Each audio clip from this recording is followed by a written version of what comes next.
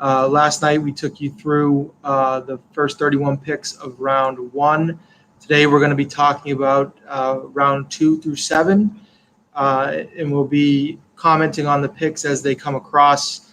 We're well into round 2 at this point. So I want to introduce the scouts first that are going to be commenting on the picks as they come through. Sitting to my left again, Ian Moran. Up in Ontario, we have Paul O'Hagan and Marlon Mouliard. And then we'll have our scouts from Quebec and from the Western Hockey League jumping in throughout the day. So I guess we'll get right into it. Round 2, so far it's seen a European flavor. A lot of Swedes have been picked. The Red Wings took William Wallander with the first pick in the second round. He's out of Modo. He's a big 6'4" defender. I guess I'll start with Ian. Yeah, he's another one of the players that I saw at the U18 Five Nations tournament over in Sweden. You said he's big. He's 6'4". He moves really well. He's got sets his gap really well through the neutral zone.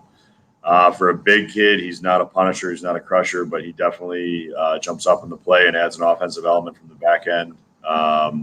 He's got a smooth first touch. He moves the puck really quickly, and for as big as he is, he's 6'4". He has very, very good feet.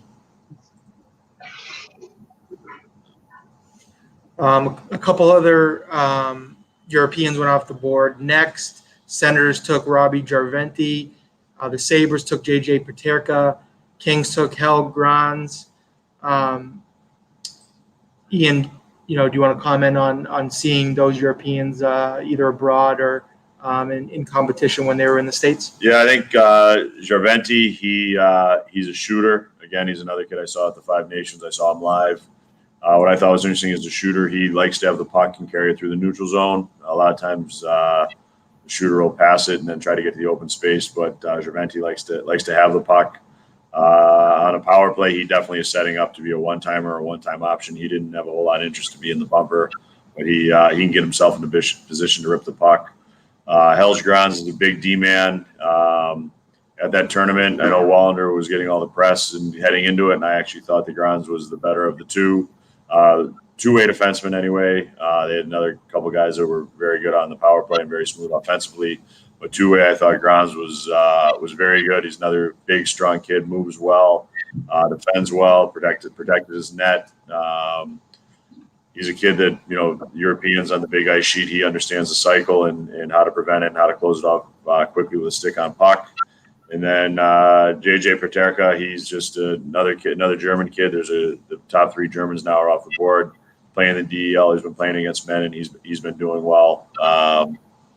So those are the guys so far before we get into a couple of North Americans. Yeah, so the Ducks took Sam Colangelo, who, neutral zone has been following for a few years now. He was at Lawrence Academy, then went out to the Chicago Steel.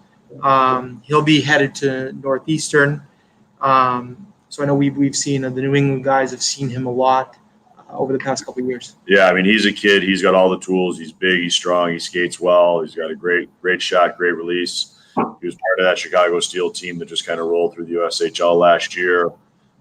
He's a kid that I think when he gets to Northeastern, he's challenged and gets with their coaching staff. I think they can do great things with him. He has everything you want in a pro winger. He's big. He can skate. And he's strong. Protects the puck well.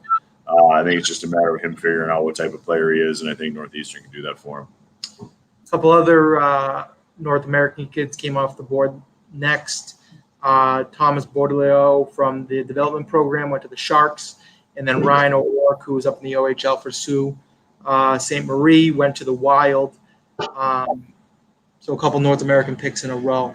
Yeah, so Bordelot to me on the U.S. team this year, he was the most consistent offensive threat. He's a good on faceoffs. He's strong. He's not very big. They've got him listed at 5'10", 175, I think, but he's strong on the puck. He's battle. He's a good two-way guy.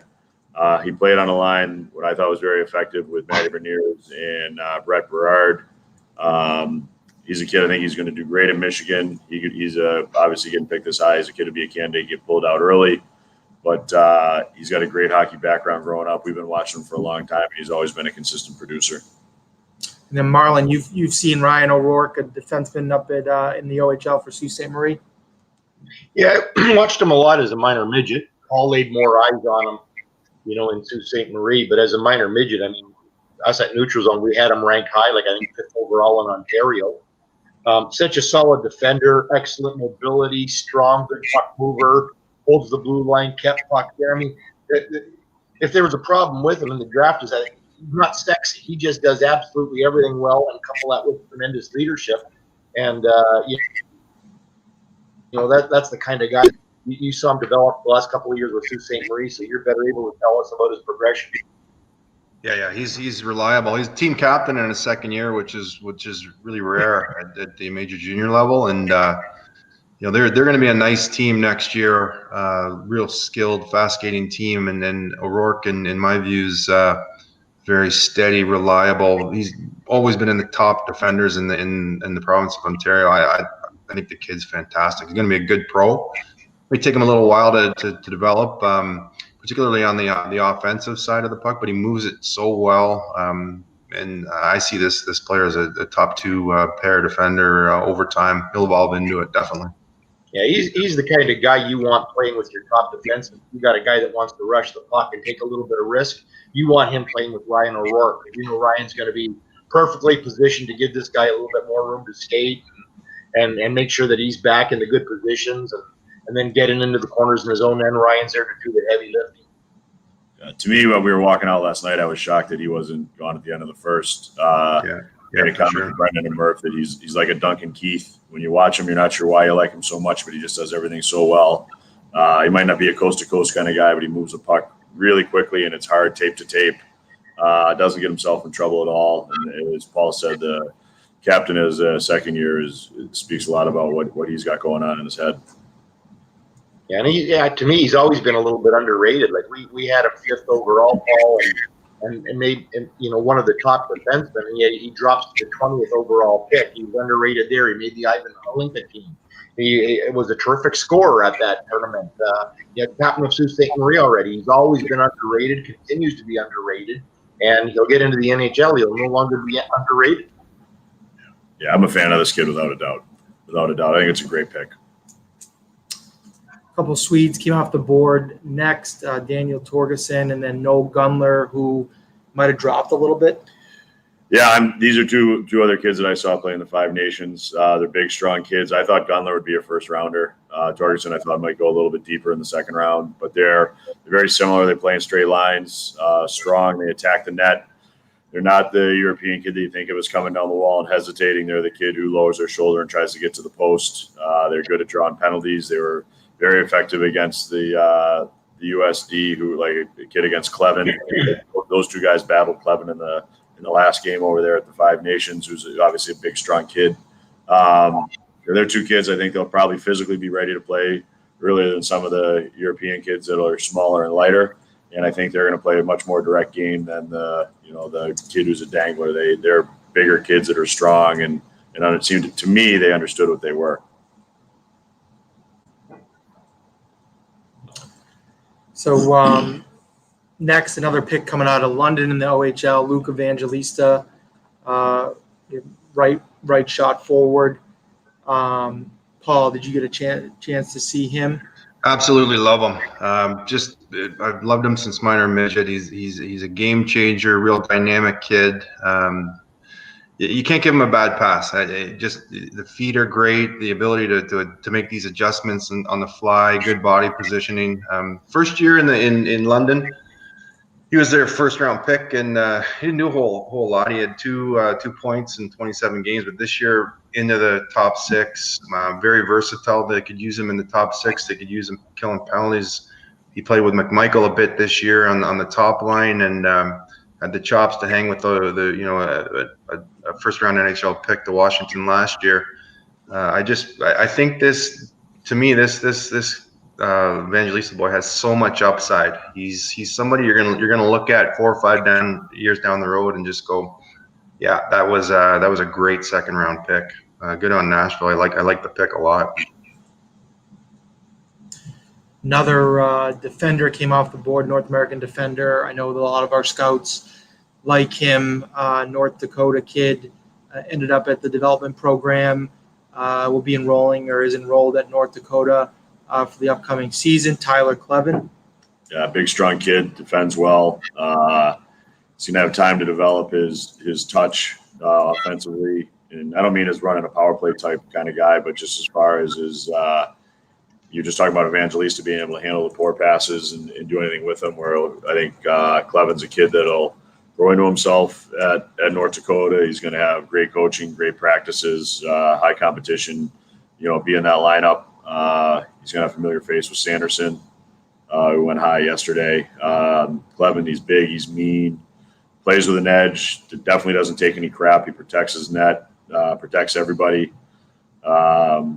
I saw him play a game this year. It was, again, over at the Five Nations. They beat Sweden. At the end of the game, U.S. was winning. He ran a kid just because he could at the end of the game, and the Swedes start going crazy, yelling at him. The U.S. team's getting into a fun bunch, and Clevin skating backwards, just yipping and yapping and laughing at him. And, I kind of loved it. I think it shows what he is. He's a kid. He's I don't know if he's going to be a top pairing guy in the NHL, but I think he's got a top four and can be a top four for a long time, and he's got the size and mean streak that teams want. Perfect. Looks like Detroit may be trading their pick, taking a little bit of time. So who do you guys think at this point, 13 picks through round 2 here, who you surprised is still on the board?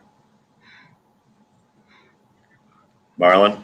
Well, there's a few kids here.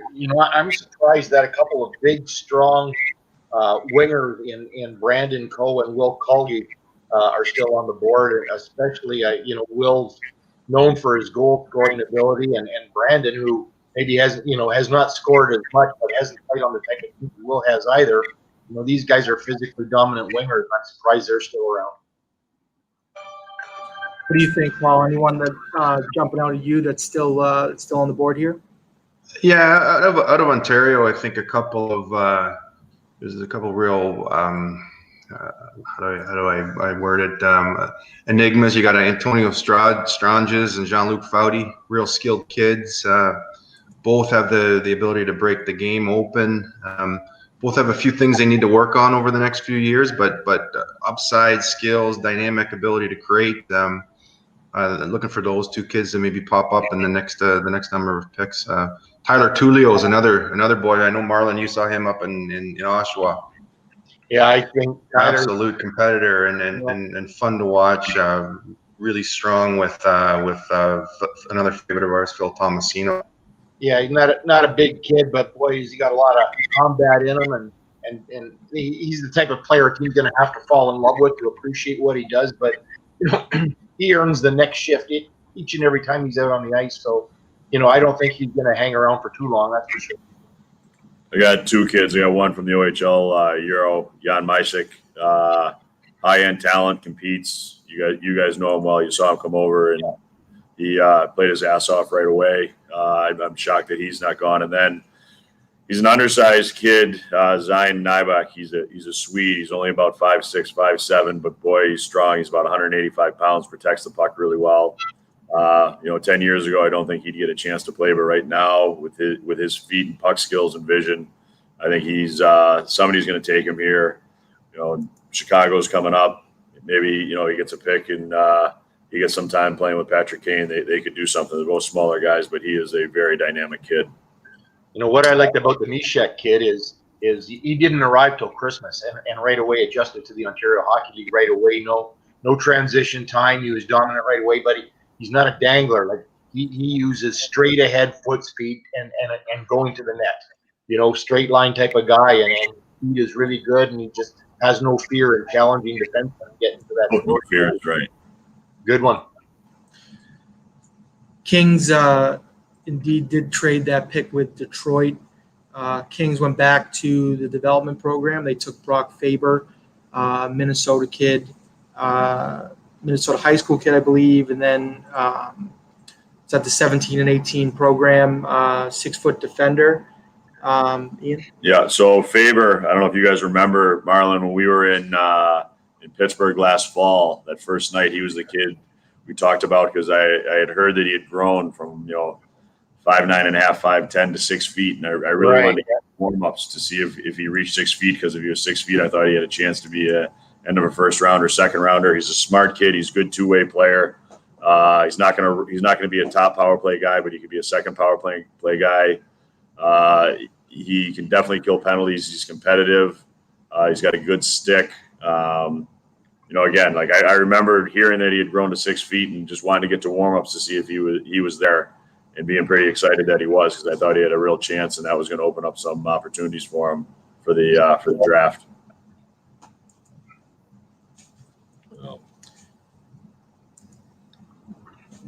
All right. So what do you think's going to happen with Strangis? I mean, with Evangelista, beginning of the year, I thought he was going to be a third or fourth rounder. As it just came on. It seemed any opportunity offensively that Strangis would be getting, Evangelista earned it and then did more, and he became such a dependable guy for that staff. And London teaches and preaches for those kids to play the right way, and it seemed like Evangelista just thrived on the discipline and the structure that Hunter has. So. Yeah, agreed. And Stranges, if I look at the development there, they had him hiding back in the third line, playing with a couple of rugged players. As the year progressed, you did see a little bit more, 200-foot game out of him. I know he's been one of these boys down in the U.S. that can dangle, can break a game open dynamically. I see good things coming down the road out of him in London. If the Hunters can't turn him into a hockey player, nobody can, right? They're a good, solid NHL program, or an NHL development program, and good. I saw some positives this year. In a lot of games there where he looked like he was ready to sort of break through. So let's see what next year brings. Yeah, Montreal's got 2 picks coming up here after the Hawks. He's a kid to me that could be the second of these two for Montreal, because he can do things offensively that other kids can't do. He's very, he's interesting. He's different. He's somewhat unpredictable, even though he's going to keep the puck and do something tricky with it. But I don't know if it'll happen, but I could see Canadians taking him with one of these two coming up. That's another kid, we had him highly rated out of Little Caesars. I think he had made the development program, would have been, a feature player there probably. Paul just mentioned that, he was on the third unit there at London. Do you think that, the development, would he have been better off at the development team playing, kind of featured minutes, or no? To me, no, he made the right decision. I think he goes to the development program. He's playing international ice. It's wheeling and dealing. It's not as much grinding. There's no doubt his goal is to play in the NHL. He he's a Instagram kid with all the videos and the highlights that go on. But him going and playing in London, his goal is the NHL, and he's got the skill to do it. And I think that Paul's right. He has another year in London, no matter what's going on. He's that much closer in his development to being an NHLer as opposed to the U.S. program. For him, I think he would have been just wheeling and dealing the whole time. And he's a kid who can fly by the seat of his pants with the best of them. Yeah. So speaking of the development program, local kid was taken, local New England kid, Drew Comesso, goalie, went to Chicago. St. Sebastian's kid went out to the development program. I believe he'll be a BU. Yep. The neutral zone staff in New England has seen him quite a bit. Yeah, he's just a competitive kid. He's a winner. He battles as a young kid playing in prep school hockey here. Murph has said it, where the older kids were visibly intimidated by a younger goalie, which you really don't see very often. He was out. He was challenging, and he's a kid that I thought thrived with the U.S. program. Obviously, he allowed those kids to play the run and gun that they like to play. He's good as a goalie out defending odd man rushes. His anticipation is very good. He's quick laterally post to post. I had heard rumors from one of his goalie coaches that there was chatter that he was going to move up and into the middle of the second round, and I think it's great that he did, because I know the kids around here who skate with him and train with him love him. So it's always nice to see. I wonder if we'll start a little bit of a run on goalies here. Yeah. And we've got a guy sitting there playing for the Guelph Storm by the name of Nico Dawes has made a name for himself this year. And if someone wants to get a goaltender into their system, and Camiso just went, Dawes is a name you could be hearing coming soon. He's a kid. He changed it around right by his off season and his training and his diet and everything. He really got into it and turned himself into a kid that has a real chance to have an NHL career. Yeah, really impressed with Nico this year. The Guelph Storm the previous year they were the Ontario champions, real deep team. Nico was the backup, and they kind of cleared the deck for him this year. Popovich they traded away to Flint, and Nico came in and just took the bull by the horns. It's rare in the OHL that you see a team kind of contend multiple years in a row. And early in the year, I went to watch the Storm. He was by far their best player, kind of solidified the back end, kept them in a lot of games. And it's too bad that the season, it's something we should probably talk about today. There's a lot of kids that I thought got impacted by COVID shutdown. But Dawes is a boy that probably could have won a series or two and really increased his stock as well. I don't know, Ian. We talked about it yesterday with I think Zary out in WHL, but there's a number of players out there that were really coming on late that could have used a good playoff run. COVID impact lowered their stock. Yeah, I mean, we were talking here before we went live with the run on Swedes earlier in the second round, early in the second round.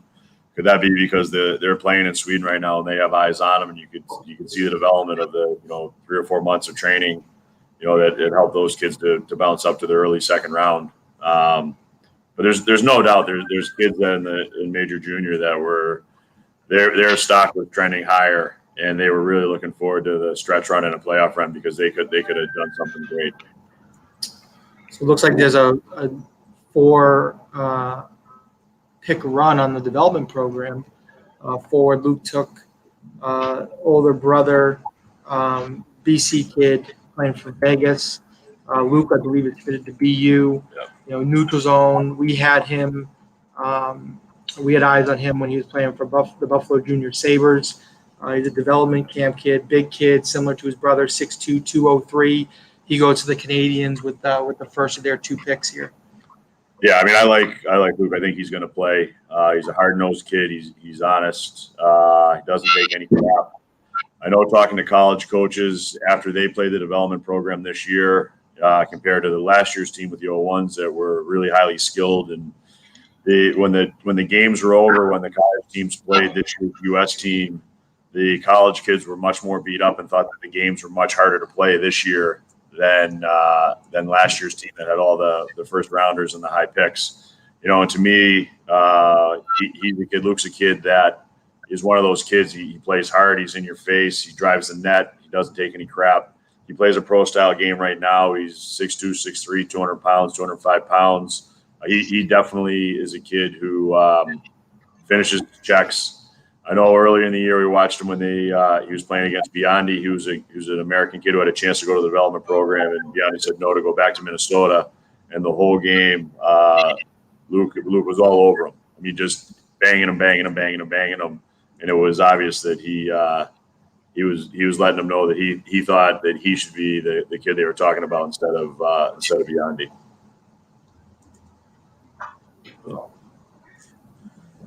So while we wait for the Canadians to make their second back-to-back picks here, are there any other players here, maybe out of the development program or out of the OHL, North American kids that we're surprised that are still on the board here, or we think that are probably going to come off the board in the next few selections? Marlon, what do you think? Yeah, some of the names we've already talked about. Brendan Call and William Colley. I think their names are coming up soon. Ian, a guy that maybe had a decent first year OHL, and then had a terrific start to this year, and it just didn't go for him until he got traded to Barrie. But I know that you became a big fan of him, and we were a huge fan. in minor midget was Evan Bierman. Yeah. And he played on that York Simcoe team with Clinton Byfield. I got to tell you, there were a lot of nights where Clinton was not the best guy on the team. Evan was the best on some of those games. As a matter of fact, when they won the OMHA championship with York Simcoe, I thought Evan might have been their MVP. And he's a guy that, maybe the first half of the year, there weren't a lot of eyes on him, but boy, did he do some impressing in the second half. Yeah, to me, he was, I know, started feeling comfortable when he got to Barrie. I'm not sure what the situation was or what was going on, but once he got to Barrie, he was a different kid. To me, we moved him up from a maybe draft to the end of the first round. And I thought he was unbelievable. I think he's got a chance to be special. Again, like you said, I don't know what was going on before he got to Barrie, but once he got there, he was an entirely different kid, player, enthusiastic. He was in it. His attitude looked great. He's a kid I'd love to see go off right here. I think he'd be a solid pick. And they paired him up with Tyson Forrester, and like we talked earlier about Tyson's ability to one-time the puck on the power play, and so Tyson was getting a whole lot of attention off of that side that he shot from, and that freed Tyson to go back to the D and over to Beerling on the other side, and he just tore it up. Given that type of time and space. Yeah, he was really. The difference once he got to Barrie was it was incredible to me. But he was so engaged once he got there. So I don't know what was going on, but I know that you guys had talked about him in minor midget and what a player he was and what a force he was, and he certainly was after the deal. So. So it looked like, as we were talking, the Canadians made their second consecutive pick. They took someone we were just talking about from Hamilton, Jan Mysic, Czech centerman. Yeah, he came over. Go ahead, Marlon. You know him well. Well, again, here's the guy. There's not a lot of curl and delay to his game. He's full speed. I need to get to the net with the puck, and I think that's what really enamored him to a lot of the scouts. What did you see in? To me, he played like Pavel Bure. Like when Pavel came over, the other Russians would come and they dip and dive and do all the thing, and Pavel was just straight ahead, getting to the net and going. And I don't know if Misha can score like that, but he definitely is a straight line player. And he gave it and gave it and gave it. And I love the fact that he came over middle of the season, stepped right in, and took the initiative to want to be the man. He didn't come in and think, I'm going to be a third line guy and find my way. He said, damn it, I'm going to get here and I'm going to go. And he did right from the start. Speed was noticeable on every shift when I viewed him. Just like I said, he real burst. You hit him in a seam and he was gone. And also as well down low, that first step on the cycle, get inside position and get to the net. So this is a good pickup. And like I said earlier, maybe not enough eyes on him, because of the shortened season here in North America with COVID. But I think in my view, yeah, he's a straight line kid. He might be a European and a Czech, but he plays in straight lines. And there's he might have to add a little bit of that escape to his game because he's going to be predictable. He's going to try to get to the net at his size, but his compete is through the roof. And he wants to have the puck.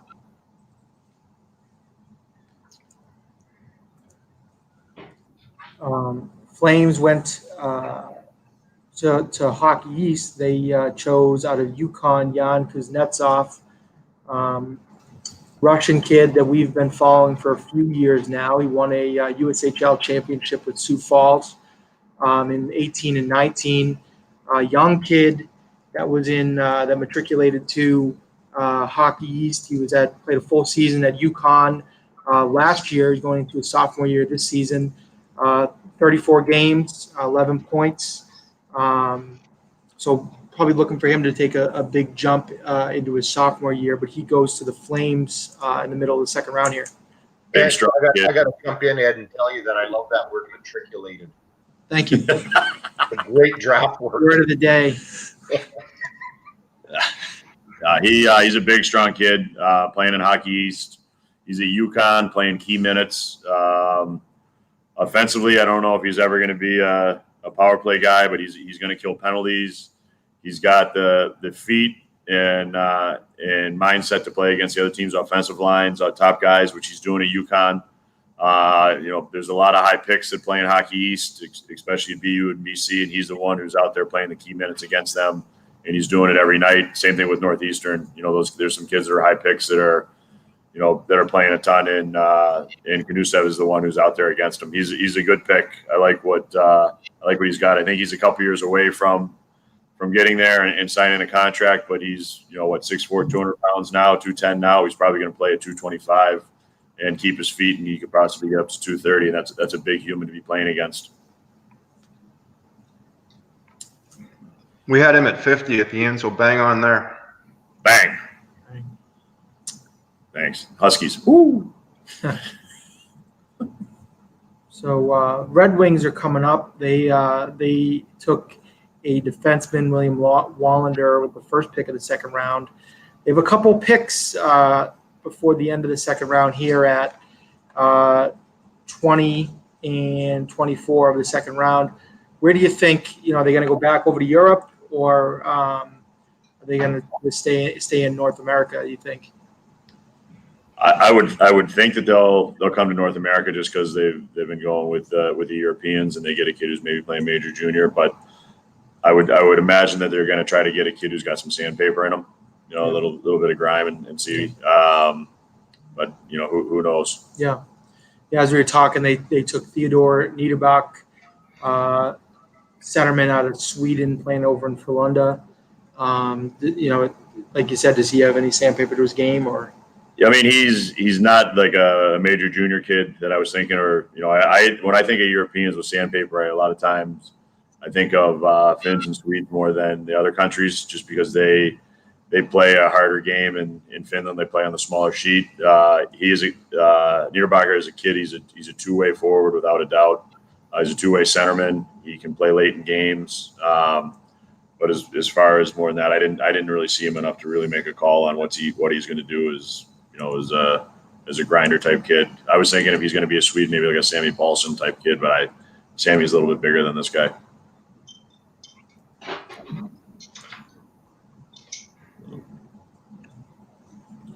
Ian, I know you got over to Europe this year to see a few tournaments. Yeah.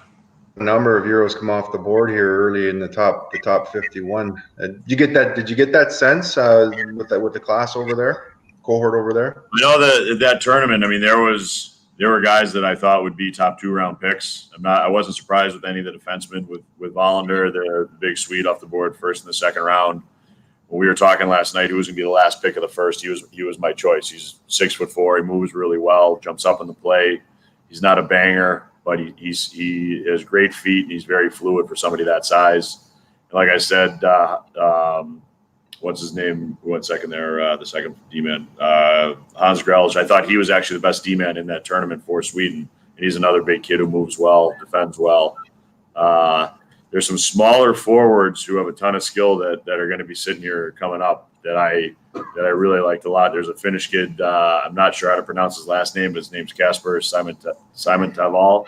The kid was electric over there. He puck is on his stick and it's gone. He's a shooter. If you got him playing with the top six guys in a give and go game or a give and go power play where he can cycle and attack the net, to me, this kid is going to put up points. He's going to put up points in the NHL. There's no doubt when he comes over. To me, he's going to play. He's a kid I've talked to Brendan about and talked to Murph about when training camp would start. You'd have kids that were first-round picks, and you'd start doing some passing drills, and you see the puck at their stick and would bounce, and you would know right away that the kid didn't have a chance. And then there are other kids that are second- or third-round picks, and they're handling crappy passes like you were talking about Evangelista.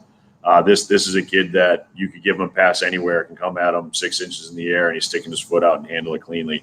That's the Simon Taval kid, the Finnish kid. But that tournament was a great tournament.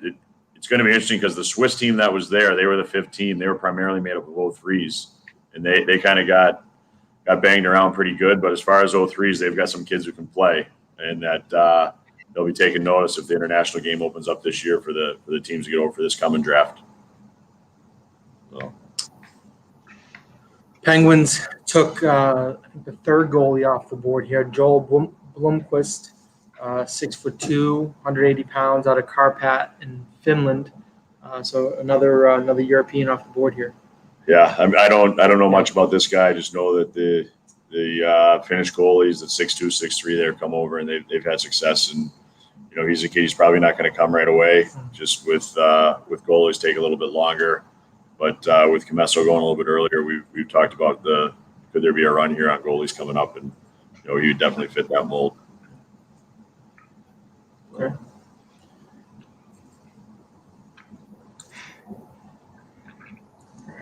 Who else we got? So we got Carolina, Philly, and then Detroit. Detroit has a ton of picks, huh? Yeah. A few picks. Still lots of solid guys on there. Yeah, without a doubt. Look out of the Sioux, Paul. Yeah. Yeah. You surprised he hasn't gone to the draft?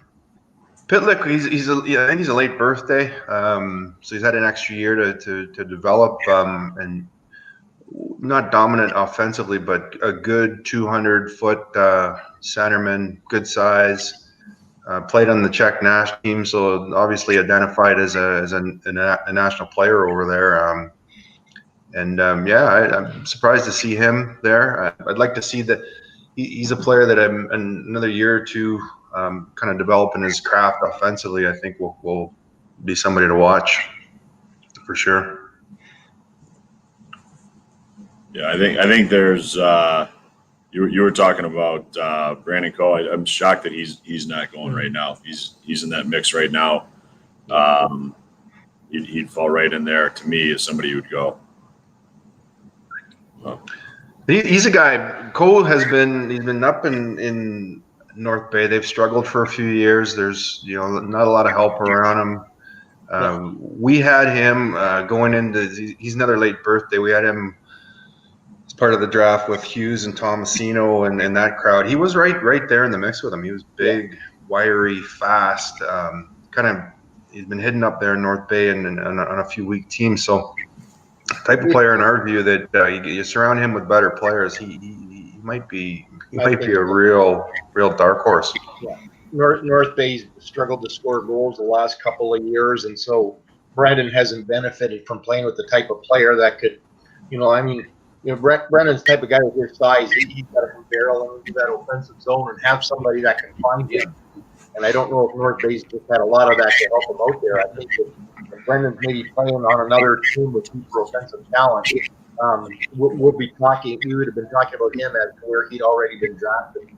So I still think that he's going to be a great pick somewhere in the second or third round. And Ian, well this too. You get into the second, third round, and it's harder for these guys to make the National League coming from these positions. With each given round, the success rate goes down a little bit. So sometimes it becomes more about the intangibles that a kid possesses as opposed to his skill traits. The kid that's just going to keep working and believing in himself and strong and size and strength. Brendan fits right into this conversation. Yeah, I mean, once we talked about it, the first rounders when they get to camp, they're going to be given the opportunity to lose ice time. Yeah. Every other pick, no matter who you are, doesn't matter if you're a second rounder or what, you're going in and you're fighting for everything. You're hoping to fight to get to be in the first inter-squad games. And then from the inter-squad games, you're hoping you're going to get a preseason game. In the first rounders, they're going to get those games. And they're probably going to be getting on a line where they're going to get opportunities to be on the power play or, the inter-squad games. They're going to be playing with established NHLers. And that certainly isn't the case with the second and, second rounders maybe a little bit, but you got to have the mentality that you're going in and you're going to battle and you're going to earn it, because if you don't have it, they're going to get rid of you in that first wave of cuts and try to show you that you need to get it for later on in other camps. But you definitely want a kid who has the battling mentality.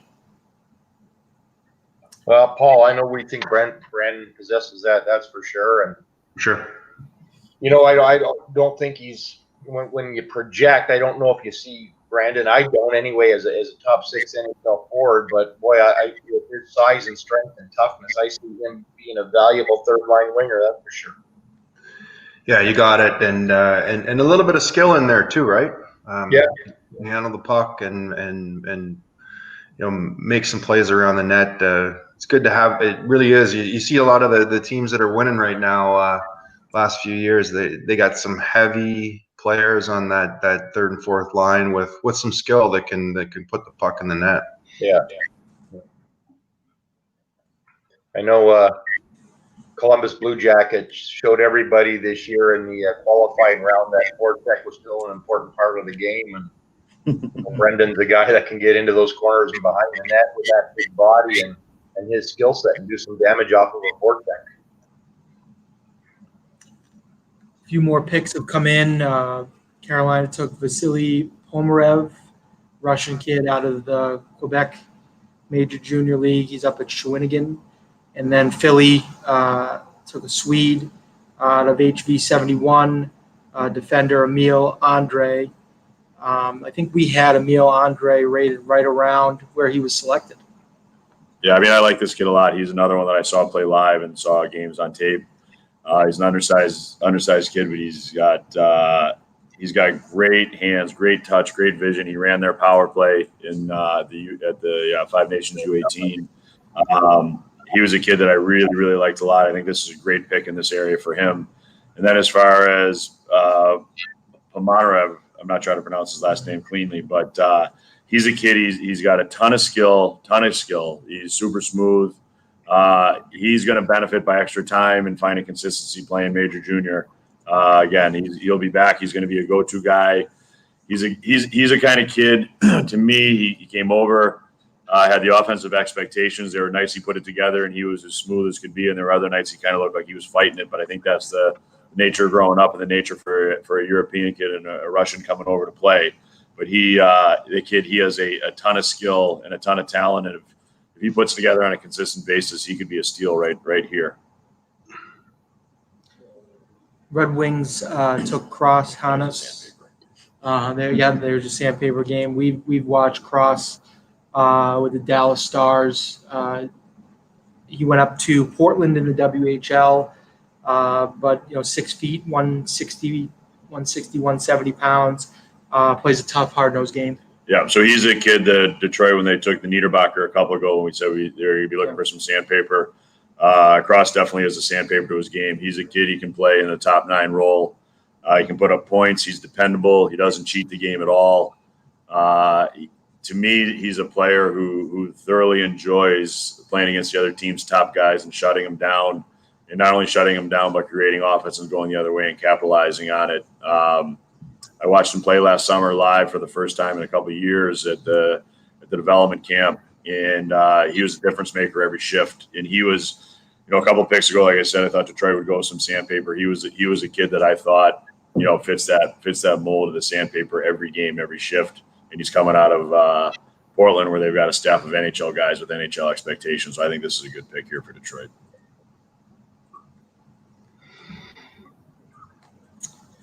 Tristan Robbins came off the board next out of WHL Saskatoon.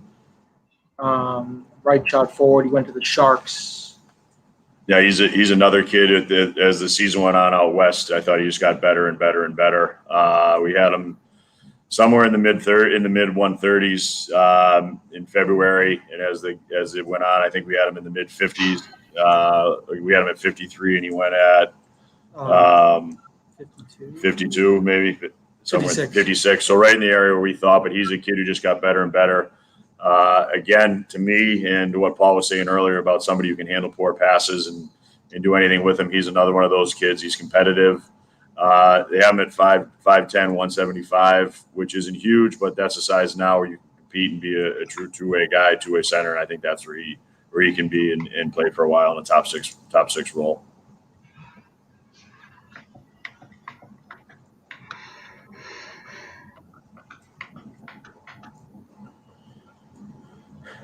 We had just seen Cross Hannes, Dallas kid, Texas kid, came from a very solid Dallas Stars team. You saw them make the finals again this year. Do you think that, the Stars having success down in Texas is going to create another wave of kids that, not a traditional hockey market, but, producing some high-end kids that are either going to go up to major junior or going to go to the development team and be taken and contribute in the NHL. Yeah, I mean, I wasn't even thinking about it being a Dallas kid taken by the Stars. So that to me, he's taken by Detroit. Yeah. But he's sorry, but he's just a hard nosed kid. He definitely the Stars program, the Junior Stars, is putting some kids in that can play. I know Brendan has liked him for a long time. Brendan, you want to jump in? Yeah. Here comes our fearless leader. No, I remember just last summer talking about Cross from the summer and how much you liked him. Hey, what's up? Cross and Us is a kid out of the Dallas area, true power forward, two-way game. Kid can score. It goes into the dirty areas. I think the WHL was big for him because he could play, the style he plays. Sometimes when he was on Dallas, they were asking him to, he was their best player, so they were asking him to do everything. I think in Portland, playing for Mike Johnston, able to kind of play already a pro style. So to me, he's I don't know if he's got the upside that some of the other, first round kids do, but he is NHL ready as a lot of the kids have been taken so far. So he's a gamer without a doubt. I like the pick a lot. Yeah. People refer to the Dallas Stars and the influence on Texas hockey players.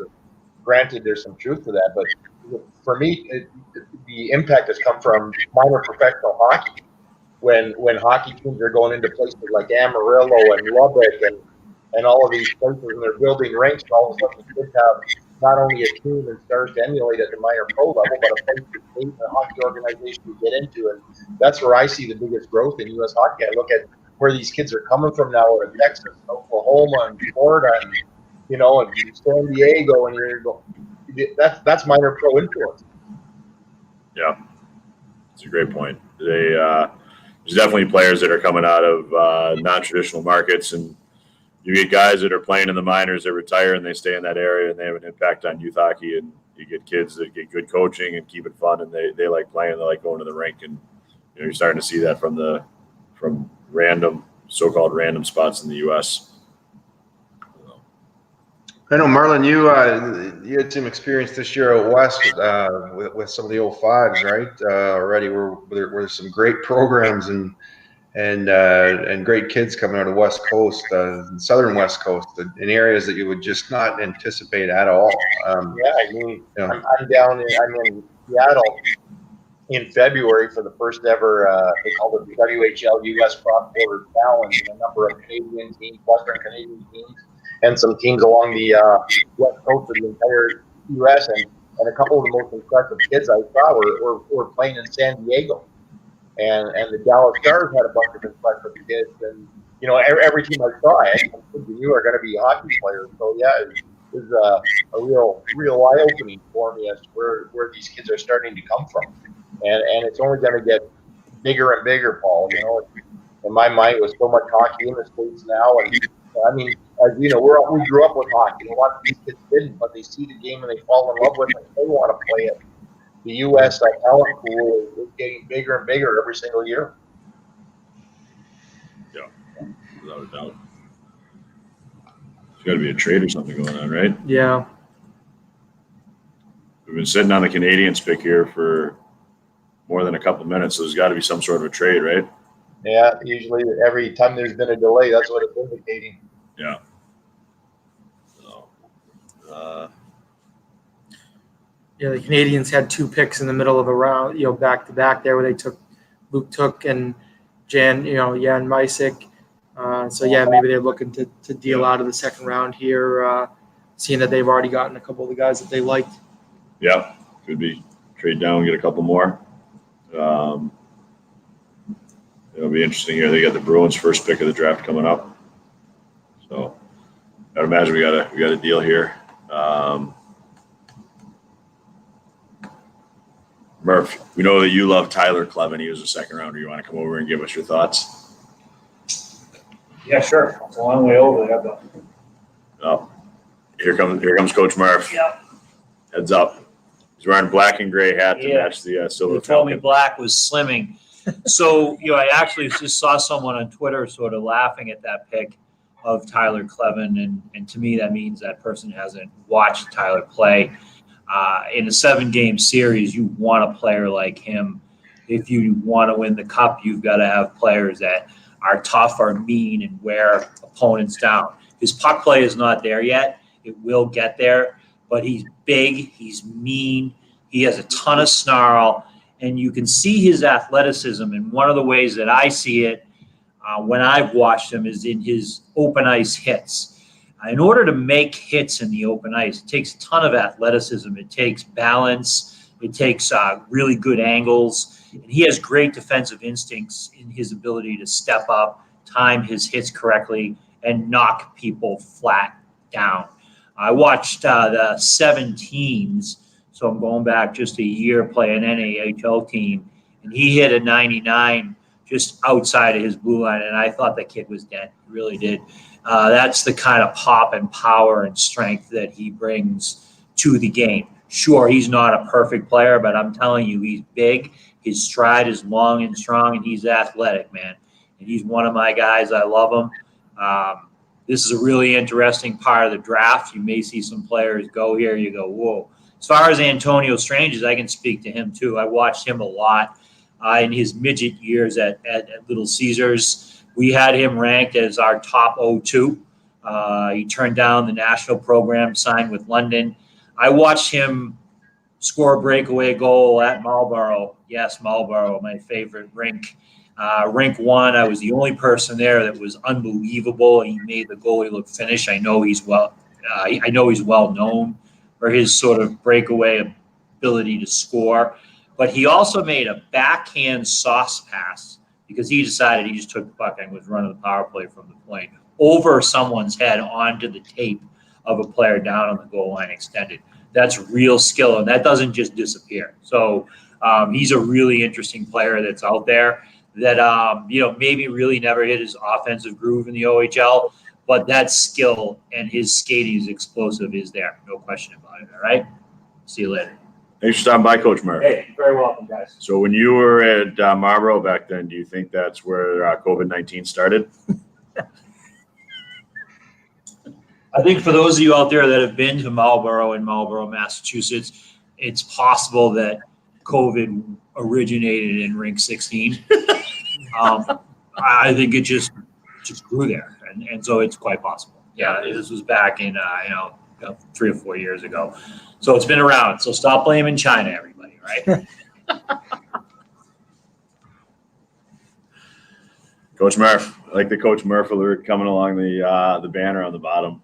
His intensity, you can't match it. You can't match it. No mask. I will say to play pro, you have to be intense. But if you had Coach Murph's intensity every day, you would not have a pro career. There's no way you could be that intense every second of every day for a pro career. You would be done very quickly. You probably have a hell of a first-year training camp, and then they'd wonder what the hell happened to you at the Halloween.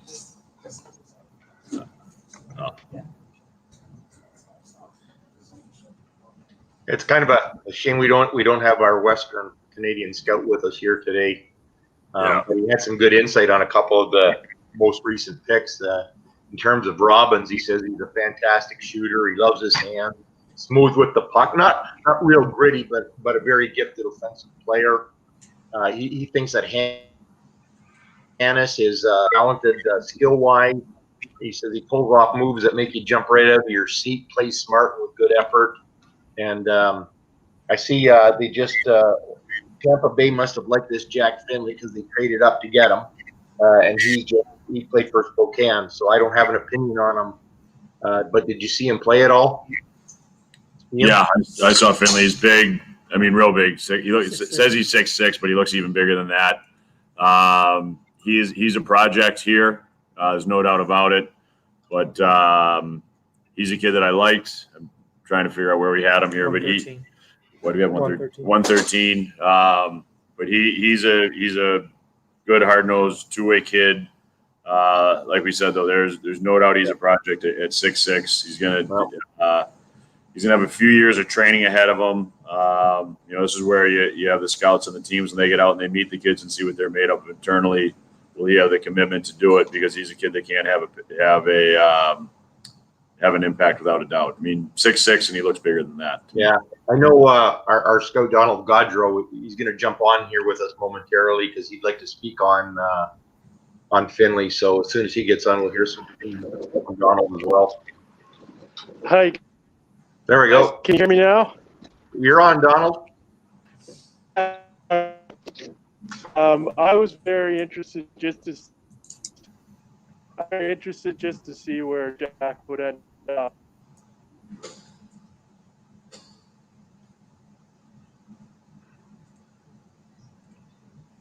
It appears we've lost Donald. Yeah. The Lightning must have liked him, though. They didn't have a first-round pick. This was their first pick of the draft, and I they with his skill do it. mixed with that size, I think he projects really well for the pro game, and I think next year when he's playing with Spokane, he's just going to have a monster year, and people are going to really take notice of him. But especially when they did their Alberta road trip, he didn't have a bad game, and he was a leader on that team, and just looked really good. I mean, he's a kid. Obviously, Tampa's in no rush to get him into that lineup, so he's got time to develop, and they can work with him. They've done a great job developing guys, and I would think that he's a kid that they've got to be pretty excited to have, considering they traded up to get him. It's pretty interesting dynamic too when you take a team like Tampa Bay, and they don't have any picks up until number 55. How much more effort they have to put into selecting that prospect as opposed to a team that's already had 2, maybe 3 picks, and now they're picking the 4th guy off of their depth chart. So, they really rely on the scout when you're left with these type of draft choices. Yeah, that's a good point. The Bruins, same thing. This is their first pick of the draft. Went off the board a little bit here. They took Mason Lowry out of Green Bay. Neutral zone. We've been tracking him for quite some time. He was at Culver. Culver would come by every year for the Groton Lawrence tournament in Massachusetts. So we've been watching Mason, kind of lead that Culver team. Moved on to Green Bay. We'll be going to Ohio State. But Ian, we had him a little bit lower. Obviously, the Bruins like what they see there. Maybe a little bit more of a project. Well, I think he's a kid. He's going to go to Ohio State. He's going to play key minutes there right away. There were games last year with Green Bay where I thought he was phenomenal. He's an 01, I believe, but he's a big kid. He's competitive. He was a leader. I actually think he kind of fits the mold of what the Bruins have done with finding college free agents. They've done a good job with the kids, the bigger kids that are say late developers that come in and can contribute, and he certainly fits that mold. So it's not shocking he went to Boston here, but he's a big kid, and he's going to play big minutes and key minutes for Ohio State. So. Yeah, listed here. Played the last season in Green Bay. 37 points from the back end.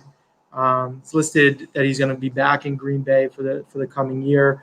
And then we'll be going to Ohio State for 21-22. So another year in the USAHL to kind of round out his game on the defensive side of things. Yeah, I know I talked to Brett Calden, who's one of our new Minnesota scouts, about him 2 days ago.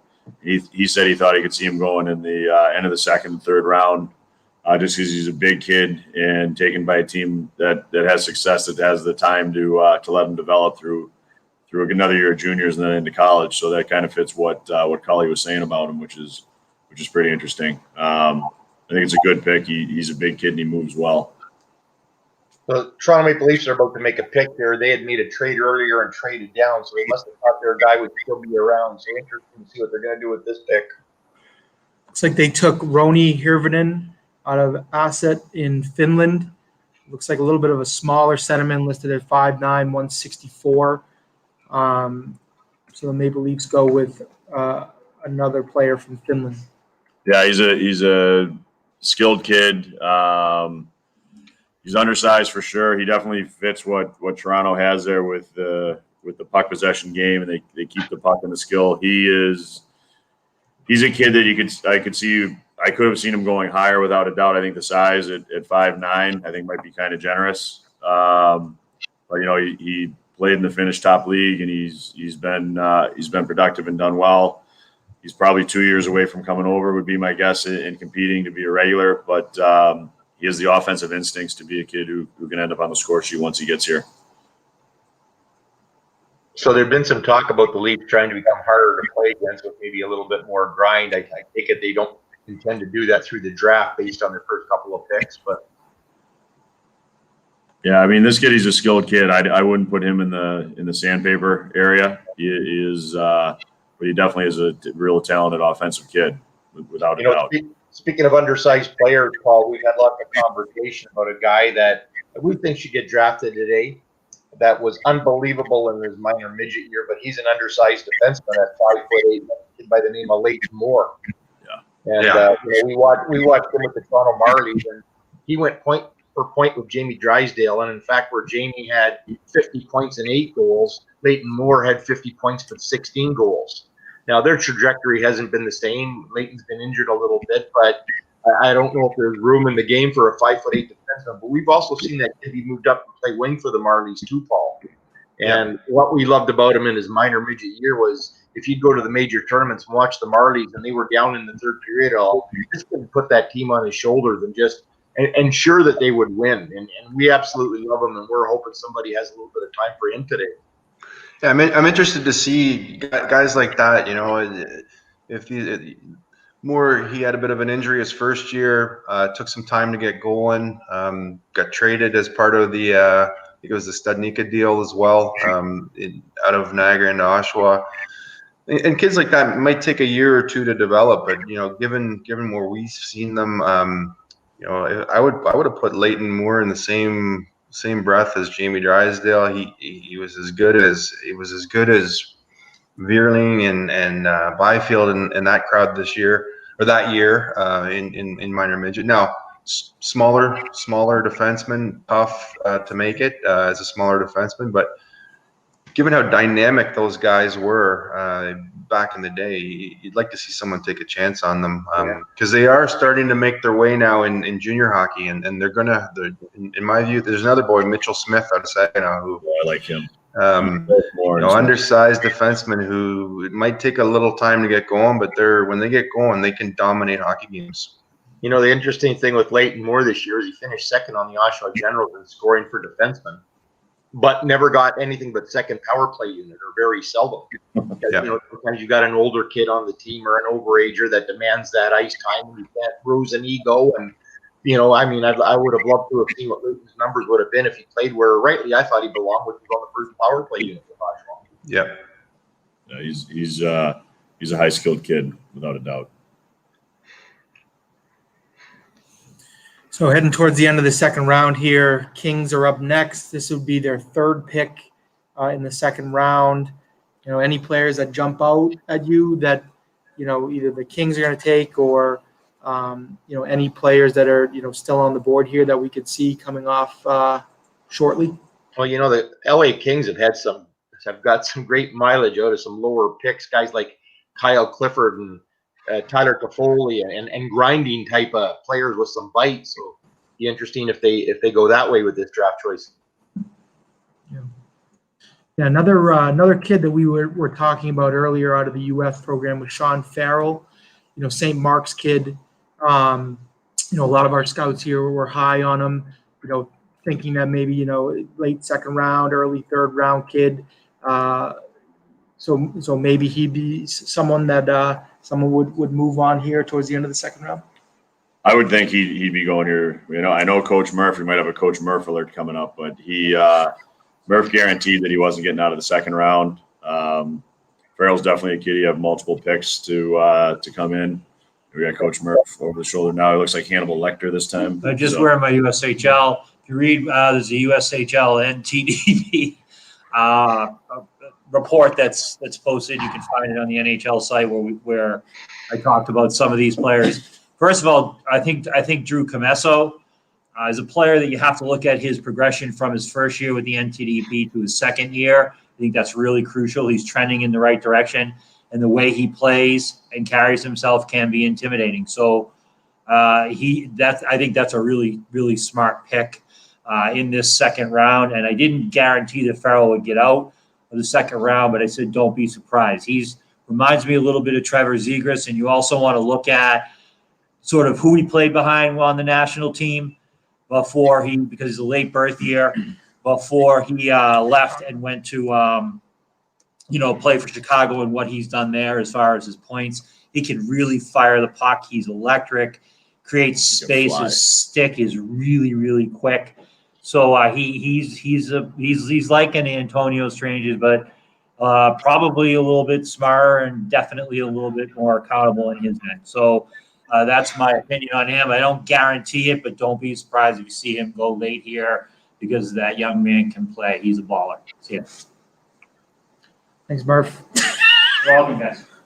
Looks like potentially LA may be trading this pick. Usually when it lags a little bit here, that usually signals a trade. Taking a look at our list here, at some of the players that we still see on the board. A couple other kids from the development team here: Dylan Peterson, and who's the kid going to Quinnipiac? Smolanic. In Smolanic, you see them coming off the board anytime soon, or looking into the third round? I can see Peterson going now. I could see Blake Biondi going now. End of the second round, if team has multiple picks, the end of the second round, you get a kid who could be, a project of 3 years out, something like that. Those kids could fall in there. Solanic's going to go into Quinnipiac and play a ton of minutes right away. He can fly. He's a speed guy without a doubt. He is hardworking kid. He gets involved in everything. And then we have who else? They say Coe. I think Coe can go right in here. I'd be shocked if he doesn't go here in the last 3 picks in the second round. Yeah. Wanted to get back to the Bruins pick there. With Mason Lohrei out of Green Bay. Anything more that we can talk about him? I know, at Culver, playing against some of the prep school kids, bigger guy, 6'4", so used his size to his advantage and was kind of a man amongst boys out there. How did you see him transitioning into the USHL? Green Bay was a hard-nosed team. They were an older team that was very difficult to play against. They brought the same energy every night. My opinion, watching it, he was one of the leaders of that crew with how they approached it, how they did it. He used his size. He's poised. He played on the power play. There was no real panic. He's smooth. He defended well. He seemed to me that he was smart. He wasn't taking stupid penalties. He knew that he was more valuable on the ice than anything else. But a 6'4" kid who can skate well. Going into Ohio State, he's going back to Green Bay for another year. That's great. But he's going to be playing a ton of minutes, and he's a kid that Bruins fans should be excited about. We've talked about a few players today and being impressed with their trajectory. And there's a kid, and I don't think he's going to go in the top 2 rounds, but somewhere in the 3rd or 4th round, someone's going to select a kid by the name of Zaid Wisdom out of Kingston. Yeah. And here's a kid we had ranked in the 4th round in minor midget, probably where he should have been at that time, who has just probably has come the furthest of anybody this year with Kingston Kingston Frontenac. Early in the year, Central Scouting didn't even have him on the list. And the kid turns out he's playing with a young centerman by the name of Shane Wright, who we're going to talk lots more about in future years. Yeah. But, Zaid had a 35-goal year, became a sniper in the OHL, and I just was reading he won the UJ McGuire Award, which is handed out by the NHL Central Scouting to the NHL prospect that showed kind of the most character, the most attributes that we're talking about. So, I'd love to see Zaid Wisdom's name be called out in the next round or two. He definitely a kid plays his ass off. There's no doubt about it. I think here you've got to be looking at the kids that you're going to be 2 or 3 years out from getting them into the organization and potentially playing games. Wisdom is a kid could go here. Back to Laurie, the big D man without a doubt. He's got he's got the makeup to play and play for a long time. You know, but it's we got the Rangers on the clock. Yeah, it looks like the Kings traded, their third pick of the second round to New York Rangers. I don't think they've had a pick yet in the second round. They had a couple. We've talked about him. They picked up Will Colby. Yep. Yeah. So go ahead, Marlon. Looks like a bigger guy, 6'3". Paul knows him inside out. Yeah. Cooley's he's a tough customer with a bit of skill. The foot speed and the pace, he needs to get going there. But in our view, real hard-nosed player. The game I saw him this year, he fought a 19-year-old on one shift and scored on the next as soon as he got out of the box. And for a young guy coming into the league to play a tough role like that, and I wouldn't call him an enforcer, but I would say he's a skilled, tough customer that. A few years out, if he gets the feet going, gets the confidence going, we saw him in minor midget. I think Marlon, we might have had him top five overall, and I think he went for sure. First few As he went through picks. the playoff in the OHL Cup, he just exploded as a guy that was just sniping lights out. And I heard Brian Burke make an interesting comment last night, and he said, in terms of projecting the NHL. First of all, the first thing that they think they can improve on every kid is strength and conditioning. And he said the second thing is skating. So when we have these knocks against kids, the NHL are quite convinced that with their personnel, they can improve a kid's skating. So, when you've got the size and the strength and can shoot like Will, why wouldn't you take a kid like that? Yeah, he's a great pick right here. And end of the second, kid that puts in the work at 6'3", 6'4", who's a gamer. Can end up, like you said, fight and then score. Vice versa. That's something the New York fans would love. Yeah, I like this pick, and I think again, a boy that or a player that's going to take a few years to maybe get his feet underneath him. But we've seen a lot out of this player, and I like these guys that with good size and chops that they can hang with good offensive players. Right, you put him on a line with a good centerman, and all of a sudden. He's able to get to the net and make things happen, create space for his centerman, but also chip in and make some nice touch plays around the net. And Cooley's got all that. He's got that full package. He's definitely a kid to watch over the next few years here. Windsor's got a number of prospects. I would say on our list we have 5 or 6 young kids that are coming up that may go later today. So they've got a nice little program going there that will let Cooley have a chance to succeed and develop in Windsor. And you can't teach 6'3", 200 pounds. Nope.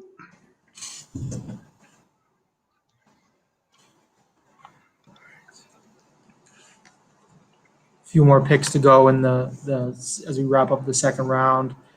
Lightning are going to make their second pick of the day, second pick of the second round.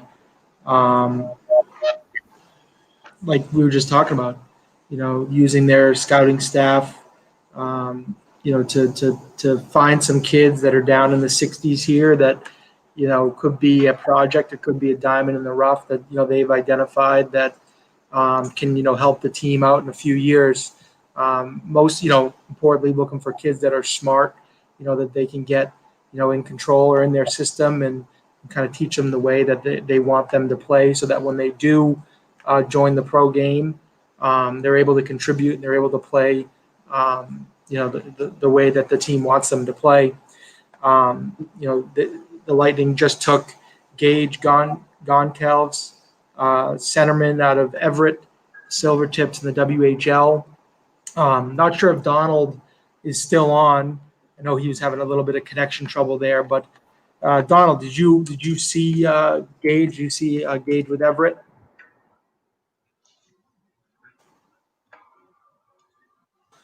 He looks like he's a 6 foot, 165-pound centerman. We had him rated a little bit lower, the mid 100s, but he goes to the Lightning at the end of the second round. Yeah, he's another kid that they'll take their time with. Yeah. Not my shock that he went here. No, but I think he's a kid that you maybe could add later. But it looks to me like they've taken 2 kids in this round. They know they can take their time with. He's going to get bigger and stronger. Faisal, his conditioning will pick up, but it was a good pick. I liked him when I saw him. Perfect. All right. Well, that's the end of the second round. We're going to take a break. We have one more pick, do we not? I think the Lightning took Gage. That was the end of the. Yeah, the center Sokolov he's a 2000 playing in the Quebec League, a Russian kid. He's a kid. I watched him play, but I didn't think he'd be a draft pick. I thought he'd be somebody would take a free agent flyer on as a 6'4", 225-pound European kid. But a late second round pick here. We talked about the bigger kids that are finding themselves. He's definitely had the junior career where he's gotten more and more points. I think he had in the mid-90s in points last year. But he's a kid I didn't have on our list, or we didn't have on our list strictly because I thought he'd go into free agency. So we're going to take a quick break here, and we'll be back in a few minutes with the third round. So stay tuned.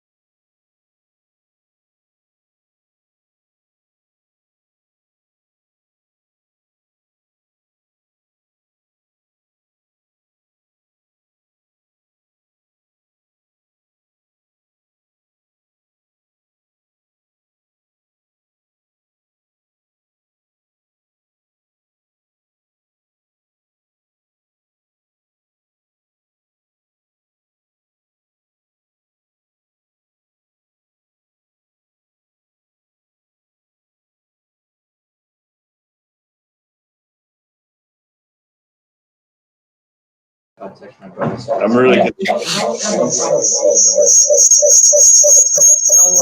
I'm concerned about you living in an RV, just so you know. And I don't get concerned about anything.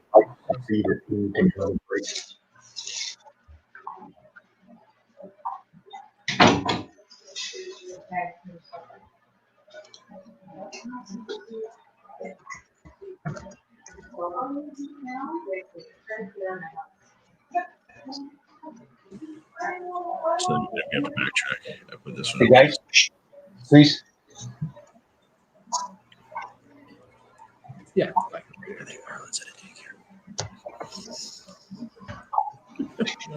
Got my ascot on now. You live? We're live. So welcome back. We're well into round 3 of the 2020 NHL Draft. So we're going to keep walking through picks and getting insight on what they bring to the table, what they bring to their respective NHL teams. So we'll start right up with that. So the first pick of round 3 went to the Red Wings.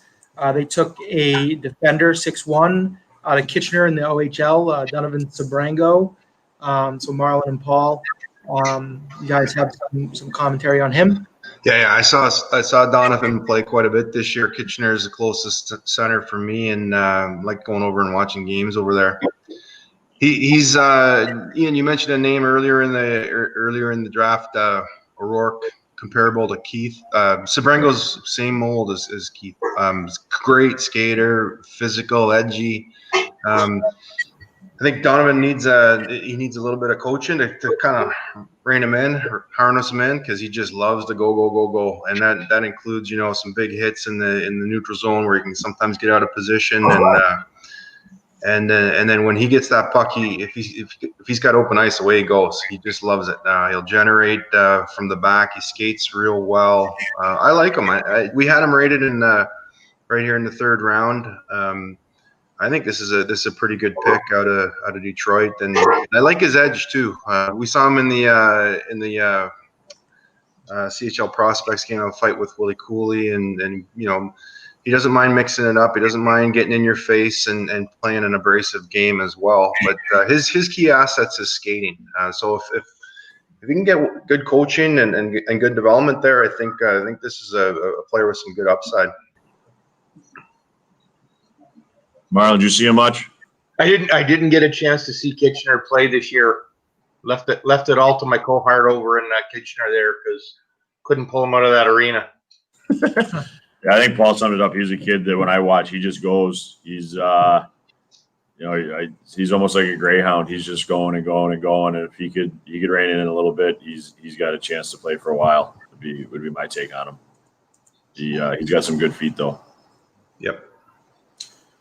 So next up, the Leafs. They went back over to Europe. They took Kapi Niemela, defender out of Karpat in Finland.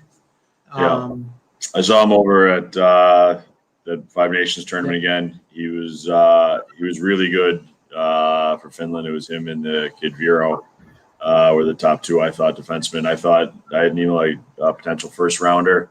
He's got a great first touch. He sees the ice really well. He can put the puck through tight seams and put it right on the tape. He's got good feet. He defends with his feet, which I think he'll be fine with in the NHL now. Again, I'm a fan of the Finns because I think they play a little bit more abrasive style in Finland when they're playing pro there and in the Finnish junior leagues. So I think this is a pretty good pick. Another defender came off the board, Damon Hunt, WHL kid, Moose Jaw, 6 feet, 200 pounds. He'll be going to Minnesota in the early 3rd round. Yeah, he's a kid. He plays hard. I thought he was bigger than 6 feet, to tell you the truth. Just he's a grinder. He plays hard. He again, he's another kid that moves the puck well. I don't think he's a potential top pairing guy. I think he's a guy that can play in a top 6 though. He's got the footwork and the stick to kill penalties, and transition is the way he goes. He was in Moose Jaw and with what's the forward there? I said they could handle all the passes. Robbins. They were, in my opinion, the 2 of those kids together were pretty good in transition. You know, our guy from the Western Hockey League said that Hunt, missed a lot of games this year because he was injured, and had he not, he thought he'd go a lot higher in the draft. So this might be an out of the park pick for somebody there. Next year will be a big year for him. Obviously, if he missed development time this year, then next year will be huge for him. Yeah. So sticking with the defenders, the Ducks took Ian Moore. We can talk about this kid. And so the Ducks took Ian Moore, and the Kings took Casper Simontivald. Pronouncing that wrong. Casper is a 5'9" wing from Finland, over in Tappara. So he's going to the Kings. Yeah, he's the kid that we talked about earlier that I thought he was a chance to go in the second to come off. His release is quick. He's very poised. He's strong. There were times that when I saw him play live and saw on tape that it just looked like it was almost too easy for him. He's very smooth, quick, smart. I like this pick. I had him going higher. I thought he was somebody that would go higher. They have him as 5'9", 177, but he's strong on his feet, and I don't think that 5'9" is going to hurt him with the base and the stride that he's got. And so then next was Ian Moore. Coach Murph. Local kid. I think we may have a Coach Murph alert for this one. Wake him up. Yep, here he comes. All right, so Here he comes. Heads up. I've seen. First time I really loved Ian Moore was at the Mass Festival, which interestingly enough, he didn't get put through for the U16s, I believe it was. 16. Which was amazing to me because we had him as an A in that tournament. And he just kind of came out of nowhere. He got great coaching at St. Mark's, so he knew where to be, but he was long, rangy.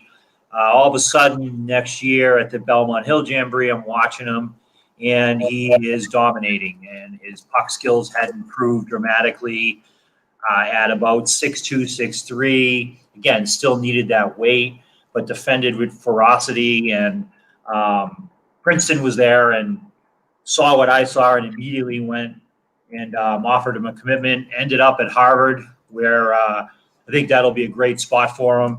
And he's evolved and developed and trended upward consistently for the last 3 years. And that's why I think at this spot it's a spectacular pick, because we've watched him continue to get better and better and better.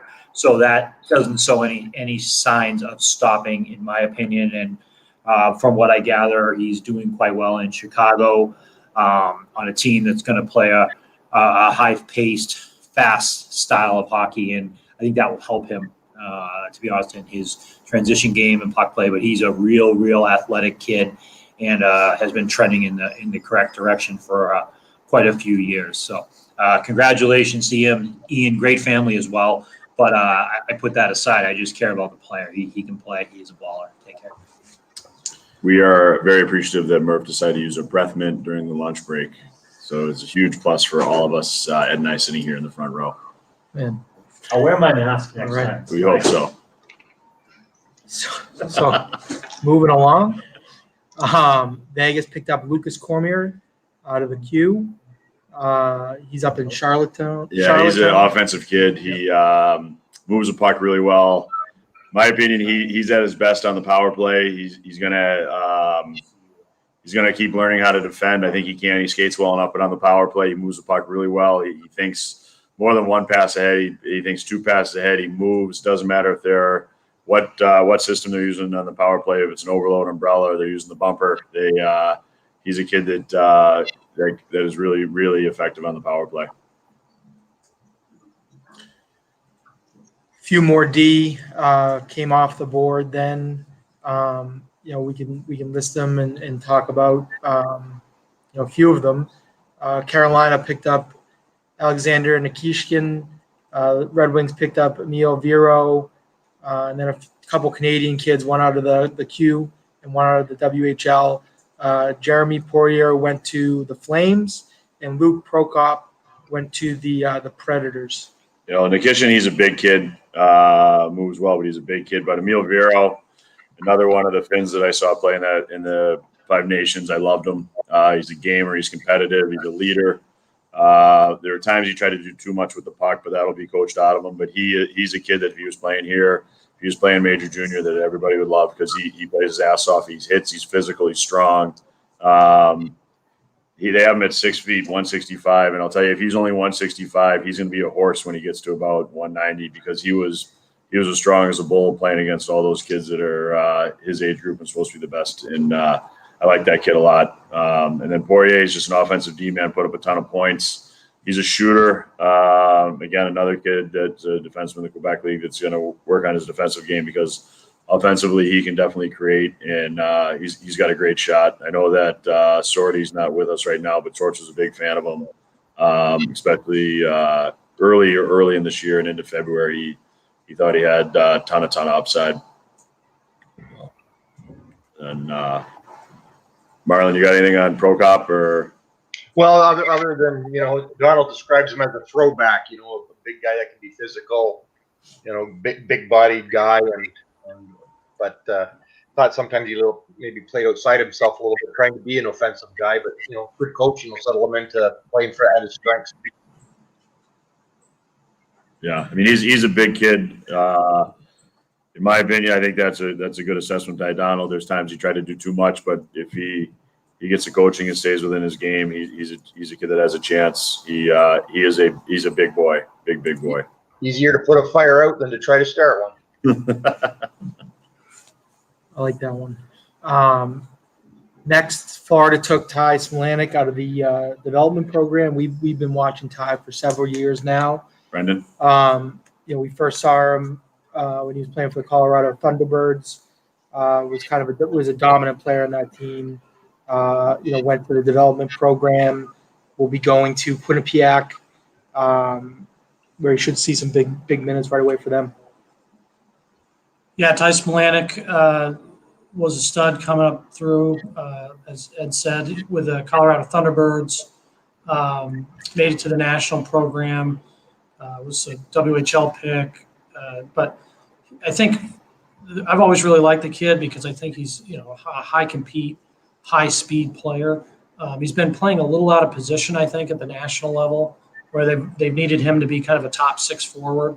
At the higher levels, I don't think that's his game. I think when he's playing at the higher levels, he's going to be a depth guy that can maybe be a second line guy, but just an honest two-way guy who's got real wheels.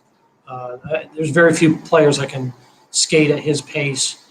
So he's got to dial it in a little bit. He can be a little reckless, get himself out of position. But overall, I love the compete that the kid has and the feet to go with it. Yeah, he can fly, and I think one of the things he does now, because he can get away with it, he tries to carry the puck and beat guys one-on-one too much. But he's got a great release. He's got a great one-timer. He can one-time it on the rush. He can one-time it if he comes across from the weak side into the high spot on a 3-on-2 or a broken 3-on-2. And if he's driving the net, he can do a crossbody one-timer really well with a stick on the ice. So with his speed, he's got a chance to play, and keeping it simple, he's got a chance to be really, really effective. I don't know if he's a top 6 guy, but he can be a top 9 guy and kills penalties and maybe contributes here and there with some grimy goals. But he's got a high compete. He's not afraid to get dirty. Yeah, Avalanche took center out of Windsor in the OHL, Jean-Luc Foudy. Go to Marlon or Paul here. Yeah, I can talk to Foudy. He love him or hate him. There's varying opinions on Foudy. Some guys really like him, some guys don't. I'm in the camp that does. He's an athlete, similar to what we just heard about the similar kid. He can skate. Jean-Luc can skate like the wind. He comes from brothers with Columbus, and mom was a Canadian national runner. The dad was a CFL, Canadian Football League player. So, real athletic kid. I'd like to see him pass a little more. I'd like to see him, give and go game. I think if he does, he'd be more effective. But man, he can take the puck and go in if he wants. And as he matures and gets that game IQ, that hockey IQ going, and working with teammates better, he's got some good upside. One of the reasons why I gotta go back to seeing the first time I saw him was in the Marley tournament in his minor midget year. I think it was 2017, and he was on a weak Toronto Titans team. Byfield and Verline were on the other side, and it was a real powerhouse York Simcoe team. And Foodie was hands down best player on the ice. I don't know if you remember that game, but he Didn't come out yet. How could you forget him? Yeah, he ate those two guys alive. So we've seen him at his best, and if he can kind of bottle that and take that and apply it down the road, he's got some good upside. Again, you hear the knock against him is the passing and the long shift sometimes, and some of the hockey stuff that he's got to work on. But I think he's a fantastic athlete. And Paul, speaking to athleticism, and we talked about his mom and dad, one being an Olympian and one being a pro football player, but even the kid's a track athlete. Yeah. And a couple of years ago in high school, he's the Ontario champion in the 100-meter sprint, and he's the Ontario champion in the 300-meter hurdles. Both speed power events. So a kid that has that kind of power and can skate like that, he's just taking a little bit of time to figure out what to do with his skill. And someone just needs to mold him a little bit, but he's got a big upside. A little something you guys probably don't know, but Coach Murph was one of the fastest guys in the 100 when we were in high school, and then he's in a record-breaking 4x100. 11.4. 11.4. Coach Murph. I mean, is that what Jean-Luc Foudy has to look forward to? Well, I mean, if he spends his life getting his balls busted by me, then he's going to have a poor life. But hey.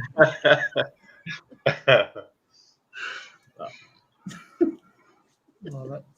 All right, so Sharks then took Danny Gushin, Russian kid, been in Muskegon the past 2 years, was taken 4 overall in the import draft by Niagara, so he'll be in the OHL this coming year. Listed 5'8", 165, moves well. I know we saw him in Pittsburgh last year with Muskegon. He was a kid I was really excited to see last fall at the Fall Classic. He at that point I thought he was trying to do too much individually. He, the first game I remember he wasn't that good. The second game I thought he was really good, and then I took a little bit of time away from watching him and went back and watched Muskegon play a bunch on tape, and I thought he got better as the year went on. He seemed to be more determined. He's got great feet. He's got great hands. He's a typical, if you think of a Russian kid who's got somebody on his back and can escape and turn really quickly and just maintain that high speed. His hips are down. He's got a great outside edge and powers through it. And his head is up and his eyes are up and he's looking to make a play. He's a kid I think he'll do really well next year in the OHL. He's has him listed at 5'8". That might be a little bit generous, but he's strong on the puck. And he can do some dynamic things offensively. And if I don't want to be taken the wrong way, but if he can be motivated to get into it, he's a kid that has a chance to play. I mean, if he doesn't work out in the NHL, he's going to go to Europe and he's going to rip it up forever. And he'll be a kid. Remember, he'll be somebody that everyone's going to talk about his skill level because he can make things happen one-on-one. But right here, he's a great shot pick to take right now.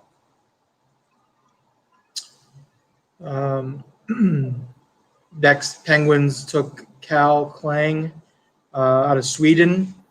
Looks like a goalie was in the Swedish 2 league at Kirstenstad. And then the Blue Jackets took another European out of looks like he's a Slovakian kid, Samuel Nazko. He's in Finland playing for TPS. Yeah, I don't know much about those guys. Not going to pretend that I was able to see him because we couldn't. Coach Murph, did you see Slovakian juniors play? No. No, I've seen Czechoslovakia. That was a country that was in Stripes. Right. The movie. Yeah, there you go.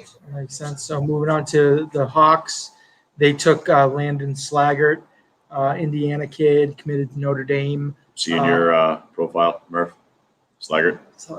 Slaggert. I can speak a little bit to the game. Come on over. Another Murph alert. Another Murph alert. Coach Murph coming in hot. Well, I'm a little hot on Notre Dame, but I won't go there. So, Coach's son, obviously, at God's University, he is a player that can be trusted. If you're a coach, you love him. You know that you can put him out there in every situation, and he can do it all. He'll block shots. He'll sacrifice his body, take hits to make plays. He does everything very well. I don't think there's anything that stands out about his game. I don't want to call it bland, but I would call it steady, consistent. And he's going to have to definitely carve a niche out, and that could be as a PK guy, as a depth player. He'll have to get a little stronger to play that role, but he's someone that clearly has a balanced game. Again, his dad's an assistant coach at Notre Dame, so he's getting great information and has been for years and years and years, and got good coaching there. So he's someone that needs a little time, I think, to explore and find out what's going to be his thing, his wow. And once he finds that, and I believe he will, he'll be able to fit into an NHL roster. So go Irish. I agree with what Coach Murph said. I saw the U.S. team play a lot last year, and he was the same every game. That consistency is what's going to take him there. I think Murph touched on it. He's a kid, in my opinion. He can be a penalty killer. He skates well enough, and he's smart enough and disciplined enough because of his upbringing, I would imagine, with spending time talking hockey with his father and the other coaches he's been around. But he is a kid. He is the same every single game. Like, you'd go into a game, didn't matter who they were playing, you knew what you were going to get out of them. And as a coach, you're going to love that. My guess is he'd be a 4-year kid in college and come out, and he's going to be a man when he comes out, dramatically stronger, smarter, but just as disciplined and just as consistent. And those are the guys that have a chance to play.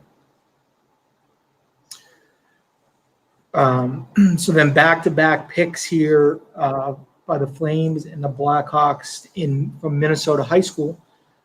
2 kids, Jake Boltman and Wyatt Kaiser.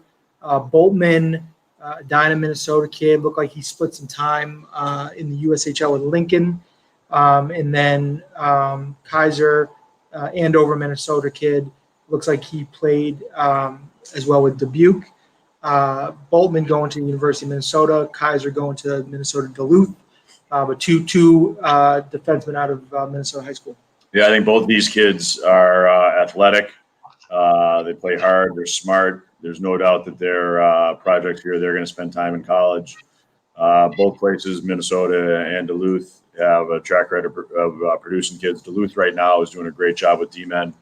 But like I said, both these kids are athletic kids who are probably 3-4 years away from attending an NHL camp, and they'll be dramatically different humans by that point. They'll be bigger, stronger, smarter. They're going to be well coached through college. I think that there were times when they were playing high school that they were able to dominate and try to get away with things that they can't get away with. But I think they're athletes, and they're going to be smart enough, and they'll be coached in knowing how to play and how to turn into pros. So I think these are 2 great picks right here. Yeah, I got a question. I got a question for you guys. Hearing that theme, and you see it. These high school kids in the U.S., especially the back end, the D, that probably need a few years to develop. A lot of kids in Ontario look the same. They get into the OHL and maybe a little bit lose their way, lose their confidence a bit. But it sounds to me like some of these kids going to college got a real chance to kind of hone their craft, build that strength. 3-4 years in the program and come out, already NHL drafted, then 3 or 4 years come out and they're ready to play. Yeah, I think that both these kids are athletic kids who I think it's a little bit different because when they're playing in high school, they're almost head and shoulders better than the other kids, so they can get into some bad habits. And any of them can, not just these 2, but just anyone can. And they're going to go into school, into college, and it's a little bit different, obviously, than junior, where they're going to play games on just Friday and Saturday. They're going to have time to train and get bigger and stronger. A ton of video work. They're going to have all the nutrition and all that is just going to be the team meals, and they'll be entirely different people when they're turning pro in 3 years. I think that's why you see some guys that are college free agents that they go into school and they're say 6'1", 165 pounds, and people think, oh, they're smart, and all of a sudden they're going in or ending their junior year in college, and they're 210 pounds, and they're men, and they're able to hold guys off and fight guys off and get to where they're supposed to be. And they've always had the brain to make that happen. They just didn't have the physical body. So, these 2 kids, the D-men take a little bit longer. I think they buy themselves time by staying in high school and going to schools in Minnesota. So they'll still stay local. Minnesota kids love to stay in Minnesota, and it's the state of hockey, and they get huge followings for those games. And it's a big deal for these kids to play in the state tournament. And then these 2 both stay in with Minnesota Duluth and University of Minnesota. it's great for the two of them, and it's great for the state of hockey. And that's been a theme of ours today too. I mean, as you said, the first rounder gets every breaks, and he's got basically they got to prove him wrong. Everybody else, you're in this for the long game. If you're thinking you're 2 years away from the NHL, quite frankly, you're just wrong. You know, the very exception that can make it within 2 years of being drafted, aside from a few of the first round guys. So it's just long term development. You know, that's the big word now is development. It doesn't matter where. If you're getting the ice time and you're getting the coaching, you're willing to put in the work. Continue to develop. You're always a prospect until you're not a prospect. Yeah, I mean that's what back to the kid Jack Finley. He says he's 6'6". He's a big kid, playing major junior. So at 20, he's got to sign a contract with Tampa. You know, for me, what do they do? He's a kid like that who's going to develop. His best interest isn't to be in Tampa and be an extra kid or be in and out as a fourth liner. He's got to move his feet and he's got to play. You know, so there's only so much you get in practice. So I was thinking about it this morning. You take a big kid like that and you say, screw it, his first year pro. We're going to sign him to an NHL deal. He's on a 2-way deal. We'll put him in the East Coast League. You deal with what he's going to do. He's going to play there. He's going to play every situation no matter what. Put him out in key minutes, play penalty kill against the other team's top line, everything that matters. Next year he's going to the American League. Then he's in the third year of his entry-level deal. He's got a chance to compete for some games on that third year. You know, it's a mindset that the team has to have with this kid if they're taking, you know, Jack Finley there as a kid playing major junior, where some of these kids that are playing college, they kind of lengthen out the big kid to grow into themselves. You know, it'll be interesting. These are the things that fascinate me. Like, what does Tampa do with the Finley kid? He's so big. He's lengthy. He's obviously got to grow into himself. Do they give him the time they need, or do they think that they've got to rush him and do it? You know, Tampa is an organization. They can be patient with him with the squad that they've got. You know, with a kid like that, he could be playing in the East Coast League his first year pro and third year pro. All of a sudden he's contributing in the playoffs and be like, holy Christ, this is a kid that was in the coast. Where did he come from? You know, Tampa set their guideline and that's what they were going to do with him the whole time. And they're patient. You know, maybe that's what's making Tampa the organization they are right now. Exactly. So staying in the U.S., the Kings took Alex Laferriere out of Des Moines. He's a New Jersey Avalanche kid, New Jersey kid. Spent a year at the Kent School. I think he won a prep school championship at the Kent School. Yep. And then moved on to the Des Moines Buccaneers. 6 feet, 173 pounds, right shot. I think you've seen him quite a bit. Yep, I know him pretty well. I played with his father in college. I know his mom. He's a kid who was in prep school. He had a ton of swagger. Loved to have the puck on his stick. Loved to shoot. Loved to make plays. Saw him at the beginning of the year. It looked to me like at the Fall Classic, he had the swagger and was feeling good, and then he lost it and needed to find it. And then as the year went on, I thought he found that swagger. We wrote about it, that he was coming back. To me, he's going to do well. He's going to go to Harvard. He's going to play. He's going to compete. And with his feet, he can fly, and he's got a knack to score. He can put the puck through tight spots, shoot through screens, and he can fly. Like I said, I played with his parents, so I'm really pumped for him to be picked right now. Because when he has a swagger and he's feeling it, he's a difference maker. He can do some really, really nice things out there. So then New Jersey took, we were talking about him earlier, goalie out of Guelph from the OHL, Nico Dawes. So I know Marlon and Paul had some good things to say about him. Yeah, he's another one of these examples of guys who kind of bided his time, worked on his craft, never really got the starting job until his third year, and then ran with it. And I had a quick peek there at some of the stats. He led the league in save percentage and shutouts. He was tops in all the key goalie categories. I think he won goalie of the year for the league. Canadian World Junior team. You don't get on the Canadian World Junior team as an undrafted goaltender. We're a deep enough country where we've got a ton of goaltenders. So he's undrafted, making that team. He's recognized nationally, and in my view, he was Guelph's best player all year long and kept them in games. Big kid, 6'4". The kind of the prototypical goaltender now, where you gotta. They're drafting a little bit by measuring stick, but Nico really came on the second half of the year too. I found as the game went on, or the season went on, he started handling the puck better. The beginning of the year was just a big guy making saves, second half of the year just got better and better, moved better, handled the puck better, real calm in the net. And again, somebody here that I think has got some good potential down the road. Yeah, I think this is a great pick right here. And I think, if Really I'm not good. mistaken, Paulie, between last year and this year, I think he went out and worked his butt off ice and dropped some weight as well, and Yes. became more athletic, and that translated into some goaltending success for him as well. To me, that's the thing you love. Kid who recognized that it was his last kick at the can, got himself in shape, and turned himself into a player. Got on the junior team. Shows maturity. Maybe he's finding himself. And you get a kid right now that has a chance to play. And I think of all the positions, no position has more late bloomers than goaltenders.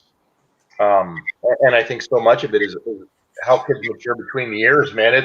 It's a tough position to play, and maturity, looms large in that position. So Yeah, you've got to have a short memory, without a doubt. There's you can't think too much. Blues took Dylan Peterson out of the development team. Another kid, non-traditional market, California kid. Took a little bit different route, right? He was up in Ontario before he went down to the development program. But we've seen him a lot amateur-wise. I think Brendan is going to come over and comment on Dylan Peterson going to the Blues with the 24th pick in round 3. Yeah, I think Peterson's a kid. He was kind of an enigma for us in the OHL draft when he was playing in Ottawa for CIHA. He didn't score. We didn't like him. Right, the AHL Midget League. I mean, he was a guy who stood out because he was so big and he could skate so well. Marlon had some thoughts on him because didn't score a lot of goals, but he was, credit to him, he's always played older players. So when he was playing midget, he was 15, playing U18 hockey. Then when he went to the national team, he was 17, 16, playing against USHL competition. So he's always played up, and I thought this was the year that he finally kind of showed what he could do offensively, and not just being a big body skating around. He made plays. So I think he's actually – I don't know all the players in the draft but the way you guys do with the CHL guys and the Europeans, but in terms of Americans, he's got as much upside as really anybody, I'd say, outside of Sanderson in terms of what he could be. But he's still raw. He's got a way to go. He'll be playing for Albie O'Connell out of Boston University. So he'll have a chance to show what he can do this year. Yeah, I mean, as in midget years when we watched him in Ontario, I mean, you couldn't deny. I mean, first of all, he was a tall kid, length, but really great on the blade, good edges, and he could explode and had some speed. I thought his offensive production was a bit overhyped. He seemed to get a lot of assists, but he couldn't put it by a goal. He just, quite frankly, was not a goal scorer, and I still don't believe he's a goal scorer. I think at the end of the day, his value is as a playmaker. Sounds harsh, doesn't it? No, I think he's a kid that he's 6'4". He's going to go to BU, and I think Albie and the staff there they're going to put him as a chance to be the guy in front of the net. And if I was Albie, I would have him talking to the Tkachuk brothers about how to be that guy in front of the net and how to be a pain in the ass. I thought as the season went on, I thought he became much more abrasive and more difficult to play against. I thought when he was younger, he was not easy to play against, but he certainly didn't use intimidation. I think as the season went on, intimidation became something he started to use as an asset to create more space for himself. And I'm dead serious. If I was Albie and BU staff, I would have him talking to the Tkachuk brothers about how to be that guy who can dominate in 10, 12 feet in front of the net and use that size to his advantage because he's athletic enough. And I think he's quick enough as a big kid that he can use his reach to his advantage and he can roof it and get some goals there. Maybe he can put it by the goalie when the goalie's on his ass already, Marlon. Good to hear. Yeah. So Florida Panthers used their second pick in the third round on Justin Sordiff out of WHL, playing with the Vancouver Giants. 5'11", 173, goes to Florida. I know, Ian, you had seen him playing. Had some comments on him. Yeah, so this is literally what I wrote about him in May at the end of the season there. I said, the thing that jumps out to me is how well Justin handles poor passes cleanly. He can handle bouncing, bobbling pucks on his backhand or feet and still make highly skilled plays without dusting the puck off. Having a great first touch like that is a huge step towards having a career in the National Hockey League because there's not much time and space out there. I think he skates well and is quick laterally, but I do feel a need to continue working on his explosiveness explosiveness and first step as he continues to mature. With that being said, there's a lot to really like about Justin's game. He's smart in all three zone and understands spacing very well. Offensively, I love how he generates time and space when playing without the puck.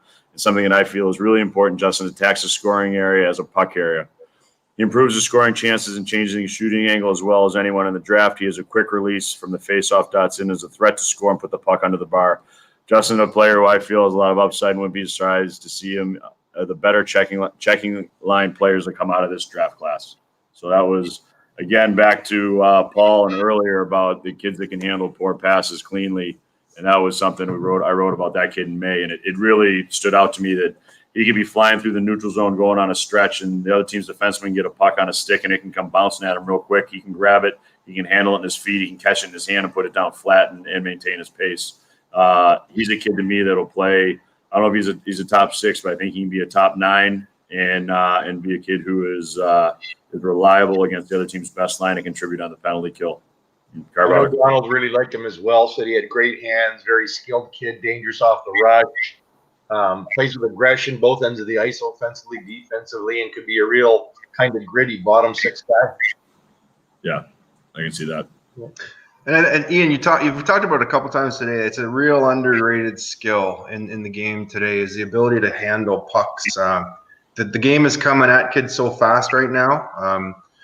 If you're bobbling it, it's gone or you're getting knocked on your backside, right? So these kids who can make the adjustments with their feet and their hands to take passes, it's awesome. Like they really have the ability to kind of get to that next level. I've just seen so many with the speed and the way that these kids hit. I've seen so many kids get devastated by or hurt, and this really leads to kind of versatility and longevity in the game as well, right? Being able to kind of make those adjustments, pick up passes. I think it's a real underrated skill. Yeah, and I've talked to Brendan about it. One of the first drills that we did in just about every training camp I was in would be a long stretch pass drill where come out opposite corners, a guy comes up, skates across the blue line, and he gets a stretch pass from the other side. And as a guy who's a veteran, as a bottom 6 or a bottom pairing D-man, you're watching to see what the draft picks are doing and who handles pucks smoothly and who doesn't. And as soon as you see a kid who's got a bobbling puck every time it hits his stick, you know, you're playing a line rush or you're doing a 3-on-3 down low, you're directing the play to him, knowing that puck's going to hit his stick and hop, and you just go at him right away and create the turnover, make him look like hell, and you look like you're quick and have good anticipation where the whole time you've been planning it for the last 25 minutes.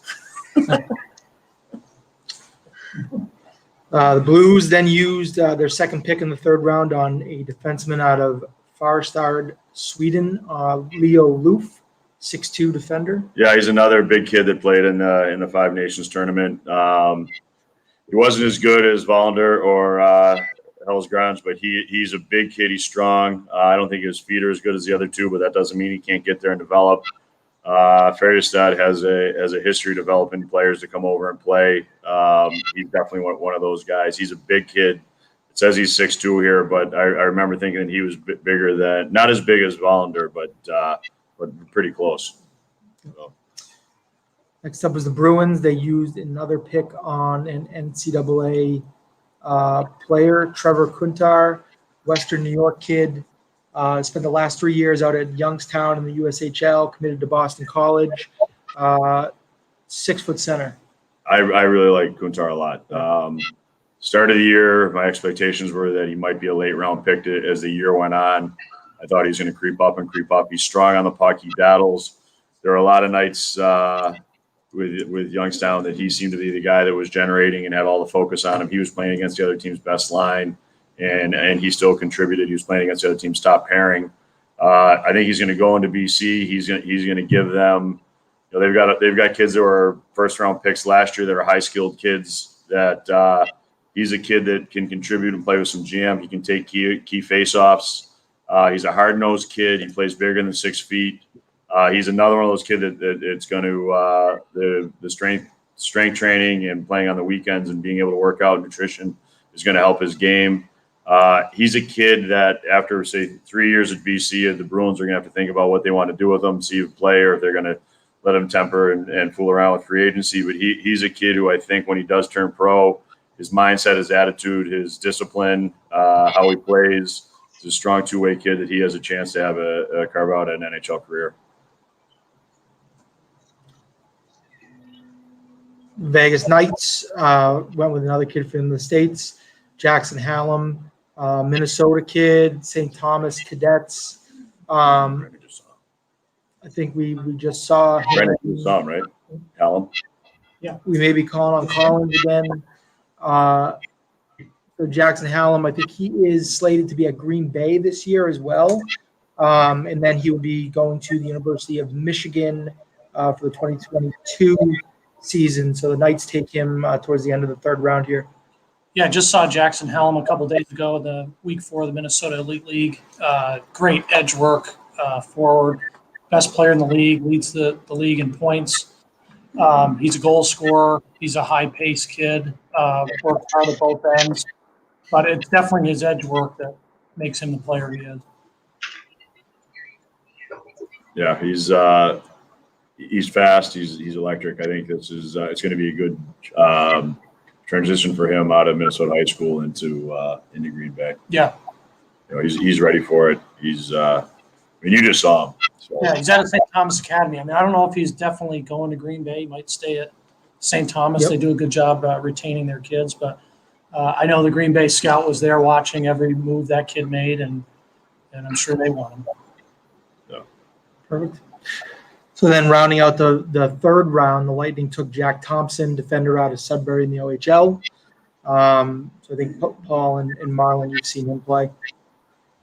Yeah, both Paul and I were very high on Jack in his minor midget year. He was a top player out of the Durham region, Clarington area, smooth skater, high hockey IQ, made great first passes, followed the play, contributed offensively, ran a power play at the minor midget year. He's been real good in Sudbury. I call him a poor man's Ryan O'Rourke because he's not quite the size or has the physical strength of Ryan, but Jack is smart, high hockey IQ. And, you know, he plays with a guy like Quentin Byfield. You learn how to get Quentin the puck, and Jack does that very well. So, you know, I think this is a pretty good pick. Jack has a chance to develop. I think, because he's not overly tall, he's going to have to be very strong. He's going to have to work on his skating and be extremely quick. But he's got the toolbox up there to really think the game and to be of value to whatever team wants to work with him. Real leader, too. He's been a leader the whole way up, captain or assistant on the team. I would expect that they'll make him one of their guys next year, and he'll get lots of opportunity with that you know, running the back end in that team next year. And again, the foot speed is one of his big assets. All these guys, most of these guys in the back end, it's the new way, right? The defense gotta skate like me. He's been a leader forever, right? On every team he's been on, he's the kid. Yeah. Yeah. The other thing with these skating guys, like, you know, it's different when we grew up. These kids now, as soon as you hit the AAA level at 8 years old, you've got power skating coaches. These kids just, you know, skate so amazingly well anymore. And Yeah. All right. So that's going to do it for the end of round 3. You know, picks are coming in faster, so I think we're going to continue on to round 4.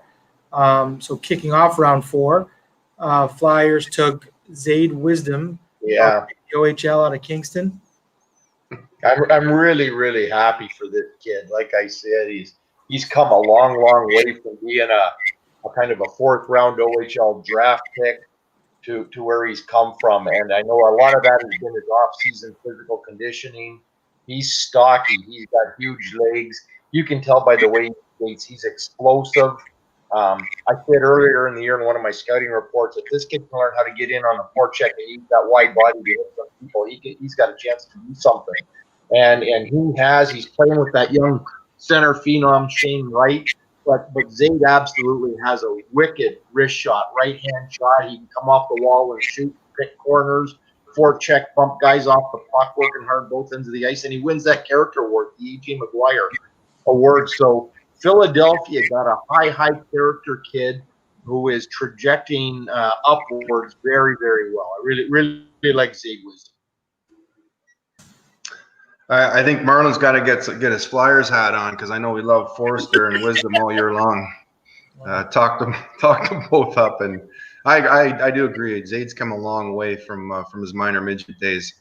He moves well for a stocky kid, and he's got that build that if he continues to work on the foot speed, he's tough to knock off pucks, and can play an abrasive game as well too. So the Flyers got a couple good forwards there in him and Forrester.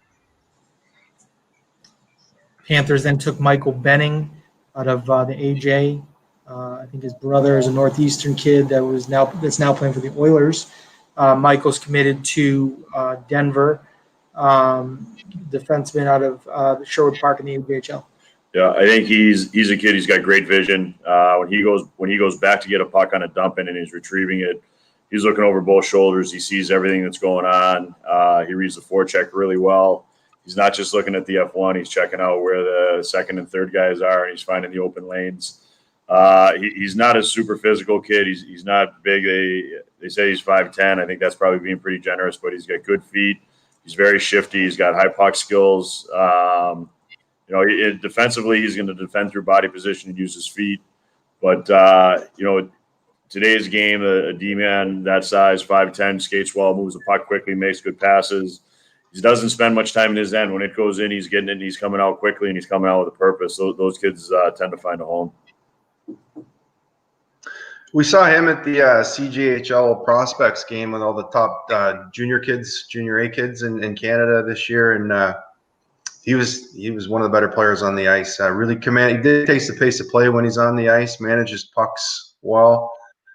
Somebody that, as we talked about earlier, in the going into college and getting a chance to grow, get in the weight room. Keep an eye on that fella on the back end. If he gets bigger, stronger, he's got all the tools to manage a game when he's on the ice. Yeah. The Red Wings then went with Sam Stange out of USHL, Wisconsin kid. I believe he's committed to the University of Wisconsin. Played in the USHL for both Sioux City and Sioux Falls. Listed at 6 foot, 200 pounds. Red Wings get him early in round 4. We had him a little bit later. But, remember earlier we were talking about the Wings. We were talking about them getting the sandpaper and the grit and the grime. He's another kid that falls into that line. He's disciplined. He plays a hard two-way game. He'll block shots. He'll take a hit to make a play. He's definitely going to give a hit. He gets in on an F1. He's going in to create chaos. He's going to be reliable in his end. I wrote a report on him earlier, and we published it, just his single game notes on what I thought about him. And, with Detroit taking the high skill kids early and in the draft, and the last few picks they've had, they fall right into that line where we were talking about the grit and the grime. Stang is definitely one of those kids who is going to bring that high level compete 100% every night, no matter what's going on. I think he's a kid that has a mindset where if he's a bottom 6, even a bottom 3 guy, he's still going to be able to get out there and give you exactly what you need to play minutes and be a contributor as a top 12 on an NHL roster. He's going to go to school. He's going to get bigger and stronger. He's already 6 feet, 200. So that kind of frame, maybe he can carry 210, 212, and then he's a real friggin' horse. Sharks picked up, we talked about him earlier, Brandon Coe, 6'4", 188 pounds out of North Bay in the OHL. I believe it was Marlon. You like this guy? I really like this guy, and I think he's a steal come the 4th round. I could have seen Brandon going somewhere, high 2nd round, early 3rd. I'm surprised he fell to the 4th, but someone picked up a good player there. First of all, he's a physical specimen. His body, he's only going to get bigger and stronger. What I love about the kid is there's no soft ice. He'll drive wide, challenge the defense, and you want to take his space away and come over and hit him on the boards. He's going to go through you. The defenseman's going to pay the price for that. Shoulder down. He's headed for a post. He's not taking the big circles behind the net. He's going into the tough areas. He's got a lot of bite to his game, and I think he's capable of more offensively. I would like to see him play with some better offensive players, but I think he's got upside, and I think he's one of these kids that, even though he's a 4th rounder, works his way into the National Hockey League. Yeah, I'm shocked he didn't go higher. I thought he'd be a mid-2nd rounder for sure. His size, he's playing on a team that's struggled. He's still been able to put up some points. He's a kid playing pro with his size, and like you said, Marlon, he's not afraid to go to the dirty areas. He could be, we talked about Dylan Peterson being somebody thinking about the Kachuk brothers. He's somebody that could take that mold and be a total, pain in the ass in front of the net and carve out a niche and a name for himself, just being big and strong right in that 10-foot area. Another OHLer went to the Devils, Jaromir Pitlick, big centerman out of Sault Ste. Marie, 6'2", 200 pounds. He heads the Atlantic Division with the Devils. Yeah, great 200-foot center, big lumbering kid. He can win a lot of pucks in the corner. I'd like to see him put a little bit more offensive numbers up, but the league loves this. They love big guys down the middle who can get around the ice, who can win pucks in the corner. Pitlick, another player like Cole that we had a little bit higher. Pretty good value pick here, and somebody as I mentioned earlier when we were looking at guys that were still on the board. He's a Czech national player. You'll probably see him in the World Juniors this year. You're going to see him in the Sioux on a pretty decent team. He'll be a top 2 center. I like this pick.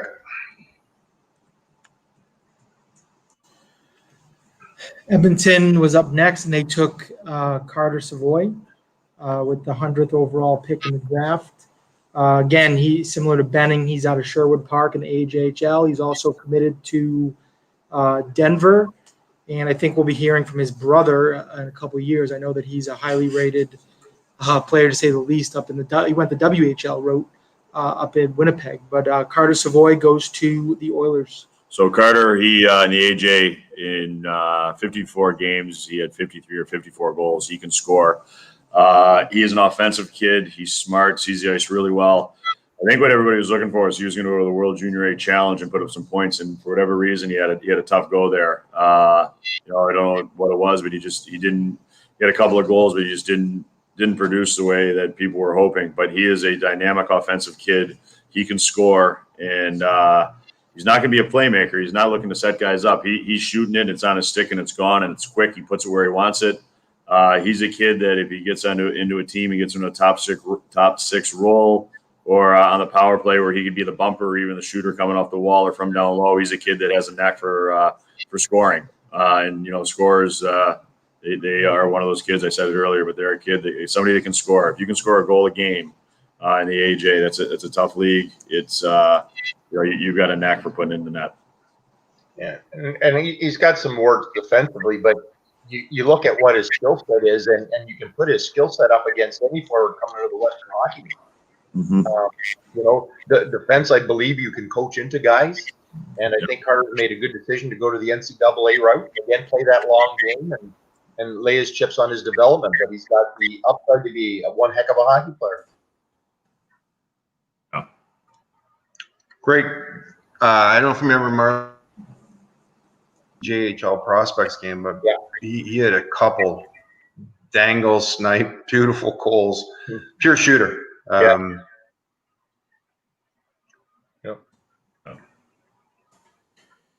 So if you're Ian Moran looking to dish the puck, you want Carter on your line. Yeah. Right? Yeah. So then the Canadians took Jack Smith, the center, listed here as at Sioux Falls. I don't know if he's playing there this year, but past couple years he's been at Minnesota high school. Listed here at St. Cloud Cathedral, put up 30 points in 11 games last year. Listed as going to University of Minnesota Duluth in a couple years, but another center out of Minnesota high school in the USHL. Yeah, he's another kid that stayed with the high school. Again, the Minnesota kids tend to stay with their high schools and try to go to the state tournament rather than go to the USHL or play juniors. Really and truly, with his skill set and his speed, he was almost, too good isn't the way to put it because it sounds horrible, but he wasn't challenged the way he should have been or could have been. He's going to go to school. He's going to go to Duluth. He's going to play in big time games with Duluth. Duluth over the last 5 or 6 years is always playing in the tournament. They're always playing big important games. He's a kid. Maybe next year he's not, or this coming year, however it figures out with COVID, he's not counted on as much. but he is a kid that in 2 years will be one of their key cogs. And with his skating and his ability to score, when he gets a little more responsible on the other side of the puck, he's a kid that Montreal could be looking to do something with. The next two picks were both out of Canadian Major Junior. So the Rangers took Dylan Garand, goalie out of Kamloops in the WHL. And then the Ducks took Timo Nickel, defender 6'2", out of Drummondville up in Quebec.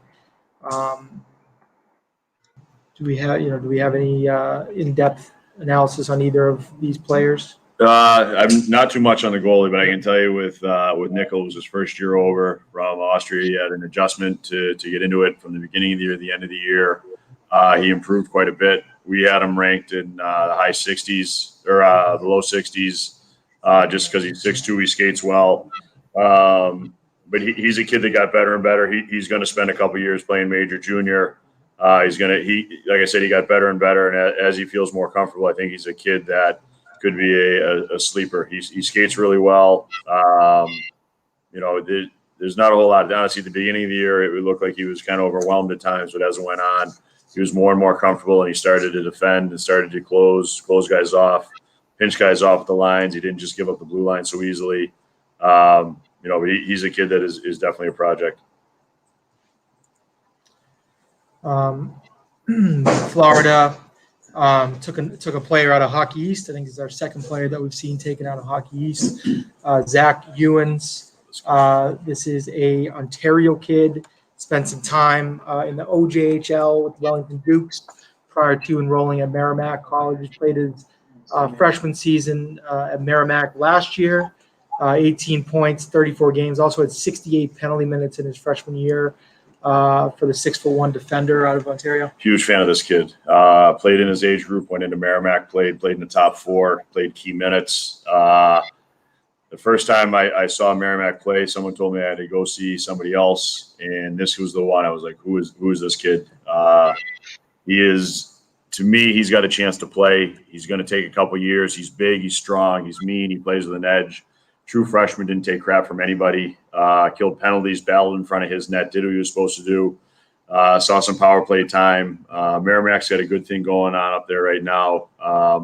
This is pretty much right where I figured he was going to be in this area, and I think he's 2 years out from probably turning pro. But to me, you get a kid coming out of the OJ, going into Hockey East and playing top 4 minutes in his real age group.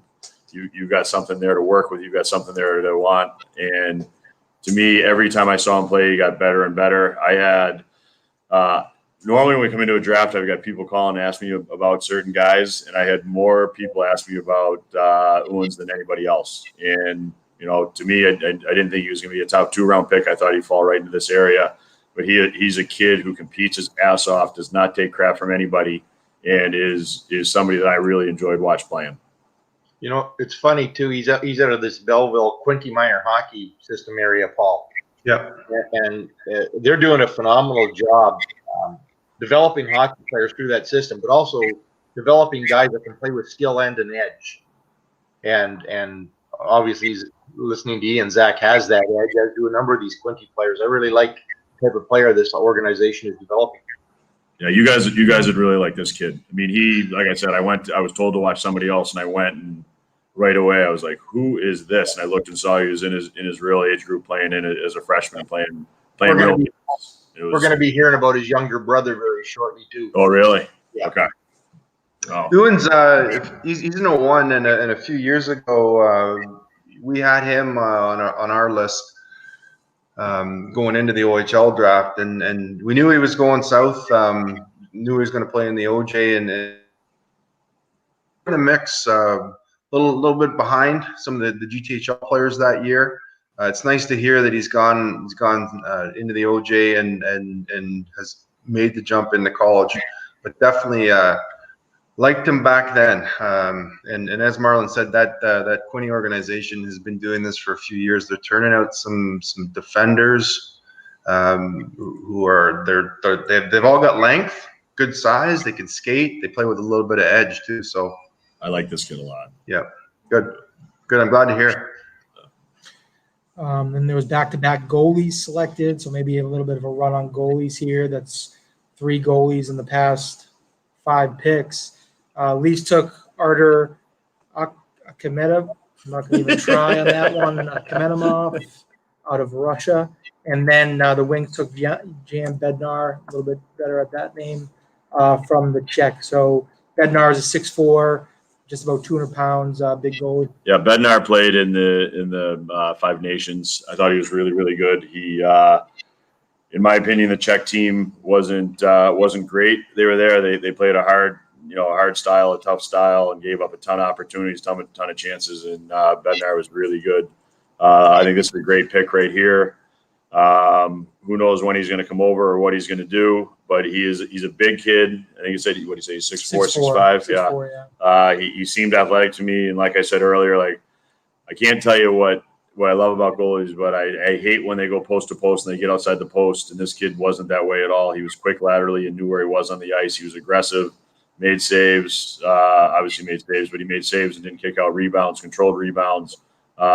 Face offs. He was very good. I liked him a lot. Penguins then took Lucas Svajovsky. He's an American kid from Washington State. Played a year in the BCHL for the Wenatchee Wild, and then went up to the WHL with Vancouver, and now he's with Medicine Hat. So 5'10" center up in the WHL. Yeah, he's got a ton of skill. He's quick. He's got a quick release. He's an American kid playing in the Western League. To me, his biggest asset, and it actually could hurt him in the long run, is that one-on-ones. He's really, really slippery. He's deceptive. He changes speeds really well. He's a kid that it almost looks like his equipment is extra loose on him. You know what I mean? Those kids, like their shoulder pads look like they're just hanging on him. His elbow pads are barely on him. And when he gets hit, he rolls off the hits and keeps on going. So, is that something as he gets into pro hockey that's going to work against him when if he wants to continue the one-on-one game? Who knows? But he's a kid. If he, beats his guy or is in the process of beating him, makes a pass and moves his feet to get to open space, he has a chance to do something. And then back to Bednar, I had to look at my notes, but I thought it was right. He was a goalie in that tournament that anytime there was a bad change or there was a dump that was a poor dump, he was able to get it and fire stretch passes and hit the guys on the tape. And today's game, the NHL, having a goalie like that who can make those plays is a real asset. And I had to look to make sure it was him, but he was the guy who was able to hit the stretching forwards at the far line with pace and hit them in stride. Going to talk about another Minnesota kid, Blake Biondi, out of Hermantown High School in Minnesota. 76 points in 25 games in Minnesota high school last year. Also played a handful of games with Sioux City in the USHL. Looks like he is currently at Minnesota Duluth. But another kid that just lit it up in Minnesota high school last year, and then goes to the Canadians here with mid-round pick in the 4th round. Yeah, I like him. I like him a lot. He's another kid that I wrote about earlier in the spring, and this is what I wrote about him. I'll just read part of it. I like this kid. I like him a lot. I know people gave him a hard time for choosing to stay at Hermantown rather than play with the national team, but I look at it like he is a positive. He stayed at home to play with his buddies and try to win a mini-state tourney. I think it takes stones to do it. It shows what he's made of. He's loyal and he's a leader. When evaluating a player, I think those are positive attributes, and I do. I think this kid has a chance to play. I'm surprised he didn't go higher. He stayed. He tried to win a title. Good for him. He's going to Duluth. He's another Duluth kid going to play in key games, key minutes. How many Duluth kids have we talked about now in the last 30 minutes? Yep. They've got some kids coming in that have a chance to play in the NHL. I like this kid. He's a big kid. There are times that look like things came too easily for him, and that's kind of the way it is. We talked about that with the kids still in Minnesota State high school hockey, but he's going to go to Duluth. He's going to get challenged. I think he's going to step up, and I think in the long run, he is a kid that right here is going to be a steal, and I think he can play. Yep, been talking a lot about the Minnesota kids for sure. So then next pick went to the Blackhawks. They took a defenseman out of the Czech, big kid, 6'3", 200 pounds, Michael Krudel. We had him rated mid-100s. So right about, maybe a little bit earlier, but basically right about where we thought. He's over at Sparta in the Czech League. Yeah, he's another kid that I was lucky enough to see at that tournament. I thought he was smart. He has a skill set to try to be an offensive D-man, but he was smart enough to know that with the grouping that he was with in that tournament, that if he moved the puck quickly and joined the rush as a late attacker and took care of what he was supposed to take care of, that he'd be far more effective. They had him listed, I think, in the mid-60s as weight, but he was hard to play against. He defended well. He was strong. He ended the cycle really quickly. He went stick on puck and pinned his man, created turnovers. I remember he had a bullet, and on the power play, he had a ton of poise. So there's another kid. I have no idea when he'll come over or if he will come over, but he was a leader on that team, and I thought he was very good. The Coyotes take Mitch Miller, defenseman out of the USHL. So we've been, following Mitch for a while now. CompuWare and Honey Bay kid. I think he's originally from Ohio.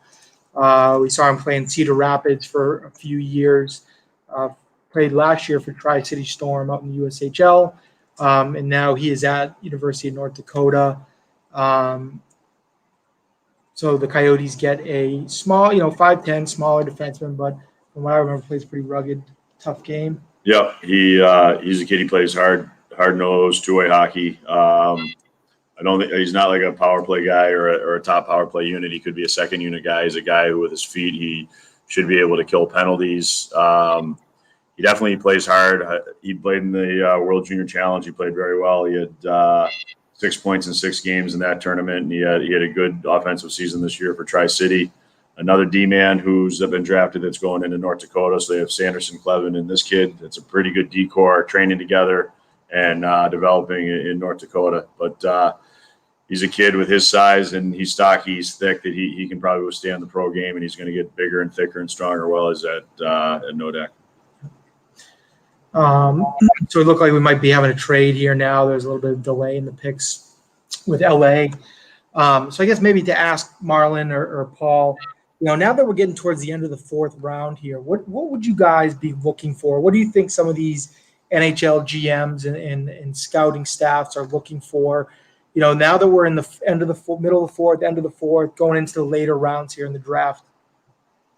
So I think you get away from your list in terms of your rankings here a little bit, because I think you've kind of settled on the guys that you think are going to be the NHLers.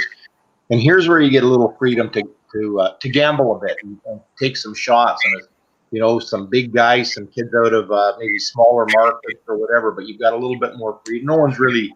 I mean, it's lovely to steal a guy in the 5th or 6th round that goes on and has a great NHL career, but I think these rounds are typically littered with actual gambles, and what ifs, and there's still some great kids, I think, that are on the board here that are maybe gamble type of players, but I'm surprised that haven't gone yet. So there's still lots of talent out there, and one of the gambles I'm talking about, we talked about Leighton Moore. Paul, we talked about Ty Tullio, maybe a little bit undersized, the guys with lots of grit. At the very worst, they're going to be great American Hockey League players and maybe more. So this is gamble time for sure. Yeah, without a doubt. Tullio plays his ass off. Kid played for the U.S. team. Brett Berard plays his ass off. Those are 2 guys that are smaller that play with some swagger and play with attitude. They're guys I would take in this area right here, because they're gamers.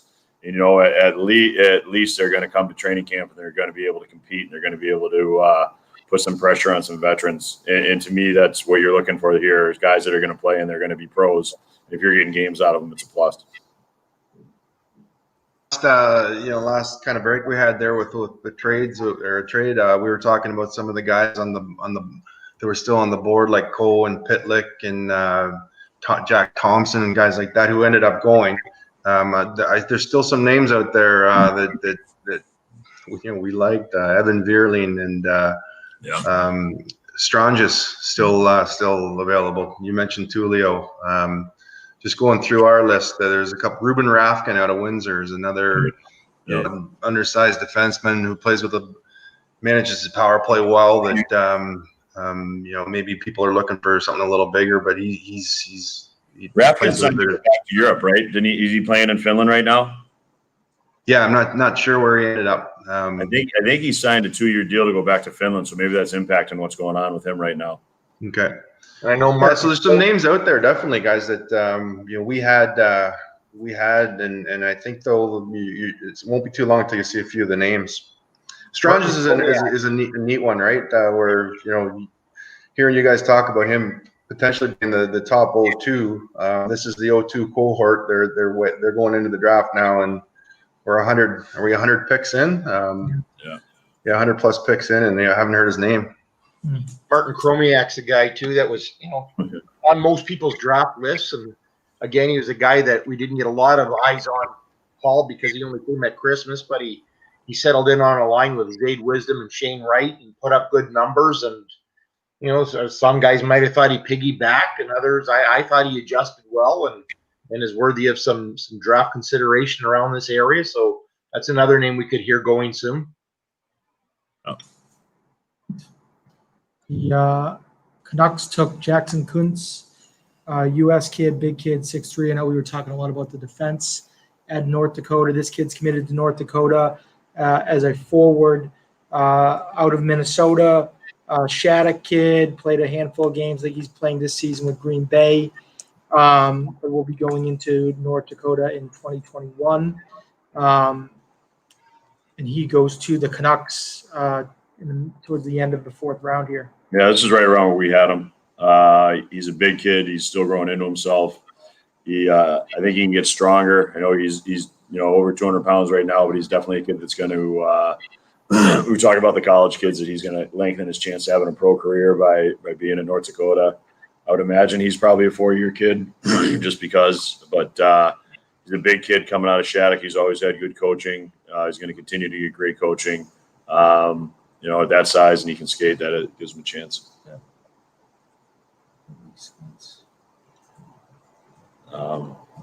Seeing a lot of, I think we've mentioned Minnesota kids. Yeah. 10 times in this 4th round alone. I know you'd mentioned that, a lot of the Minnesota kids stay at home, try to win a state title.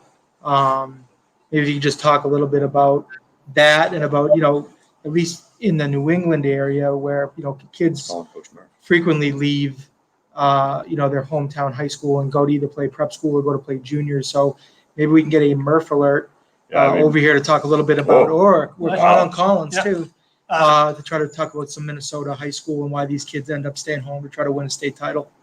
Yeah, I was going to talk about Jackson Kunz real quick, but then I'll circle back on that. Kunz is a kid that's kind of interesting. He's the second that I know of, following Tyler Clevin, that comes out of North Dakota, a Grand Forks kid who's kind of a, you don't think of North Dakota in terms of, a lot of players coming out of that region. Obviously, the college there, but Kunz was a kid that no one really knew about, and then he started playing a few tournaments in Minnesota for Team North Dakota. Really jumped on the radar. Ended up making it to the NTDP camp, and his skating was what held him back. He was a power forward, kind of overpowering guys, hitting guys all over the ice, but he was a little bit behind the pace. And then he ended up going to Shattuck St. Mary's, which was a smart move for him. And ever since, he's been playing at that prep level, putting up a lot of goals, showing that he can get to the net, but continuously working on his feet. His feet still aren't there totally, but they've shown improvement, so it's trending up. So listening to you guys talk about this is where you take chances. A big body kid like him who plays tough and can score goals, not a bad chance to take on him, especially with his footwork trending upward. Not there yet, but trending the right way. It's interesting because I watched him play. I never saw him when he was the younger kid coming over, but I saw him this year, and I didn't think of his feet as being the issue. I thought it was his overall conditioning, which I guess would help his feet. Because I thought that he could skate, but he just needed to get stronger. You know what I mean? Yeah. So it's interesting that going to Shattuck and you saw his feet get better and better. So upward trend, upward trajectory. This is a place where you take a shot. Lightning took Eamon Powell, defender out of the national team, New York kid, smooth skating defenseman, committed to Boston College. I believe he's enrolling at Boston College this year, but he'll give them some help on the back end there. Yeah, I like Eamon a lot. Murph, you want to come over for this one? I know that you talked about him and seen him at the U14s. He's a kid, to me, smart. He moves well. He played in top 4 role the whole time with the U.S. team. I think he's a kid. He's going to go to BC. He's going to play a lot of minutes. And here comes Coach Murph to talk about. Hey, so I first saw him playing for Rochester Selects as a bantam. You might say, well, what does that matter? It did matter because it was very clear right away that his feet were exceptional. His ability to move pucks up ice, puck possession time, power play were all elite, exceptional, extraordinary.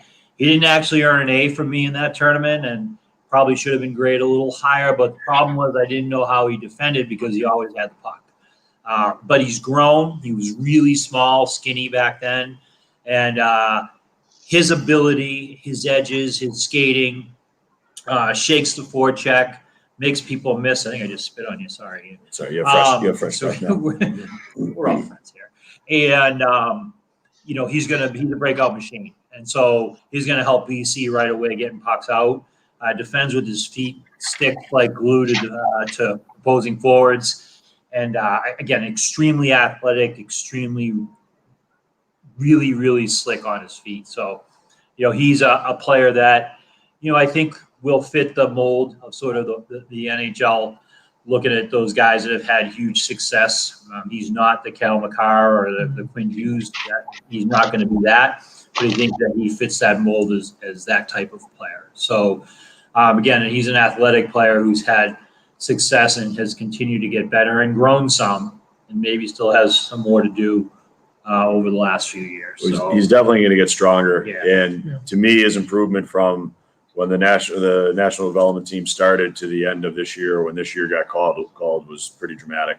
He's always been smart, but I think he took to the coaching really well. They play it in Europe, and they'd have the teams gapping up and having multiple layers of stretch passes, and he matched speeds really well and defended on angles. He understood the dots and understood how to make the 2-on-1 as flat as possible instead of letting them have the triangle. I think he's got a chance to play. And they got another Powell coming, the 04s, if I remember last year from the Toronto Marley tournament. Another dynamic blue liner. Yep. Younger brother. He's with the U.S. team right now, but he's pretty dynamic as well. Yeah. We wanted to touch on pick that Carolina just made as well. Zion Nybeck out of Sweden, HV 71. We had him listed as our 28th overall. He goes 115 to Carolina. Listed here at 5'6". Was that the reason why, do you think? Yeah, without a doubt. Yeah. He is he's about 5'6", probably 180, 185. He is a cinder block. He's strong. He is not going to shy away from contact. He goes to the dirty areas, and he is confident as hell. Puck hits a stick, it sticks to it. There's no bobble. There's nothing. He's a kid that I know you're not supposed to say this, but he is a kid that I'm going to be cheering for because I really, really liked him. I mean, he is a block. He is somebody described a player to me once as a cigarette machine, and this kid is a cigarette machine. If you can picture a cigarette machine, that's what this kid's like. He does not shy away from it, and he can take contact and distribute the puck. He's a kid. I thought he had a chance to be a first rounder.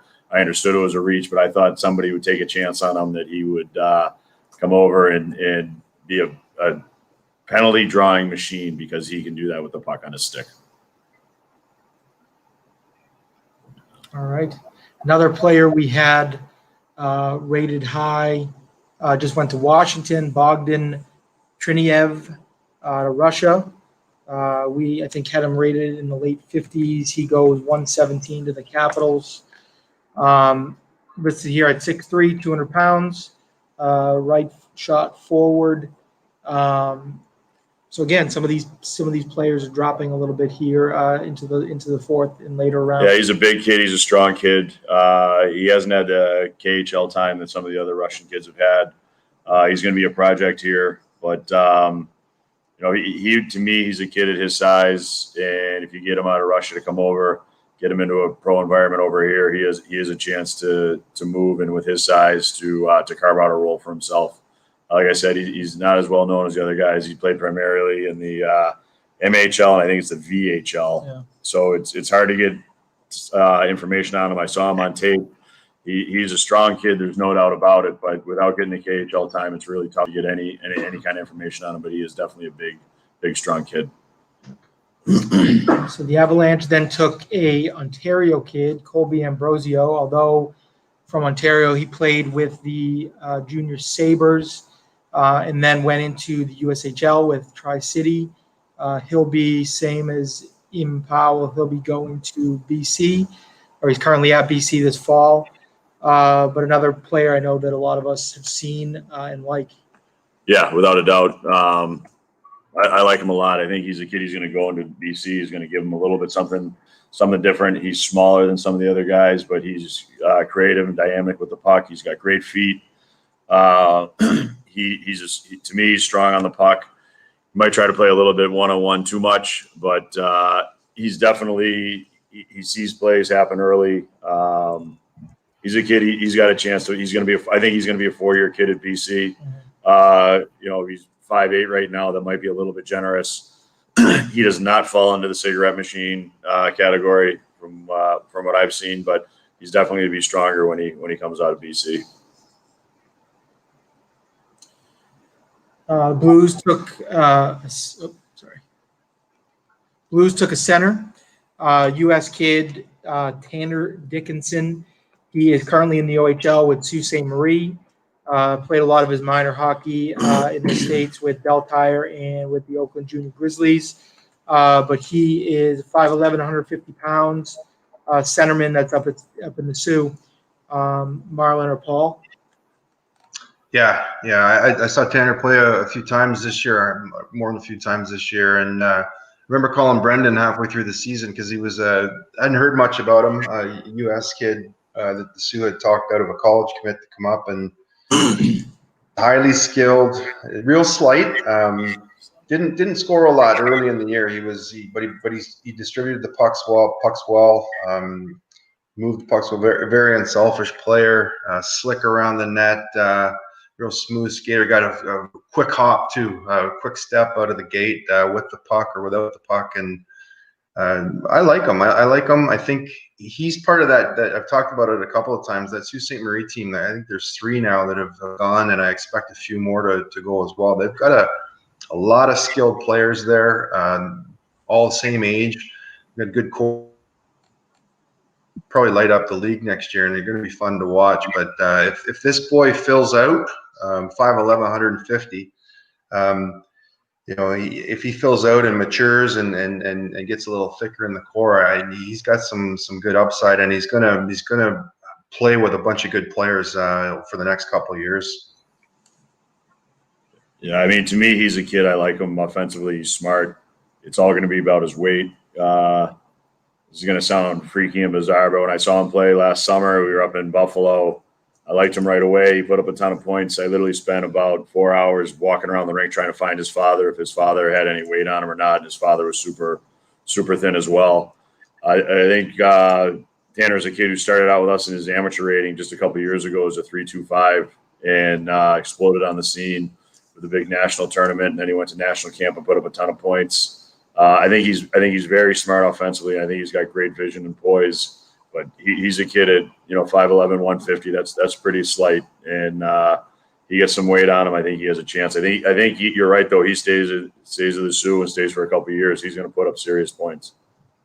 Yeah, and then just to comment on him as well, I saw him most of the year. He played wing, and he got a lot of power play time.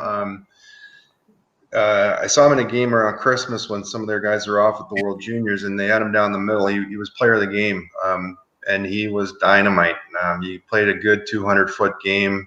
When you got him off the board, he had a little bit more confidence. I think it looked to me more like he was a more natural fit down the middle. But most of the year they had him playing wing there. We talked about a couple defenders earlier out of the AJHL. Ethan Edwards, another defender out of Spruce Grove in the AJHL, goes to the Devils. With pick 27 in the 4th round. It's a Canadian kid. I think we're getting a call on Collins because he seems to he jumped right up here. So Brennan almost pulled his hamstring coming over here. So. got a quick twitch to get over here. So Michigan commit going to the Devils. So, yeah, I had to jump up. This is one of my favorite kids in the CJHL. Comes out of the AJ. Really, really polished skating defenseman, high IQ. He's a poor man's Cale Makar, and I mean that as a huge compliment. And Paul and Marlon, we saw him in the CJHL prospect game. Yeah. I actually thought he was better than Benning in that game. I'm not saying he's a player, but in that game, he was a better player. Just really high IQ, excellent skater, puck possession guy. And he'll go to Michigan this year, where I think he's going to make an immediate impact at that level, despite maybe not having the size. Another kid who's going to benefit from a 4-year program, right? Put the weight, get in the weight room, get the strength going. But yeah, he's dynamic and real smooth on his feet. Really liked him in that prospects game, and glad to see him drafted, because some of these kids that playing out in those leagues, they don't always get the looks, right? Yeah, he's a kid. He's going to go to Michigan. I think it's really going to work to his advantage. They've got a great freshman class. He's going to be around kids that are successful and expect success. And I don't mean that they're sitting on their ass, that they're kids that work. Brison's a kid we talked about it yesterday. He works his ass off. And I think this kid, Edwards, is going to work in his benefit as well over the 4 years. The Islanders took Alex Jeffries. There's a local Massachusetts kid, went down to the gunnery school, committed to Merrimack. I know we've had a lot of eyes on him for the past several years. So, Ian? Yeah, I think 2 years ago, you could argue that he was the best kid in prep hockey when he was playing as a junior, or 2 years ago, whatever he was.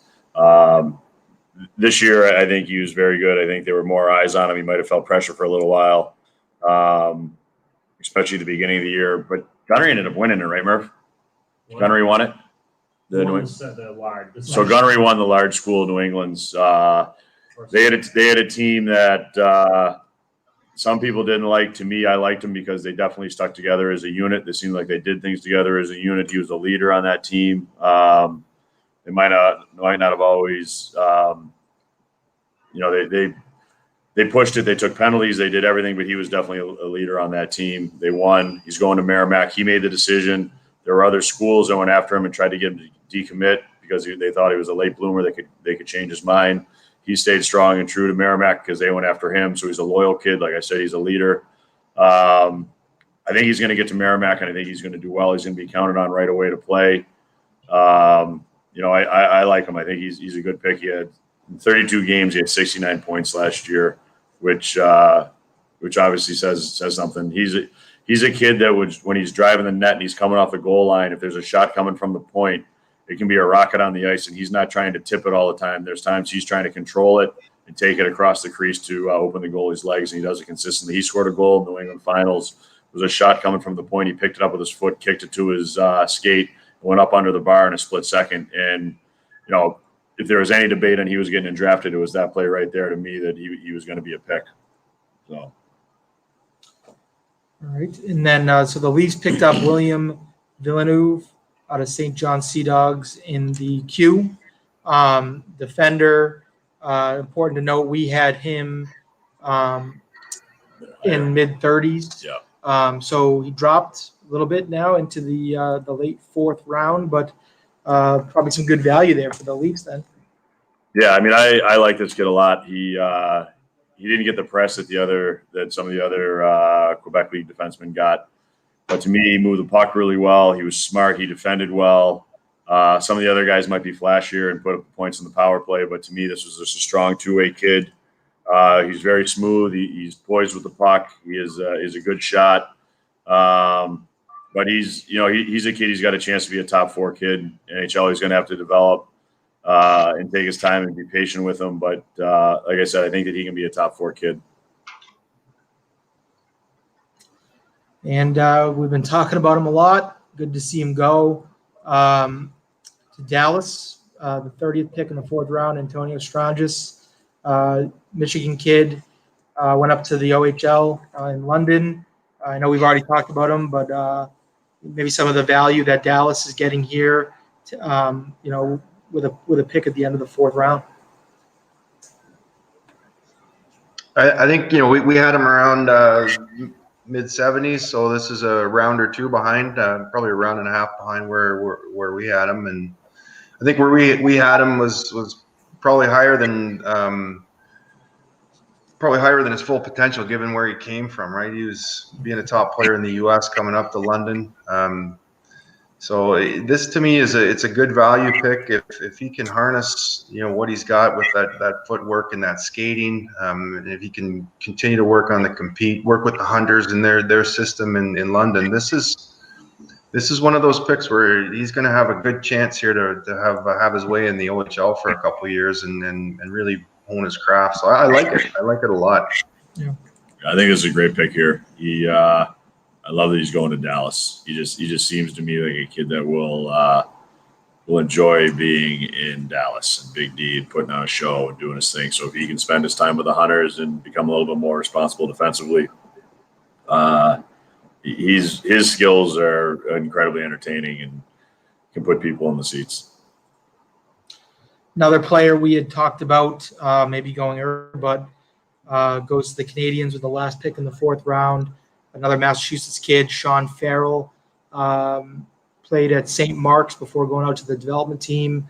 It's a late birthday, so then he played the past year, I believe, at Chicago in USHL. Yep. And he's slated to go. I think he's staying in Chicago, but slated to go to Harvard. Yep. So it seems like another good value pick here late in the fourth round. Yeah, I mean, you want to call Coach Murph, or to me, this is a great pick here. He's going to go to Harvard. He's a kid that'll stay the 4 years. And he's a late 01, so when he was playing with the U.S. team, he was kind of overshadowed by some of their highly skilled kids. He took a back seat, but by taking that back seat, he became more of a responsible hockey player and earned some minutes, killing penalties, and earned some hard minutes that way, which is going to help him in the long run.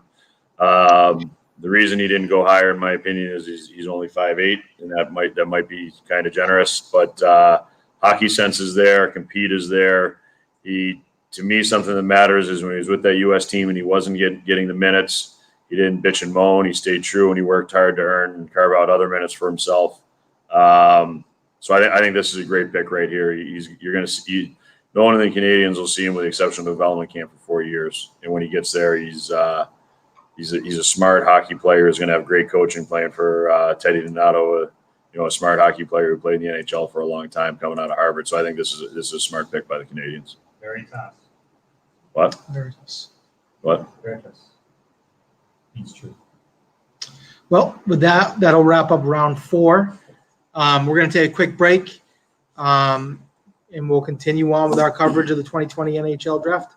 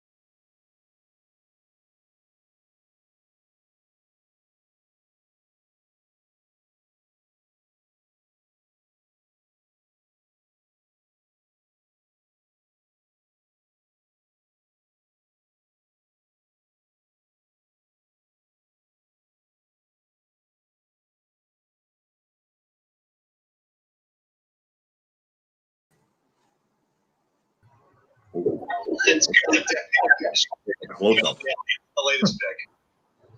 With the next pick in the 5th round, the Colorado Avalanche have. All right, we are back with the 5th round. We'll start things off. Vegas had the first pick in the 5th round. They went over to Sweden, took a goalie, 6'3", 180 pounds, Jesper Wickman. Does anyone have any thoughts on him? Marlon? Paul left, so obviously he doesn't have any thoughts You have on any Mr. thoughts on Hickman. him as well? Okay. Next we had Tyler Tullio from Oshawa. He's going to Edmonton. I know Marlon and Paul had seen him play up in the OHL this year at Oshawa. Yeah, lots of thoughts on him. He's been a guy who he's been impressive right through minor hockey, playing in Windsor, then a move to Vaughan where he actually centered and played with Petty. His father owns the Oshawa Generals.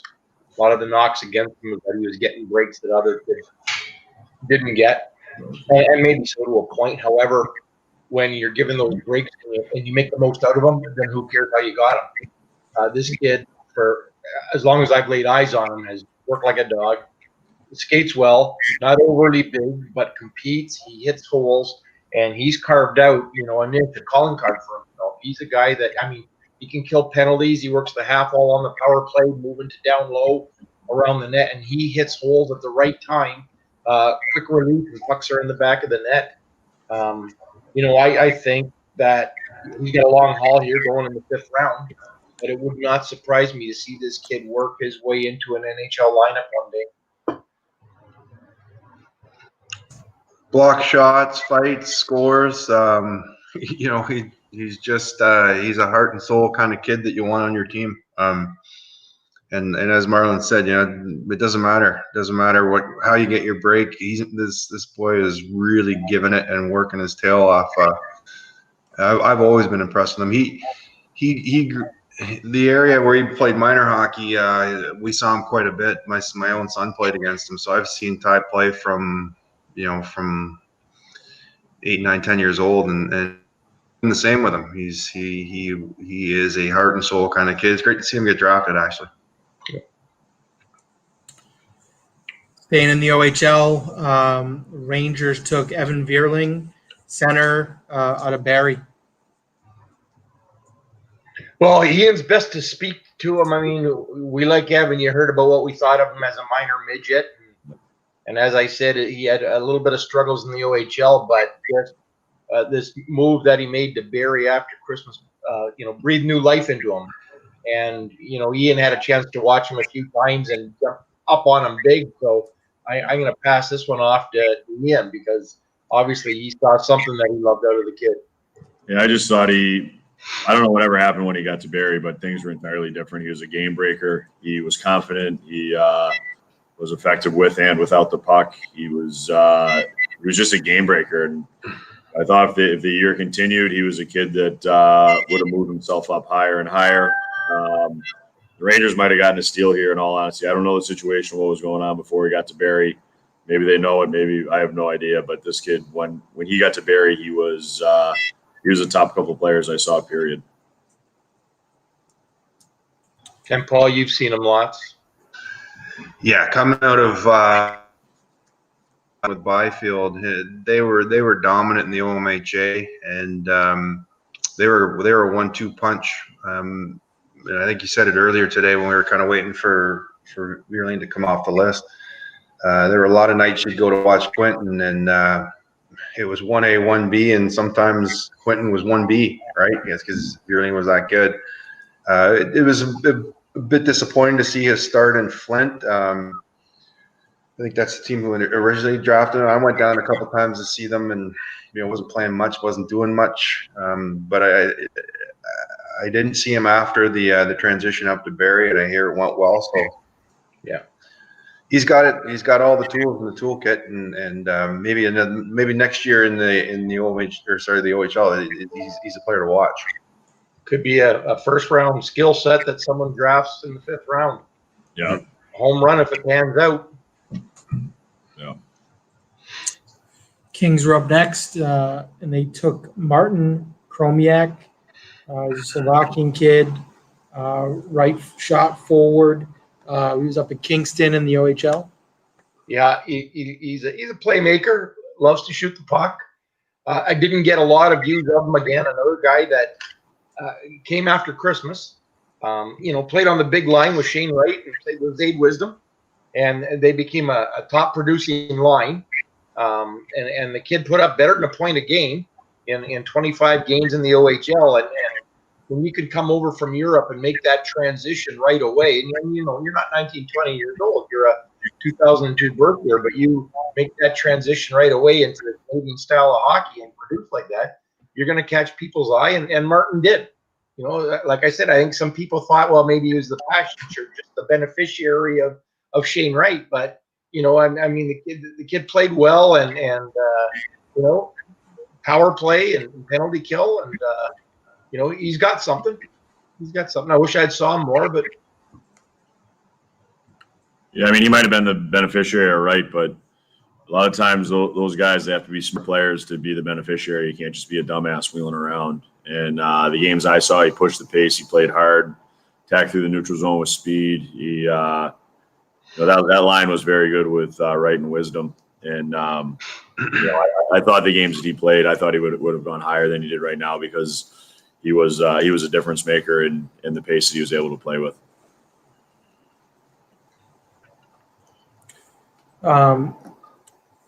Another player that we've had eyes on for a few years now went to New Jersey, Artem Schlein.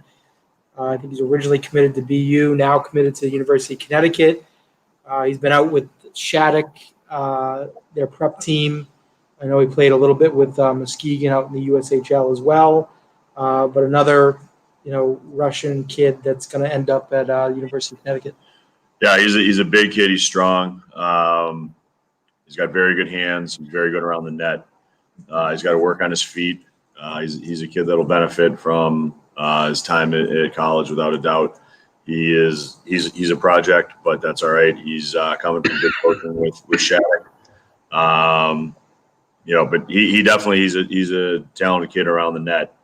It's all going to come down to his feet and his knees and all that. He's a little bit stiff, so if he gets stronger and bend his knees more, and I know that sounds pretty simplistic, but his feet get better. He's got some pretty good hands and head around the net.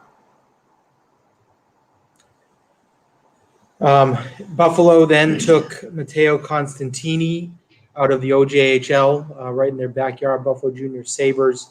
He'll be out with the Penticton Bees out in the BCHL this year. University of North Dakota commit, 6 feet, 173 pounds. Ripped it up in the OJHL, had, 70 points in 50 games. Assuming he'll continue that offensive output in the BCHL and eventually make his way to North Dakota. Yeah. Do you guys know Constantini that well, or no? No. I saw him play this year. He put up a ton of points. He was a kid that, you go into the game, you'd be expecting more because he's putting up the points, and he never really jumped off at me. That being said, he's going to Penticton this year, and he's going to North Dakota. So there's got to be something there, and it really doesn't mean much if he didn't jump off at me. I think he had 36 or 38 goals, right? So he can put the puck in the net. Here comes a call to Brendan. Saw Mateo in the OJ this year. Saw him live a few times at the showcase. Then saw him midway through the year. I think he's a kid who got a lot better. I think that's why people jumped on him. Might be a late bloomer type. Hasn't grown into his frame yet, but he's a guy, he can shoot the puck. He's got pace, kind of deceptive pace. I don't think people recognize how fast he is.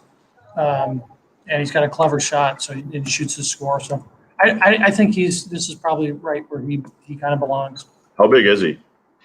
It says he's what, 6 feet? It says I think he's about 6 feet, but he's a little light. Yeah. But that makes him, a little fast. So, we'll see. I think he's a underrated prospect that could develop. North Dakota doesn't really mess up. No. I think he's got to be a smart kid. Yeah. And I like you said, he's growing into himself and developing and kind of finding his game. So that's good because like I said, when I saw him play, I was thinking he was going to jump off, and he didn't jump off as much as, like Ryan Alexander's an OJ kid. When I watched him play, to me, he was head and shoulders better than every kid on the ice. Yeah, so Alexander at the OJ showcase, we gave an A. Mateo, I think, a B or a B plus. But then when I saw him midway through the year, he was all A's. Yeah. Through the last few months. I think that's what I mean. Like, I think he's a kid that didn't start the year off as a stud, but kind of became one towards the end. No, it's great. Good for him. Yeah, good. Is he an American kid, or is he Canadian? No, he's a Canadian kid. Canadian. Yeah, so we'd actually. I just looked at the notes from the OHL Cup back 2 years ago. We don't even have him in his notes. So this kid's he's blooming late, and has started to make an impression. That's great. In the last few years, because normally we catch a good majority of them. You guys know, with our minor midget draft, and he wasn't there on our list. That's good. It's definitely somebody to pay attention to then. Good. Right direction. So then Detroit took Alex Cotton, defenseman out of WHL Lethbridge Hurricanes. Yeah. So Cotton, to me, he's an 01, so he's a second year. He's second year coming through for eligibility. He's a D-man. He did really, really well on the power play. That's where he picked up a ton of points. He at one point he was over a point a game. I don't know what he ended up with for points, but he ended up 67 points, 20 goals in 63 games. He thrived on the power play. He's got a great shot. To me, he's a good sized kid. He's big. He's about 6'2". And what stood out to me and why I liked him was that he was willing to protect and stand up for his teammates. He got into some fights where he was protecting other guys. I liked how he played. I think he's got a chance to play. He's got a chance to play pro. And then once you get there, you never know what happened. But he thrived on the power play. And he was very good at distribution and shooting the puck. I mean, 20 goals is a ton of goals for a D-man in the Western League.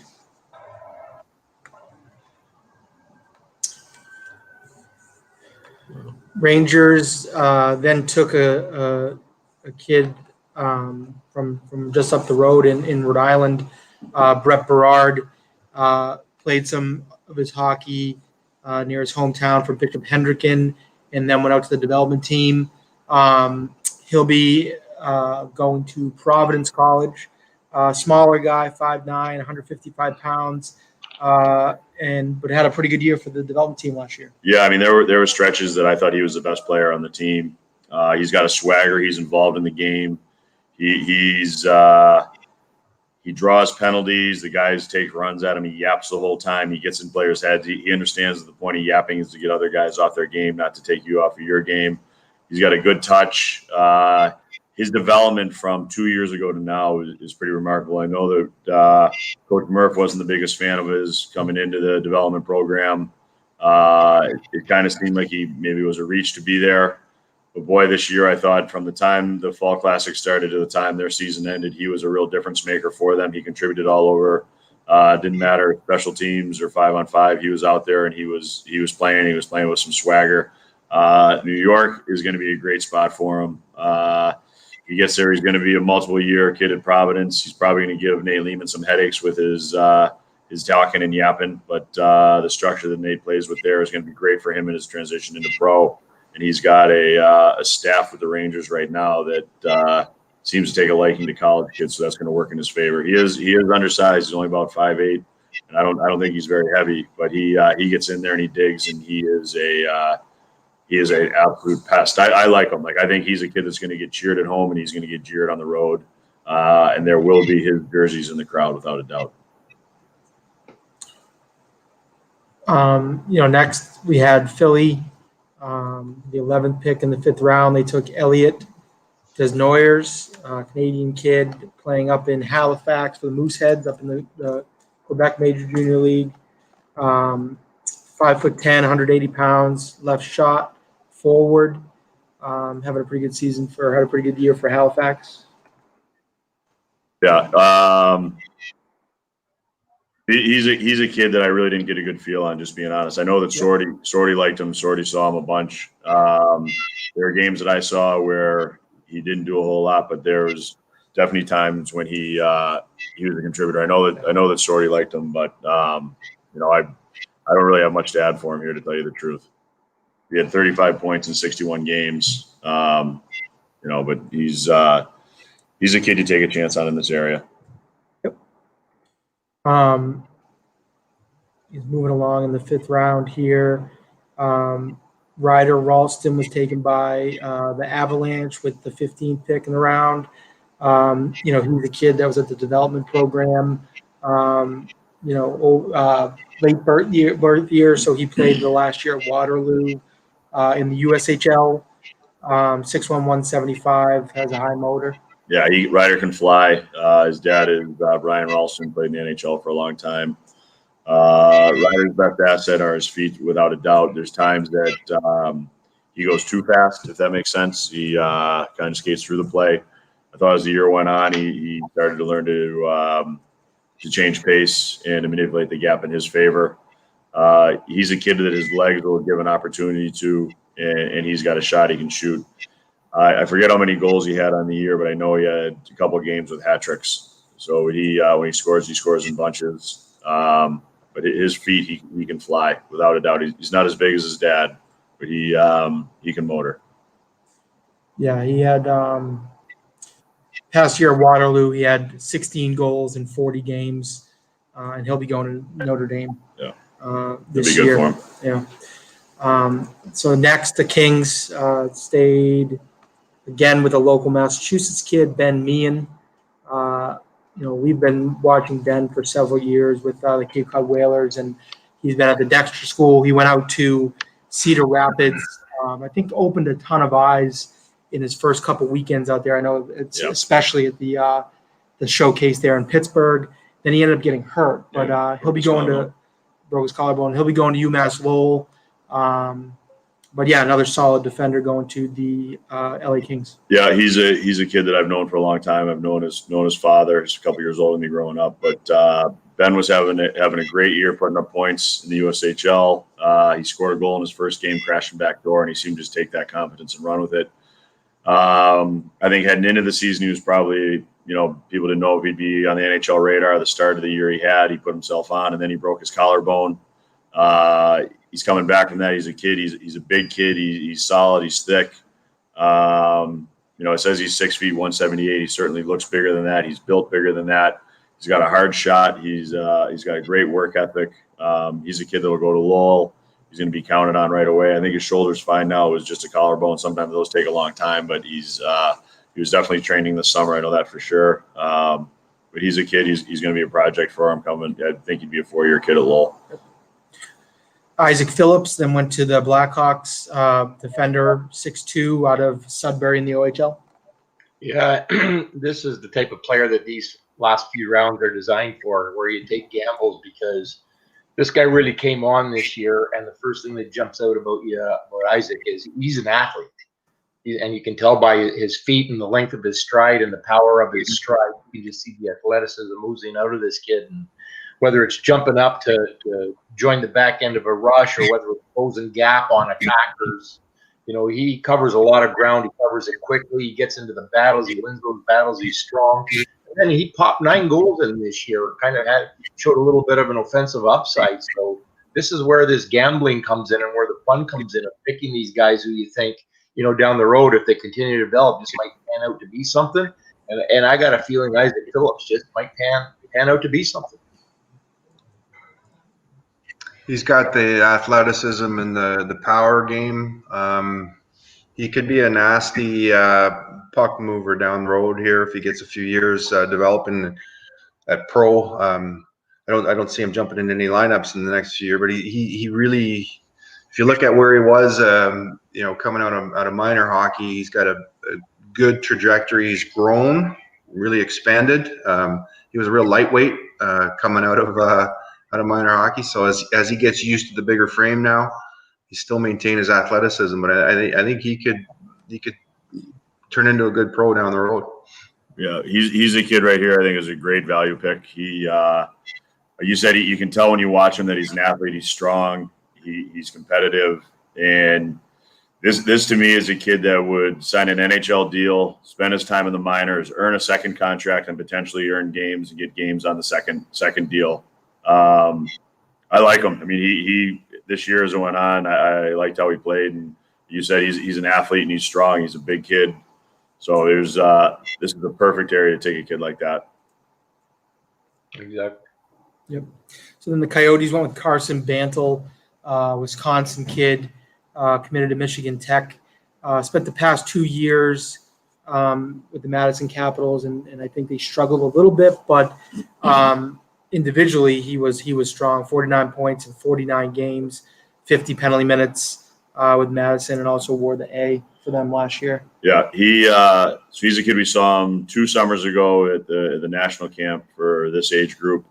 To me, he looked like he was a kid. He was out of shape, but he had soft hands. He had, I'm sure that you guys know what furnace face is, but he had furnace face the whole camp. His cheeks were just bright red, and he looked like he was out of shape.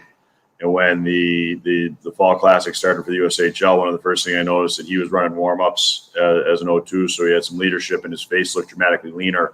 And his pace of play, he's never going to be considered a speed demon, but he's a big kid. He's 6'4", 195, 200 pounds, putting up a point a game in the USHL on a team that really struggled is good. He was going against the other team's top pairing every night, and he did well. I had him higher than this. I think he's a kid that has a chance to play strictly because he's so big and he's going to go to Tech and he's going to play.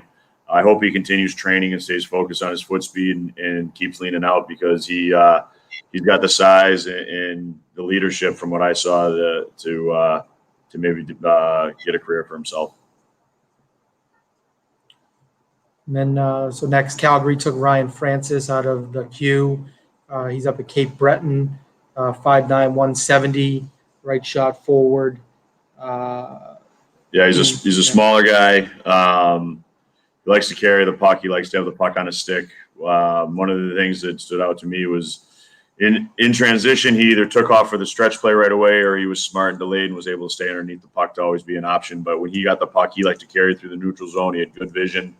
Can play with pace. He can change the pace to the neutral zone, which is to me a good thing. He's not a pure speed guy. The thing that's knocking him is just his size. He's pretty slight, pretty 5'9", 170. To me, watching him play, he doesn't look like he's that big, but offensively, he's going to make plays. He's going to put up points. I don't know for sure, but I'm sure he had over a point a game this year in the Q, and he's got very good hands and very, very good vision. So. The Canucks then took Jacob Truscott out of the development program, Michigan kid. Played his minor hockey with Little Caesars. Then went through the development program. Will be enrolling at the University of Michigan. Another solid defender, 6'1", 170. Goes to the Canucks. Yeah, Coach Murph, you watched Truscott for a long time, right? Well, I'm making a call to Coach Murph. Here he comes. So Jacob he's a strong skater, great acceleration, speed, puck doesn't slow him at all. Not afraid to take chances. That may be something he'll have to find some balance on as he moves up in levels. But really makes nice keeps, creates offense. He'll jump up as that second wave, that fourth forward, and can get back to defense. So he's got good recovery speed. Extraordinary athlete from what I can tell watching him play hockey. So anytime you can get a great athlete at this level who is continuing to head in the right direction, it's a really good pick. I mean, he's someone that can evolve into a second power play top 6 player in the NHL, no question about it. I know that Murph and I have talked about it when he was younger. He was a get the puck and go every time kind of kid. He was just kind of like a free spirit. I thought this year watching him play that he was pretty responsible defensively and he wasn't flaking off. He was sticking to the structure they were trying to get him to play, and I thought he did a good job with it. He's going to go to Michigan. He's going to be in that. They have a heck of a class. That freshman class, a heck of a class. He's going to be in competition every practice for minutes to play. I think he's probably going to get some freedom back to get the puck and go with it and jump into the play that he didn't have this past year. I think overall for his development, playing in a more patient game is going to help him. But he's a kid with his skating ability and his offensive instincts is going to have a chance. He's a big kid too. I think he's 6'2". 6'1". 6'1", So, but he's got a chance because he's big and he can skate. He's going to come out of a good college program. Next, the Blue Jackets took Ole Julian Bjorkvik home. Yeah.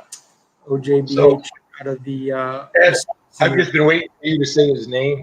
I'm going to call him OJBH. He's a pretty interesting prospect. You know, like first of all, like he's from Norway, and you don't get a lot of people coming across from Norway. So that's number one. He's a big kid. I think he's 6'2", 6'3", 200 pounds. Fitting with Mississauga right off the bat. You know, played a pretty simple game, like smart getting back to his end, shoulder checking, you know, reading the pressure, making simple passes. But, you know, if he had to skate it out, he would. Probably like a second power play guy. He put up decent numbers. He was, I think, around 20 points this year. But what I like is he had 50 penalty minutes. You know, guys are coming in and they want to test him and they push him, and Ole pushed back. And I like that out of it. I think next year in Mississauga, when their defensive stud Thomas Harley moves on and they got to go to Ole a lot more, we're going to know an awful lot more about him. But I think this is a real interesting thing. Great size, a little bit of nastiness to him. So he, again, somebody who's going to have to play a few years at junior here and you know, maybe get a crack at pro, but just the size alone and the fact that he's willing. I like those guys who are willing to use it. There's a few out there who are not willing to use use it for evil, use it for actually evil's not the word, as an asset. I like evil. Evil works for me. It's good to see. Yeah, I like this kid. I thought he kept great gaps in the neutral zone. I thought he got better as the year went on. He's a big kid. He's solid, and I like what you guys were saying, that early in the year it looked like guys were going to try to take liberties on him because he was first year over here from Norway and didn't know what to expect, and he was able to stand up for himself and give some whack back to the guys. So he's a kid. He's size wise and his skating ability. I think he's got a chance defensively, because the notes that I had on him was he gapped up and kept his gaps tight and forced dumps all over the place. All right. 3 WHL picks in a row. The Minnesota Wild took Pavel Novak. Lightning took Jaden Daru. And the Capitals took Bear Hughes out of the Spokane Chiefs.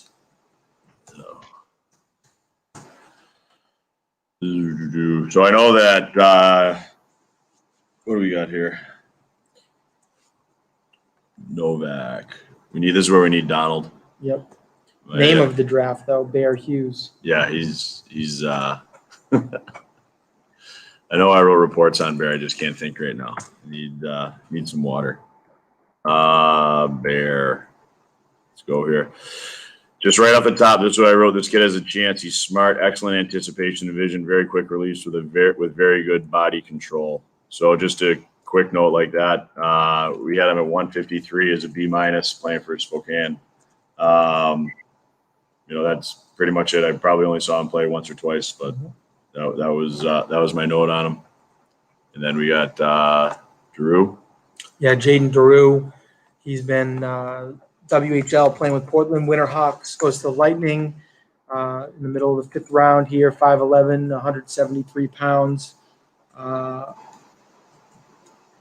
He's another kid coming out of Portland where he's playing with coaches that are coming out of the NHL. He's a responsible two-way kid. Remember, he's strong. He had 70 points, up from 30 points last year. You know, he's just a kid. He's coming out of a pro system, getting coached, maybe has a chance to develop into a pro. Sure. Blues took, I think, the 3rd player out of Hockey East, directly out of Hockey East, Matt Kessel. We've seen for a while, Little Caesars kid. Went to the USHL, played with Fargo and some time with Chicago and Sioux Falls, so kind of bounced around a little bit. Played 34 games at UMass Amherst this past season, 11 points, 50 penalty minutes in 34 games. So it looks like another big 6'2", 200-pound defender. Yep. Out of Hockey East. Moves pretty well. You know, you saw UMass a lot this year because of Johnny Leonard. He is. He's a big kid. He's got pretty good feet. He had a couple good years contributing in the USHL, and then he was playing real minutes for UMass. So he's another big kid that's a project. College hockey D-men, they can take their time with him, and he falls right into that mold.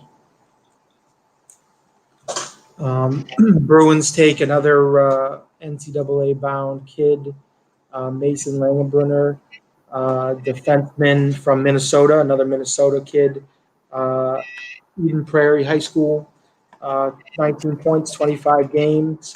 Looks like he'll be enrolling at Harvard next year.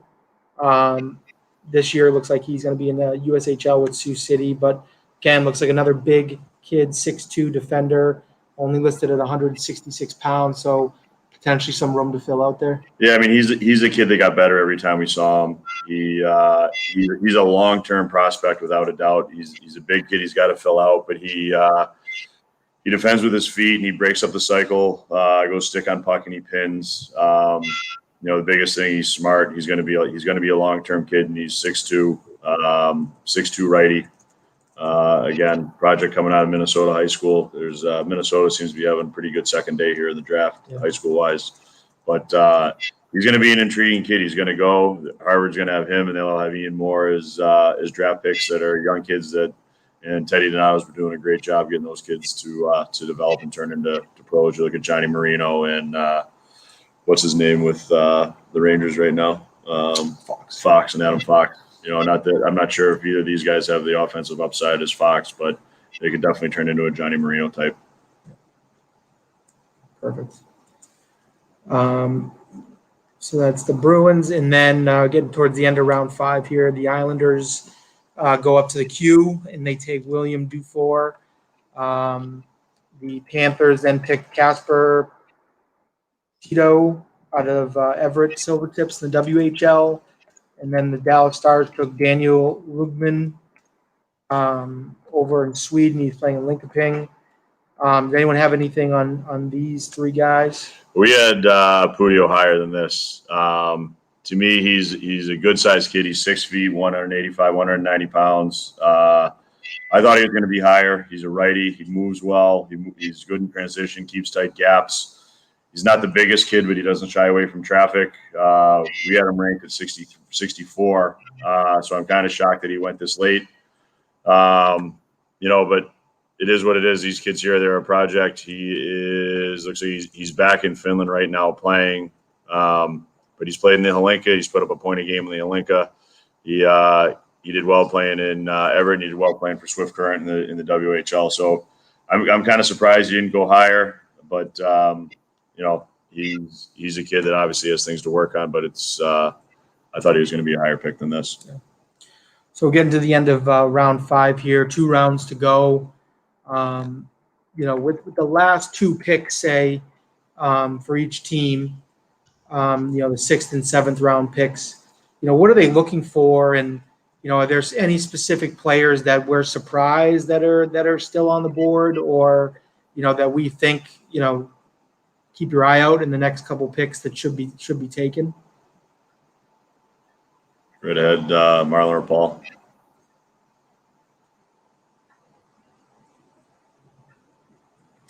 Paul, you jumping in there? Yeah, I'm going through my list here of the guys that we like that maybe you want to take a chance on here. We've talked about Leighton Moore a couple times today. Real dynamic defenseman, a little bit undersized, but again, a kid who was at the top of his class. Yeah, and Paul, we're into the gamble rounds now. Yeah, and there is no questioning his skating. There's no questioning his skill set. There's no questioning the impact he can make on a game, the positive impact he can make on a game. Why not gamble on the damn kid? Yeah. That's my thinking here. We're into player number 150 here. He's well worth the gamble.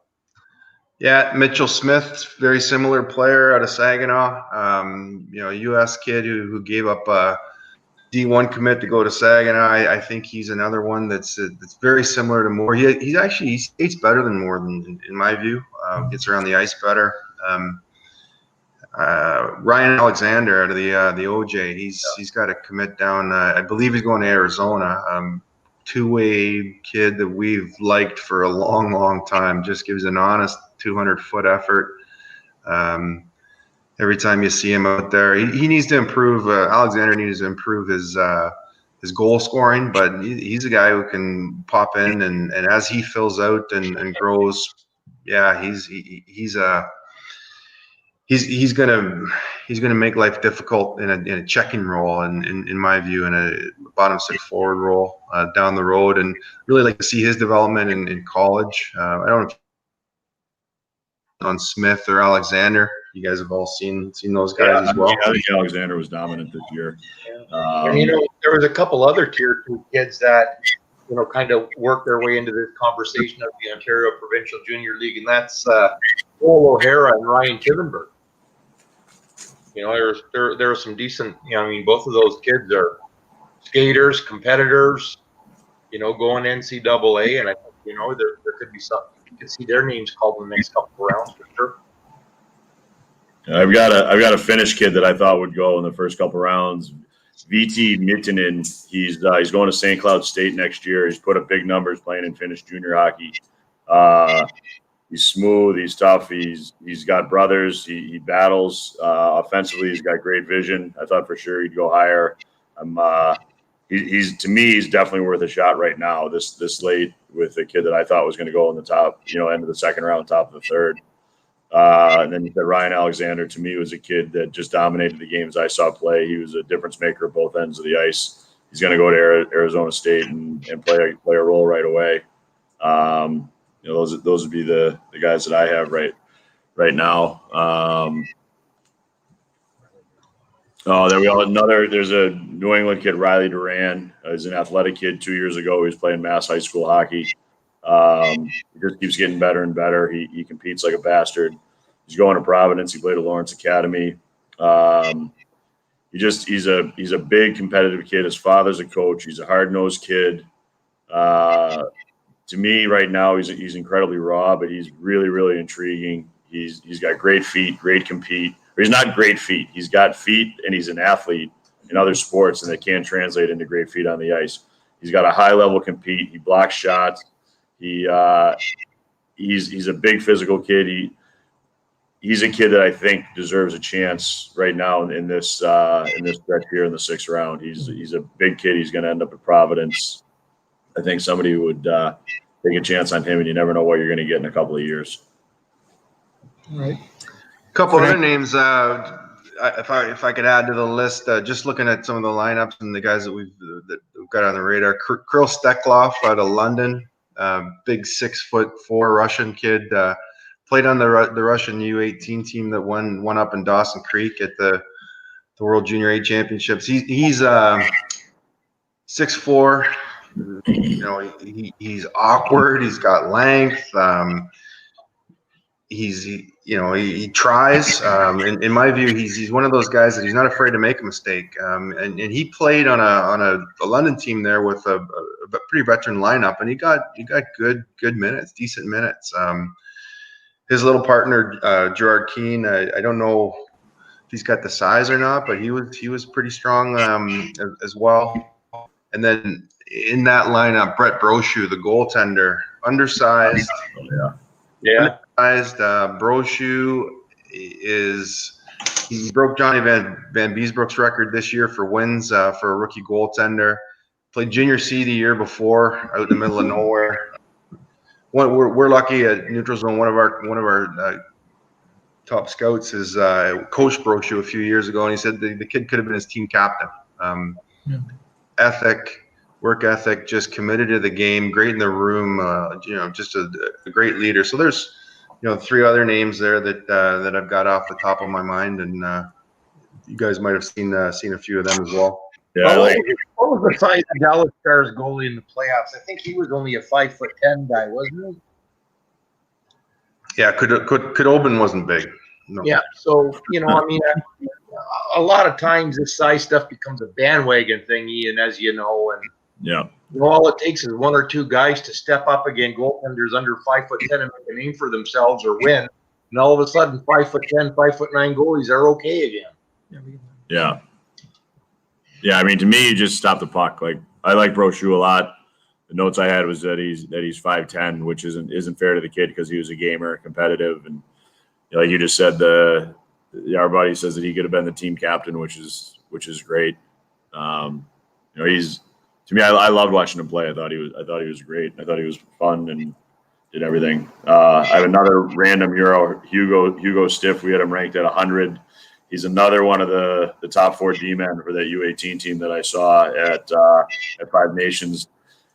He's a late 02. He's August 25th, so he's at the end of the birth year, and he's a big kid. He's 6'2", 195 pounds.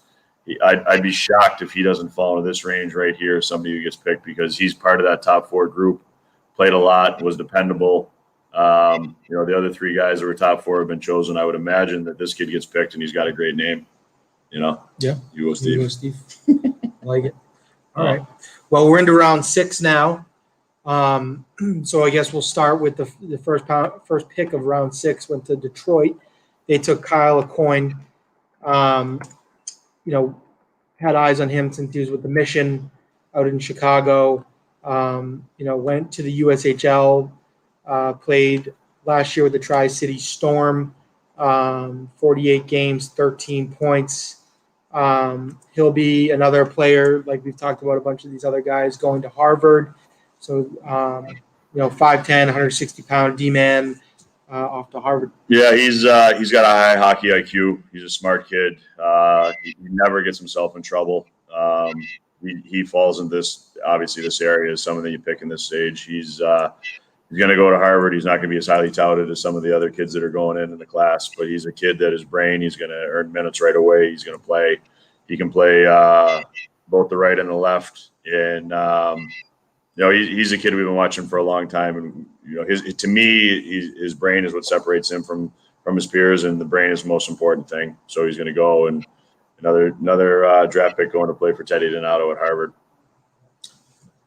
Another kid that we're very familiar with here, we might even be doing a calling on Collins. Nick Capone goes to Tampa, the second pick of the 6th round. We've seen this kid play and win at Salisbury School down in Connecticut. He's committed to Maine. He's going to end up at the University of Connecticut after going out to the USHL with the Tri-City Storm. Big, tough kid. Yeah, Nick Capone's a guy that was a real power forward for Salisbury School. The question mark on him has always been the skating, but he's one of the toughest kids that I've ever scouted. He loves the contact, the physical going. He's strong as hell. He can throw his weight around. And his feet he's definitely got some work to do there, but it's not like he's slow. I mean, when he gets his feet under him, he can move. It's the acceleration piece that's missing from him. And then actually just now, Lucas Berger just went to Carolina, another Salisbury kid. So you got 2 Salisbury kids going. And Mercury's similar in the sense that his footwork is what's holding him back. But Mercury's a winner. He's won at every level. He was a high pick in the Q draft. I think he came out of Lac St. Louis, if I remember correctly. And we liked him a lot in his Quebec Major Junior draft. And then he went to Salisbury, made immediate impact. Hard worker, leader, plays a winning style of hockey, protects the puck, gets it to the net, he can score. And he was a catalyst for the Salisbury team that won the championship this year in New England Prep School. And he was originally headed to UVM, and now he's committed to UMass Amherst. I'm not sure if he's going there this year, Ian, or if he's playing the USHL with Des Moines.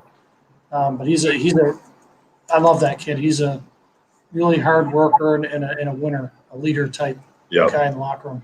I know in that finals, you remember he cut across the middle and got absolutely smoked. And kept us cool, didn't get up, didn't do anything stupid in the game that mattered. I like him a lot. The question is going to be his feet. That game in the finals, team he's playing against was a smaller, quicker team that thrived in transition. They had him in the middle, and he played great that game. And to me, it was a real difference maker for Salisbury. So, and then as far as Capone, I think Capone is he's a horse right now. He's 6'2", 220 pounds right now. He can withstand a beating. He'll take a beating. He'll give a beating. He doesn't care. He plays with an edge, plays with an attitude. He is, if you like snarl and mean, he's it right here. He's going to take his time and develop at UConn. He's going to play. He's going to be counted on. He's from Connecticut, so it obviously means a lot for him to be there and play for UConn. But he's got some real bite to his game, and he's a big, heavy kid who, when he hits you, I wrote it about a few kids in this draft. When he makes contact, he's not looking to make contact. He's literally looking to put you in the third or the fourth row, and that's how he plays. He's tough. I saw him get 6 in the face. Doesn't phase him. Split open, keeps playing. Puts the bandage on, and not every kid does that right now. But I like that kid a lot. All right, couple OHL picks in a row. To Dallas, Evgeny Aksentuk. He's up at Flint in the OHL. Looks like a smaller 5'8", 163 left shot. And then Will Cranley, goalie for the Ottawa 67s in the OHL. And again, another big kid, 6'4", goalie. He goes to St. Louis. I can talk about the fellow from Flint. So he was a first year. He's an 01, passed over, but he was Flint's import pick a few years back, and the kid's dynamite. It's undersized, but creates on every shift. Real slick passer, good feet. This is when you talk about the guys that you might want to take a bit of a gamble on to see if they can grow into the frame. He's definitely one of them. That's a pretty good pick. He led Flint in scoring this year as a first year player, and a couple games I saw him late in the season. I thought he was as good as anybody in the league. He really got going towards the second half of the year, and quick, lots of breakaways. One of those guys who gets free, gets open. He was a kid I liked a lot. When I was doing the rankings, or we were doing the rankings here, he came in at 131, which is high. But I remember thinking about the kid that, with his speed and the way he plays and the passion he has, if he gets a chance and gets in there, can he make an NHL career out of it? And that's why he ended up in 130, 131, where he was in our rankings, because I really think that he can get to an NHL camp. He's the type of guy that the top 6 guys are going to like to play with because of the energy and the stick skills that he has, and he has a chance to stick. And there's a chance, and I believe it. Like I think he's a kid that you can think in a couple of years and be like, how the hell did this kid last until the 6th? I loved him when I watched him play. I loved it. And then Ottawa's goalie, Will Cranley. I mean, again, there you go. What the NHL loves. They love tall goalies, and Will is a 6'4" goalie. Mm-hmm. He was dynamite in his minor midget year. We watched Peterborough, which were what I thought was kind of like a mid-tier team in Ontario, beat a lot of the real good ranked teams, and usually Will Cranley was the reason why. So he's a high draft selection for a goaltender. He's in Ottawa. He's the number 2 right now, playing behind an older guy, but they're late developers, and I think he was in for 20-21 games this year. He hung around that 900 save percentage and doesn't show a lot of mesh. So, pretty safe pick there, and like goalies mature late, because it's most of it, I think, is between their ears. So we'll see how Will develops. Currently reminds me a lot of Dawes, believe it or not. Seeing him in minor midget, that season he really progressed. He was a bit slow. His size was good, but a bit slow and not as fit. And as you see this player evolve over the last few years, he's getting quicker, more confident, and he's been playing a backup role there for a couple seasons now, and it's his time now. He has an opportunity to kind of go in and maybe be a real dominant goalie in that league next year. Okay. And they've got 2 years to sign him. Yeah. Yep. Next 2 picks came out of Seattle in the WHL. Tyrell Bauer goes to the Jets, and Matt Rempe goes to the New York Rangers. So Bauer, I like this kid a lot. Plays with an edge, plays with an attitude. If this was mid-'90s hockey, this kid is a top 2-round pick. He protects his teammates. He had some unbelievable fights. He gives it. He blocks shots. He just plays it nice and simple. I don't know if he's going to have an NHL career, but I have no doubt that he's going to play in the American League for sure, and he's going to be a kid that'll stick around. He's just a kid, when you watch somebody, they stand out, and I watched him, and I like him. He has a mean streak. He's got pretty long stride. He's just smooth. He's not the smoothest kid, but it's a long stride. He's a big kid, and his compete is through the roof. And he's a kid that I really liked. And honestly, if this was the mid '90s, this kid's is a top couple round pick. He's got an edge and a meanness, and coming out of Western Canada, he's somebody would have taken a chance on higher. And then Rempe's a massive kid. It says he's 6'7". He looks bigger than that. He looks like he's 6'8". He's a centerman. 2 years ago, I think he was playing in the AJ and had 12 points. And then this year playing in the Western League, I think he had 35 or 36. He's another kid in Seattle that you watch. He's big. He's kind of awkward. He's in the way, but he knows what he's doing when he's doing it. I liked how he played. He's a long-term project without a doubt. And he's a kid that is going to have to, take his time to get there, and they're going to have to work with him. And he's a kid that right now, if I was an NHL team and a GM, I would send out my regional scout, whoever, my amateur scout, the top guy I had, and find out if this kid would be willing to put the time in the weight room to get his feet under him and get stronger. And, at 6'7", 207 pounds, he gets a little bit bigger and can play the way he plays. He has a chance that he can be a shutdown guy and be a force in a bottom six role.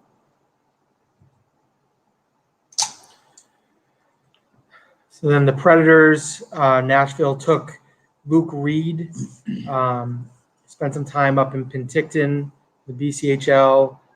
Past couple years, he's been with the Chicago Steel. In the USHL, he's committed to University of New Hampshire, UNH. 6 foot, 190-pound defender. Is going to Nashville. Yeah, he's a kid. He was supposed to go to North Dakota. He decommitted to go to UNH. I think North Dakota has some defensemen that would have ranked ahead of him in that class. They had 3 of them for sure. He's a Canadian kid, came down, played in the USHL. He's got good skills. He's got good feet. He's going to go to UNH. He's going to play a ton. He's going to be a 4-year kid there, and the whole time he's going to be counted on. UNH has had a Olympic-sized sheet, and I know going into COVID they were making the change to get down to a normal NHL-sized sheet, which will work in his favor. He's a great late-round pick. He's a good two-way D-man that was playing on the Chicago team in the USHL that seemed to roll over everybody, and he fit right in and was paired up with Owen Power quite a bit.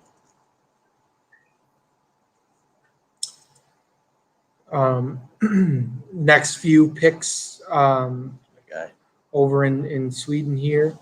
So the Avalanche took Niels Aman, and then the Leafs took Vidi Miettinen from Finland. That was the guy I was just talking about that's going to St. Cloud. Yep. I thought he was going to be a much higher pick than this. I'm not sure what the Leafs have for a Finnish scout, but they've taken a bunch of Finns right now. I like this kid. He's got a great touch. He's going to be competitive. He's going to be a project coming out of college, but he is. I like him. To me, he was going to be a much higher pick than this. So I think this is a good get right here. The Oilers took Philippe Engras, Swedish kid, 6 foot, 190 pounds. He's come over and he's played at the University of New Hampshire. Last year he got into 25 games, had 15 points up at UNH. Centerman. So looks like he got some time at UNH and should have, a bigger impact in 2021. Yeah, I think he was there and he missed a year, right? He got redshirted. Looks like that, yeah. So he's coming off an injury, played 25 games at 15 points. He's a kid I don't know a whole lot about him. Engras, playing at UNH. He missed a full season, so, redshirt. But he's a kid. He's put up some points in the past playing over in Sweden, where he's in Skellefteå. Yeah. And he's a kid. He's a project here. There's no doubt about it. But he's coming off an injury and put up 15 points. He'll be a go-to guy this year at UNH, and another kid that hopefully the smaller ice sheet will work in his favor. The Penguins. We were talking earlier about that Dallas team And another player from that team gets taken here, Chase Yoder, from the National Development Team, played on the Dallas Stars. He's going to Providence College. 5'10" center. Goes to the Penguins here with the 15th pick in round 6. Murph, you got anything on Yoder, or you want me to go? You go out, and I'll fill in. So, I mean, he's a high motor kid, high energy, competes, strong. He's going to Providence, and Nate Lehman's system at Providence is very structured, very disciplined. He's going to be a bottom 6 guy to have an NHL career. He's going to be a guy that's going to have to win faceoffs, be dependable on the wall, and be a penalty killer. He definitely has the feet to be a penalty killer. He has the mindset just by watching what he did his couple years with the U.S. team. But he's a hard-nosed kid. He's got a great motor, and he works hard. Yeah, he's a pretty skater. He's always making himself a triple threat up the ice. So his first thought is to drive the net, and that makes the pass and the shot more accessible. He's athletic, and Ian mentioned the dot. He's really good there. So he's a player that's going to be somebody who will help Providence and then potentially an NHL team down the road at both ends. But he's a very interesting pick here because he's not huge, but he's really, really high-paced, athletic, high-tempo player. I mean, he's gonna be a kid. He's gonna go to Providence, and Nate Lehman and his staff. They're really disciplined, really structured. They do a lot of video, very attention to details, and that's gonna suit him when he's turning pro. You know, he's not gonna be a place where there's other schools that they allow the freewheeling, and coming out of the U.S. program, a lot of those kids get someplace and they wheel and deal, and that's just what they can do.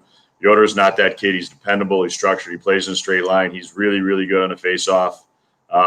His skating ability and his attention to detail throughout his college career here will dictate whether he gets an NHL contract coming out of it and an NHL career. But he has a chance to be a bottom 6 kid who can have a career as a penalty killer, and I believe that without a doubt. It's competitive as hell. Going back to the OHL, the Blackhawks selected Chad Yetman out of Erie from the Erie Otters, center. 5'11", 180. Yeah, you know what? Yeah, Yetman's he's a 2000.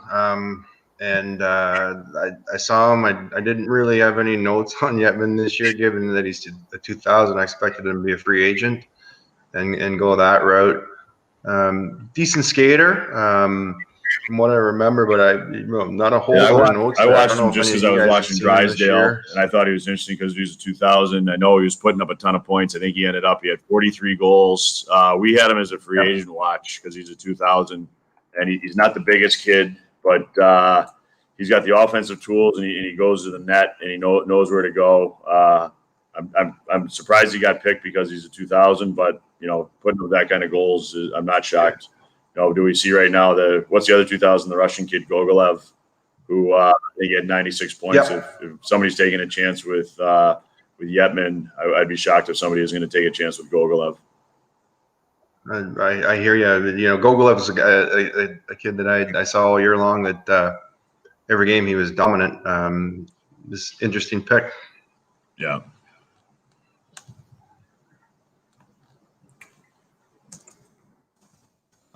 So then next pick with the 18th pick in the 6th round, the Coyotes took Philippe Barkland, center out of Sweden, playing for Örebro. Yeah, I don't know this guy at all. Okay. No. The next pick was to Calgary. They took Rory Kearns, played up with the Sioux in the OHL. Yeah, Cairns he's been on our radar for quite some time. Played Mississauga Rebels in his minor midget year. He was their top guy. Puck sticks on his stick, and he's a centerman that needs a bit of work, footwork and speed and pace. But man, oh man, he's smart. Smart, high IQ. He makes the players around him better. He's part of that group in the Sioux I've been talking about all day. That a bunch of skilled kids who can play good hockey together. I've always liked Cairns. I was worried about his footwork. I'm happy actually to see him go in the draft because He's like a dog on a bone, hunting that puck. He's good in his own end. He's fun. He's real fun to watch. So if he can get his feet going, and continue to develop with that good group up in the Sioux, this is good. Good for him. All right. Wanted to ask about, so you said Yetman was a 2000, so overager. What are the benefits of drafting an overager like that versus taking your chances on him in free agency? I don't know. I mean, guys that are goal scorer, goal scorers can find a home. He's a 2000. He was, putting up points. It'll be interesting to me to see if Gogolev goes now, strictly because they're both 2000s that were scoring. We saw the Russian kid earlier. He's a 2000 that has had a huge year playing in the Quebec League. I'm spacing on his name right now, but if you can score, I mean, why wouldn't you take it? Why wouldn't you take a chance on a kid right now and try to get him in your camp and see what happens? You're gonna have to sign him pretty quick, but rather than taking a chance and losing him out in free agency, you get him now, get him in your program, maybe get him to a development camp. I don't even know if you can do development camps right now, but you get him to a camp and see what he's all about. Get him to train, see what he's, see if he takes care of himself, see if he doesn't. But goals are goals. Sure. So then Columbus took Sam Johansson, went back to Sweden there. Another 5'11" defender out of Sweden, played at Rogel. Do we have much on him? I know we had him rated I think a little bit lower, but and not much other than you get a 5'11" Swedish kid. He's going to move the puck well, move the puck quickly. He didn't jump off at me like Emil Andre or some of the other guys, but I'm sure he's got great feet and moves really well. Most of the kids that are coming out of Sweden that are getting drafted now or Finland, their skating ability is going to be fine. It'll be whether you can get them over here and take a chance on playing in North America. Yep. That 5'11" D-man now can find a home and he can play. Sure. Yeah, and then speaking of that, Axel Rendell goes to the Leafs. Another European to the Leafs. Finn. Another Finn to the Leafs, and another 5'11" D-man to the Leafs. Marlon, who's the Leafs Finnish scout? Because he is working overtime. I mean, it's amazing. What are they? Toronto Maple Leafs. So they got Amarov is a Russian, and then I think the rest of them are Finns, right? Yeah. Insane. There you got. They've taken 4 Finns. 4 Finns. 3 Russians. 4 Finns, 3 Russians, and 1 Canadian. Out of the queue. Yep. So, I guess they don't trust their Ontario scout.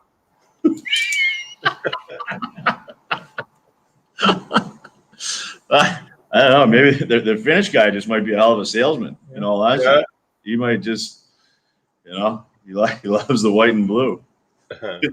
maybe that's the reason. Maybe they'll know they're playing in the national team that's, Finnish colors, white and blue. They go right to the Leafs. They fit in. They won't pass the other team. Well, I think when you look at all of the European countries, Finland's done a great job of kind of taking what our advantage was in Canada, which is some of the grit and sandpaper, and combining it with skill and getting some great international results for a small country of 5 million people. Yeah. So maybe they're onto something there. I mean, I like the way the Finns play. They're hard. They're abrasive. They play on the smaller sheet. I'm just shocked that the Leafs have taken so many. Yeah. There's not that it matters. Nationality matters, but it's like when I was playing in Pittsburgh and we had Yager, we knew we were taking checks every draft just because Yags needed buddies to bullshit with in training camp. How long? I don't know how long can the NHL hold on to a Euro's rights before they have to sign them? I don't even, probably a couple of years, right? I would imagine 2. Well, if they go to college, they've got them for 4 years. I don't know what the European rule is. I know in the CHL they've got them for 2. Yeah, I would think it's 2 because it counts as if they're staying over there, they're playing pro. No. No. So Billy took Connor McLennan out of the WHL, out of the Winnipeg Ice. Yeah. Looked a little bit smaller here, 5'8", 163. I like this kid a lot. Yep. He plays hard. He was involved. I think he ended up breaking his collarbone and ending his year, but he's a fun kid to watch. He's skilled. He plays with pace. He's good on the wall. He goes in net. He's enthusiastic. He's averaging over a point a game at 21 goals in 42 games, it says here. He's a kid I had higher. Again, he's another one of the kids that falls in like the kid from Flint, the Russian kid, where if he gets a chance, the way his puck skills are and the way he thinks, if he gets a training camp and can earn that spot and get in a preseason game and he gets a chance with the top 6 guys, they might like playing with him, and he turns into a guy who sticks around, and you wonder how the hell he fell into the 6th round. I really liked watching him play. I know he definitely hurt his shoulder because I was watching the game when he's hurt his shoulder, and it's I'm pretty sure it was a collarbone, even though I don't know that for sure, but it ended his year. But he is he's quick. He's elusive with the puck one-on-ones. He gives and goes to open ice. Again, he's one of those kids that I think back to my training camps, and there would be guys who would come to camp that you wouldn't have much of an expectation on because of where they were drafted. And as soon as you would do the first couple of drills, you'd be like, this kid's got a chance because of his touch. This kid's got a chance because of how he plays on line rushes and all that kind of stuff. And there's other kids that would be high picks that you'd watch him right away and you'd know this kid doesn't have a sniff. He's clueless, and this poor bugger's dead in the water right away. But I think McLennan, we had him high. We had him at 67. And that's strictly, I honestly think that if he can earn a spot in those, earn a shot, not a spot, earn a shot with the top couple lines in a training camp, he might be able to find himself a home, earn himself a contract, and end up getting some games. So the Leafs must have heard us talking about them because they went with an American at pick 180 here. They went with Joe Miller. Oh, it's Joseph Miller. And another, yeah, that's right. Another kid out of Minnesota. I feel like we've been there a lot. Blake School. He's been there for the past couple years. Looks like the Chicago Steel have his rights. Looks like he'll be playing with the Steel this year. Lit it up at Blake last year, 60 points in 25 games. We got a Calder Collins coming through right now. Here it is. You should be sponsored. Right. I love Joe Miller. Joe Miller is as smart a player as there is in Minnesota last year. He's really dynamic, makes plays, split-second decisions, at great pace, can break down a play, can slow it up, can push and challenge defensemen, or he can push the pace, put them on their heels. He's electric and a really good player. He gets a little bit underlooked because he's so small. But with Toronto, I mean, you could draw comparisons there to Bracco. He's got some of that game in him, where he's undersized but super dynamic and smart. So that's the kind of player they're getting. Bracco was a second rounder, right? Yeah. Overall, so this is what it is here coming in the 6th. Right. Yep. I know this kid's definitely smart. I haven't seen him as much as you have, but I know he's got a high IQ. He's one of those guys that he can have 4 guys on him and he just sees the ice, knows what's everything around him, plays at tremendous pace. He's the youngest player eligible for this draft. He's a September 15th birthday. Oh, so interesting. Yeah. He lit it up at Blake, and I think Chicago is. No, he's going to love it. I think he's going to be a big time player. He's going to love it. He's going to end up on Farrell's wing. Yeah, because he plays that style. They like to play a skilled puck possession game, and he's a skilled puck possession guy. Back out to the WHL, the Senators took Cole Reinhardt out of Brandon. 6'1", 200-pound left shot forward. If you had anything on him, but then the Bruins with the next pick took, we had talked about him earlier. Might have to call in Murph. They take Riley Duran, pick 182 in the 6th round here. We had talked about him earlier. Was playing at Mass High School a couple years ago. Moved to Lawrence Academy. Counted on to play a ton of minutes there. We'll go to Providence College, but big athletic kid that I like this pick a that lot. has a lot of room to, or a lot of potential here. Huge compete. He's a big, strong kid. Family athletes. His father's a coach. Father's an AD. Good family. Hard-nosed kid. Plays honest. Does not let anyone take liberties with him or his teammates. He was a kid last year or 2 summers ago at the festival for their age group. Played really well for about 2 days, and then to me it was obvious that he hurt his thigh, hurt his groin, didn't say anything, and got it out and played it. And you could see that he wasn't willing to cheese it out and say that he was done. He played through something hurt, and to me, I like that as a guy who played. And you like the guys who play injured and they play through, especially a short setting like that where he could have punted right away. Said he had a bad leg after 2 good days, but he stayed the week and worked hard. He's another kid. He's going to go to Providence. We talked about the structure. So they've got him, Berard, and Yoder going in. All draft picks. They are, Duran's going not this coming year, the following year. But his upside is as high as anyone's because he's so big and athletic. And he's a kid that will, I believe he'll thrive with Nate Lehman and the structure that they have because he plays in straight lines. He does not turn. He's a stop and start kind of kid with a stick on the ice. He's got a chance when he comes out of here in a couple of years. He's not going to be a top 2-line guy, but he's got a chance to be somebody that contributes in a bottom 6 role and carves out a long spot for himself because he is so damn athletic and his feet are going to get better and he's fast as it is right now. It's just his agility is going to be his working point right now. Yeah, so that was a kid we had talked about earlier that we thought would go later in the draft, and it would be a smart pick for a team. As we get to the end of round 6 here and into round 7, any other guys that are jumping off the board, maybe as a project or a smart value pick later in the draft that could a couple years down the road lead to some good results. Go ahead, fellas.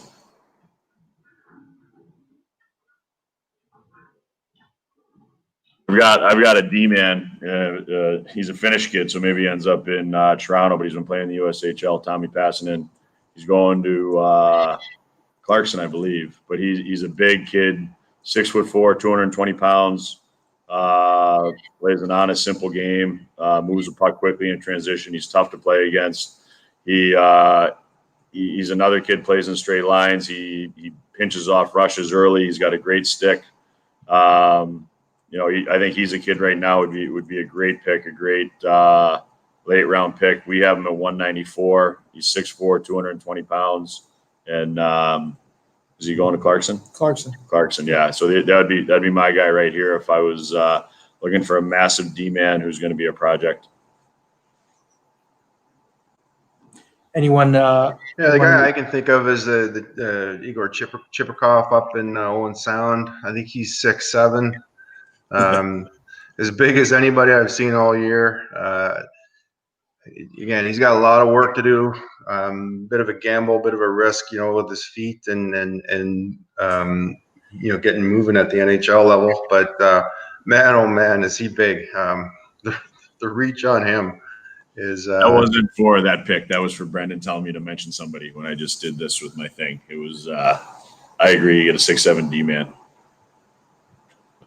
Anytime, yeah. Brendan's making faces at me and telling me to mention kids that I don't want to. If he wants to talk about them, he can come.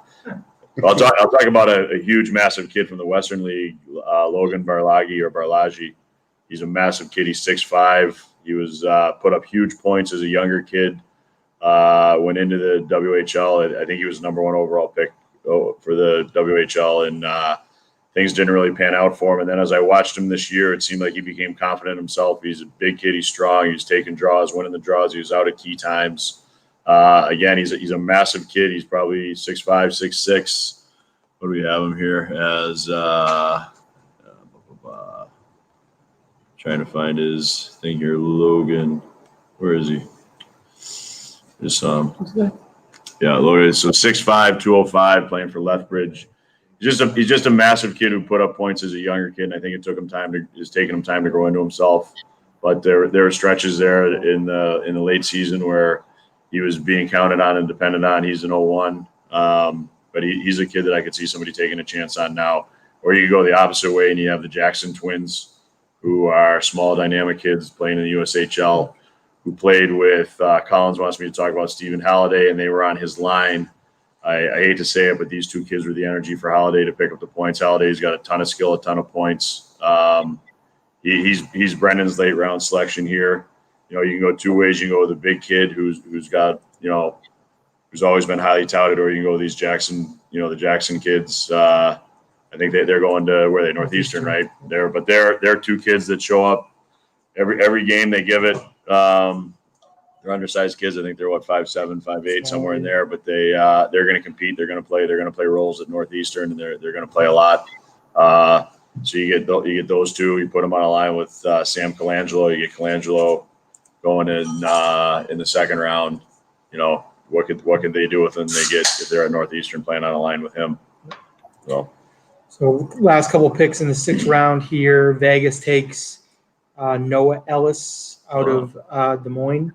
Iowa kid, played for the Iowa Wild. I know we had eyes on him with the Iowa Wild 15s and 16s. Now at Des Moines, first full year in the USHL last year, had 11 points in 47 games played. He'll be taking his game to UMass Amherst next year. So you'd think he'd be doing one more year at Des Moines, and that second full year in the USHL, you'd think that he'd make a pretty big jump. Yeah, I think one of the things with Noah Ellis is that he hadn't played a whole lot of hockey heading into his first full year with the USHL. He had played on teams, but he wasn't playing a lot of games. It was 30 games a year, coming in through Bantam and Midget, and he gets to the USHL. And I saw him at the beginning of the year, and I thought he was maybe a little bit overwhelmed, but he's a very athletic kid. He's going to end up at UMass. I'm sure he's back in the USHL this year. He's going to play with more confidence. But he's going to go to UMass, and he's another 6'2", 6'3" D-man who's going to benefit from having the added time to be at school to get into that type of program. So. All right. Those are that was the end of round 6. So heading into round 7 now. So last 31 picks of the draft. So again, I assume that the teams now, the scouting staffs now, are looking for either projects or kids that they think have slipped through the cracks that can give them a chance a few years down the road. So just trying to think if there's other kids that we like here, that we had on our board that maybe have either slipped or. We definitely have guys that have slipped. Some of the, like we said, some of the guys that we had higher, I was taking a chance they get to camp and they can prove their worth. And there's other kids that, you just never know. I'm happy that Riley Duran went. There's a D-man who I thought would go by now, who plays at Harvard, Ryan Seedham. He was paired with Rathbone last year. He's 6'2", big kid, smart kid, smooth feet, moves the puck well. He allowed Rathbone to play the running gun that he wanted to do because he was smart enough to sit back and play the odd man rushes. He's a kid as a late rounder. If you're looking for a D-man who's going to take a couple years to develop, he'd be somebody that I would look at taking. I had, he's definitely one of those kids. What about a kid, that we've seen, he was pretty dynamic playing for the Anaheim Ducks and now is out in the USHL, Josh Grohl. Yep. Mark, you like Grohl a lot, right? Kid from Cali, Josh Grohl. Great shot.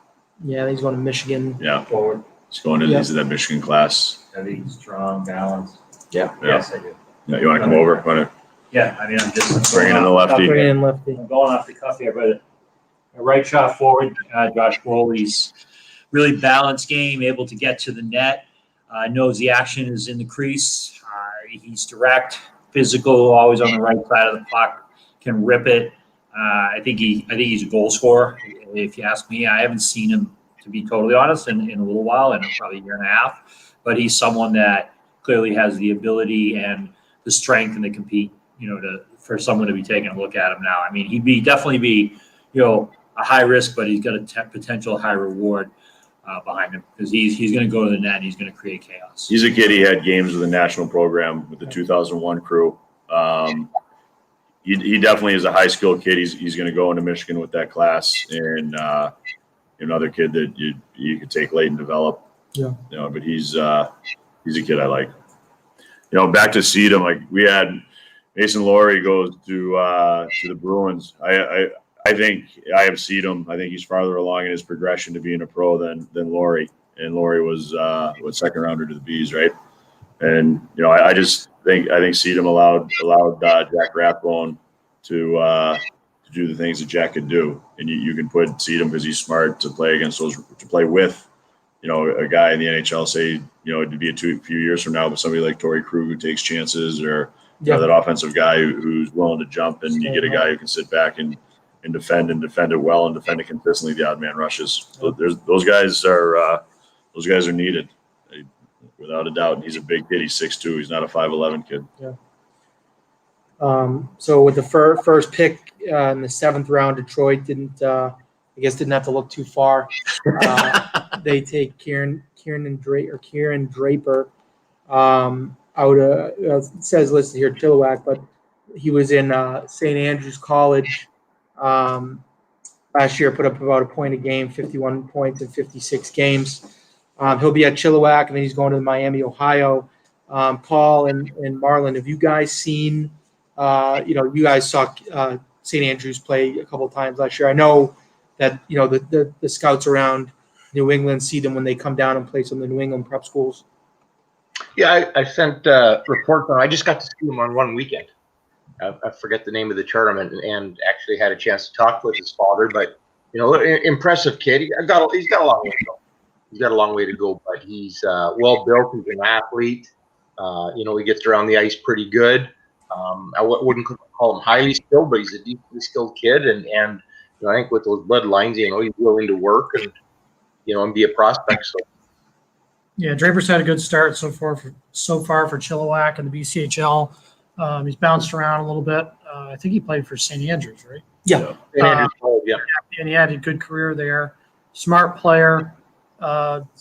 Detailed, kind of plays the dirty areas, and is developing a skill set, obviously. But I like the pick for a 7th round pick. Good bloodlines, good size. He competes. Smart. There's a lot to like about his game. Yeah, just taking a look at the list here. Some guys that we had later. I know we've seen this guy a lot. Jared Crespo, Salisbury School was out in.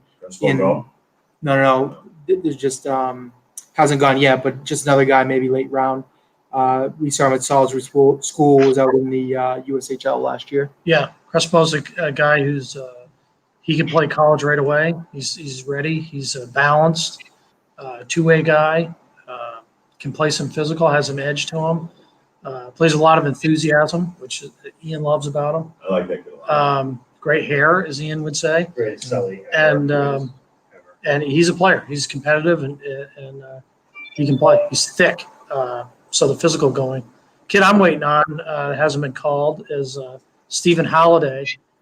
Marlon and Paul, you would have seen him back in his OHL draft year. We had him pretty high coming out of the Toronto Marlies organization. He's since gone to the USHL. Hasn't been as he was a first overall pick in the USHL draft. Hasn't been as smooth a transition. There's some holes there. He lacks consistency and a consistent compete level. But I like him a lot because of his size. He's got great hands, and he's got a high IQ. So I'm actually really surprised he's not off the board yet because, everybody after probably the top 5 picks has some holes. And I just think his upside is a lot higher than a lot of the other kids. Yeah, I agree with you there. We certainly liked him as a minor midget. I'll be quite honest. I watched him play with you guys last September at the USHL Fall Showcase, and I thought he had a lot more to give. I was not in love with his progression from minor midget into the USHL, but he's transitioning, and you'd be a kid that I would have liked to have seen again, but it wasn't my turf. But no, I think that a lot of people if say the you same thing. Sorry, Brendan.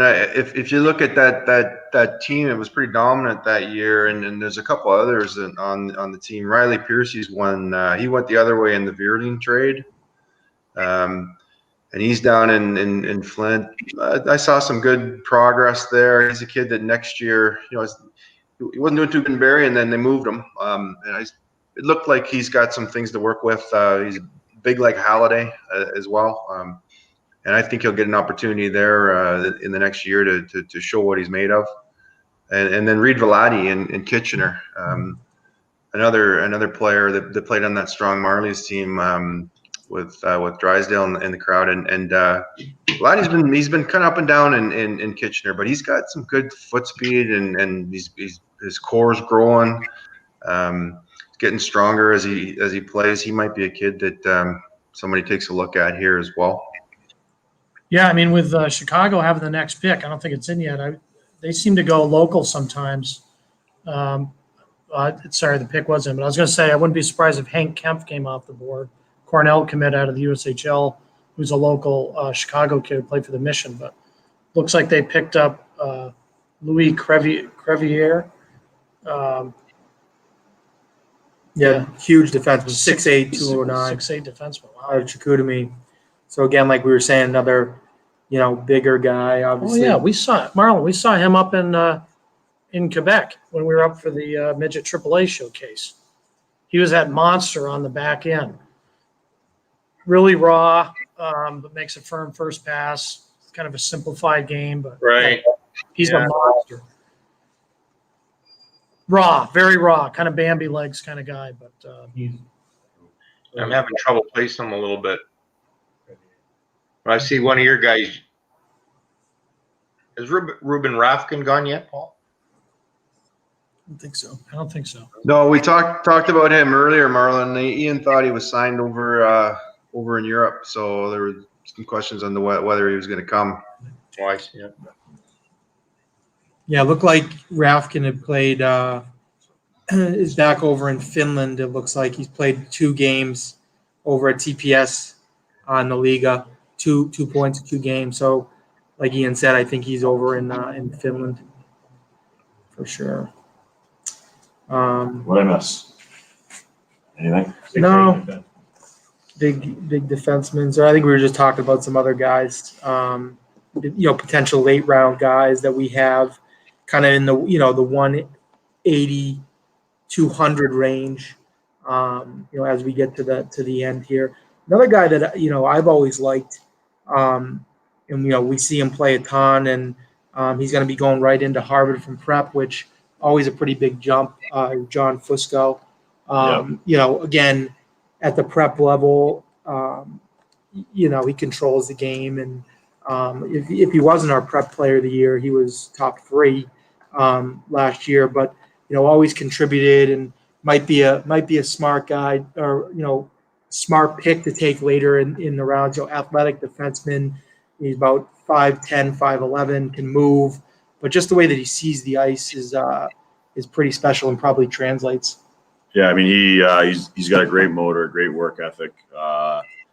He comes from a good hockey family. His dad and his uncle won the Hobie, so he's been around hockey his whole life. Oh, and look who you get! I swear to you, I didn't. And lo and behold, the Leafs take John Fusco. Yeah, That's a great pick right here. Whoa. He's You good, man. I swear. he's a kid. He's competitive. He's got a great work ethic. He works hard. He's smart. He's at Harvard right now. He is. I like him. He passes the puck. He passes the puck like a pro right now. He puts a ton of zip on it. That is a hell of a call right there by I'm Ed. gonna go buy a lottery ticket. I think he used it up. Yeah, fair. I think they're watching. Yeah, they are. We're starting to heat up. This is where round 8. We're going to be on fire. Oh, Let me guess. 5'9" or 5'10". yep. There you go. Sorry. Passive aggressive comment. No. Yeah. His dad might have actually played in Finland at some point. Yeah. That's phenomenal. Yeah. What a call that was. Yeah. So, trying to think if there's any other, couple other guys we can talk about here. Oh, You one know, other. there's a kid I'd throw into this mix as kind of a last round guy, but there's a defenseman I've been watching in Oshawa with the Generals all year named David Jesus. Oh yeah. And, before Christmas, David is your typical first year in the league kind of defenseman. He wants to play, but he doesn't want to make a mistake because he wants to play more.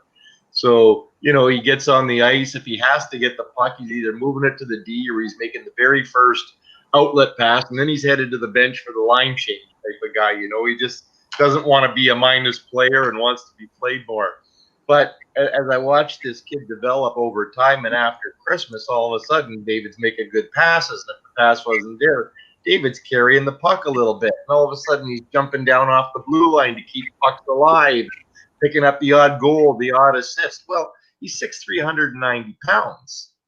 And given this was his first year in the team, if I'm in the 7th round, I might be looking at a kid like that, right-handed defenseman, big and strong, thinking, where's this kid? Where can he be in 2 years?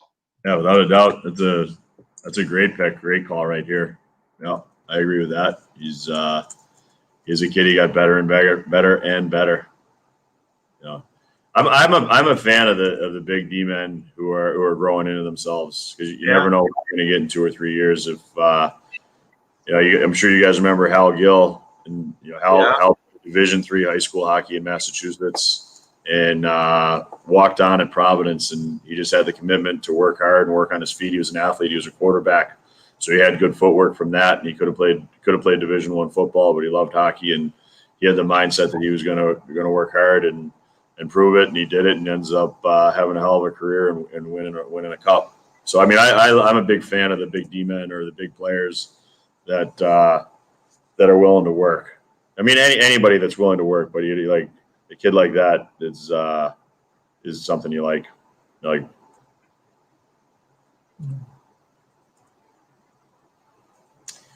do you think of a kid like a Parker Ford, another like an overager, still on the board here? Been at Providence. He's on the U.S. World Junior team. He hasn't been taken. I think he's a little bit smaller of a guy, but contributes at Providence. Made the World Junior team for the U.S. Maybe he'd be a late round guy. That I don't know if he can play the style he plays in the pros. Yep. I think he he runs around. He bangs into everybody. He might be able to do it for a year or two. But I think he's about 5'8", right? 5'8", 5'9". Yep. He absolutely trucks guys in college, and he trucks them.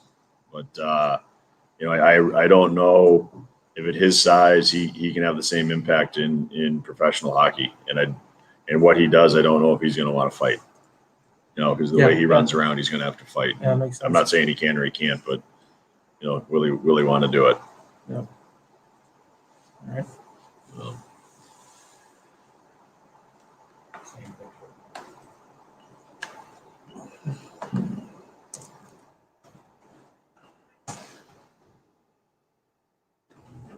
Falling into the land here, guys, that I don't know. Yeah. Some of the There's a lot of F's and J's getting involved.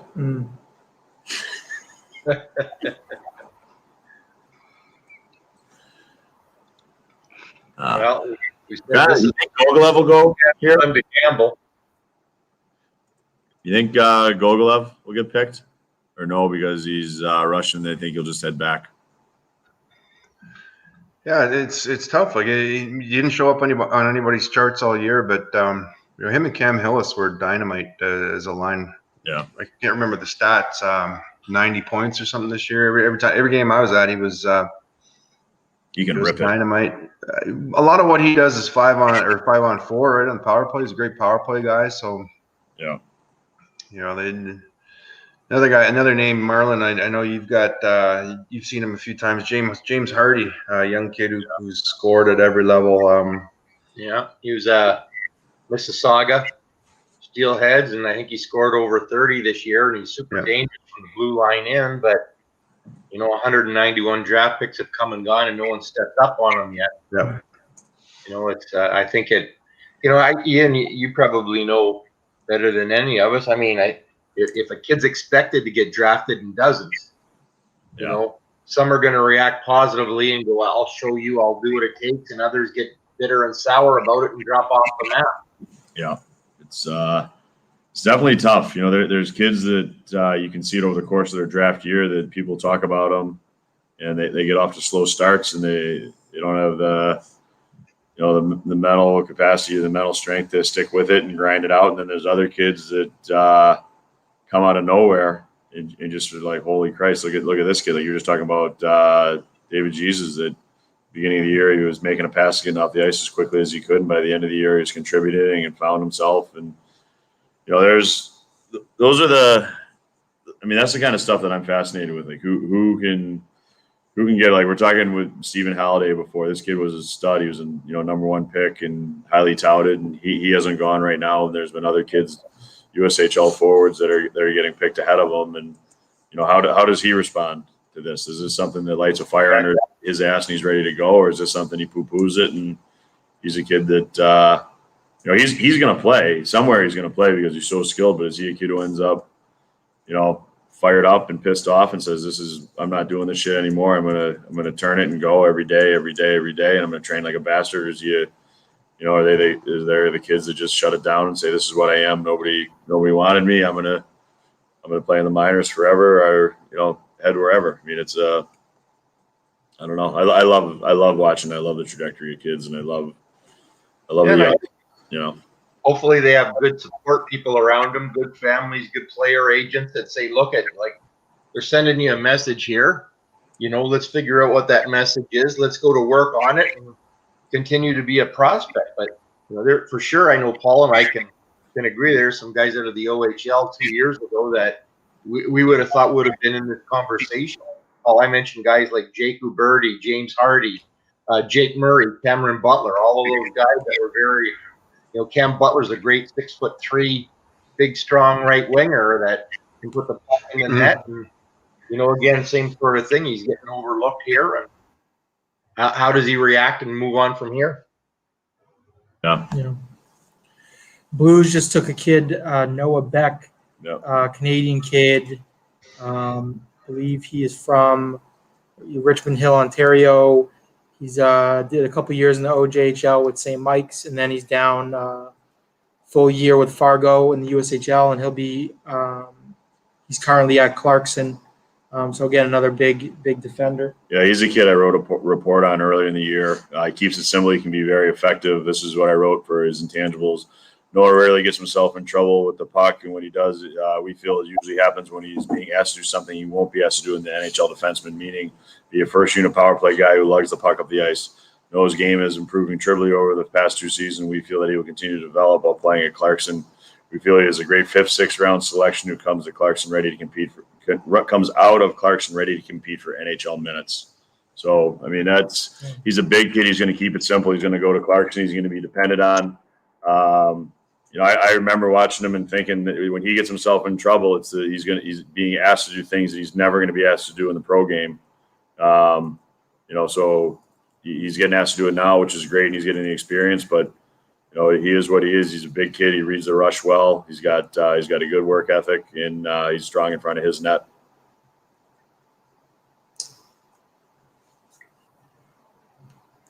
Leafs on the clock again. Take another American. I think another kid we had talked about earlier, Wyatt Shingoth. He's in the USHL playing for Waterloo. We've been watching this kid for a while when he was on the Chicago mission and was really drove the offense for the mission. I think that he was either tendered or a high pick in the USHL futures. Yeah. He'll be going to Denver, I believe. But again, another 5'10", 200-pound player out of the USHL. Yeah, we had him potentially taken higher. He's a hard-nosed kid. Doesn't get a ton of penalty minutes, but he plays an honest, hard-nosed game. He's got an NHL frame right now, 5'10", 200 pounds. He can withstand a beating. He's going to have to get faster. I think he's a kid. He's going to be at Denver. Denver is one of the few college coaching staffs that have taken guys out of major junior. They have an assistant coach that was in the WHL, which I think is good for Wyatt's game. But he's a kid. He plays hard. He'd be a bottom 6 kid all day. That's where he's going to have to live, and it's all going to depend on his feet and how his skating comes together. And Denver is a good place for him to develop. He's got some sandpaper to him. He plays a hard game. He blocks shots. He does all that kind of stuff. But he's a bottom six kid for sure. Murph, you want to talk about him? I just want to have you pronounce his last name. Cheyenne. He was an A at U14 Nationals. So Murph says he was an A at the U14 Nationals. Yep. My personal enjoyment is listening to Murph try to pronounce his last name, Shingote. I'm not coming up with that. Yeah. Bob is Yeah, we've been watching him for a long time. Yeah, he's a smart fellow. Yeah. No. Sharks take kid going to Colgate, Alex Young. So another, an ECAC kid. Looks like he's been up in the AJ for the past few years with the Canmore Eagles. He is an 01 birthday out of Calgary.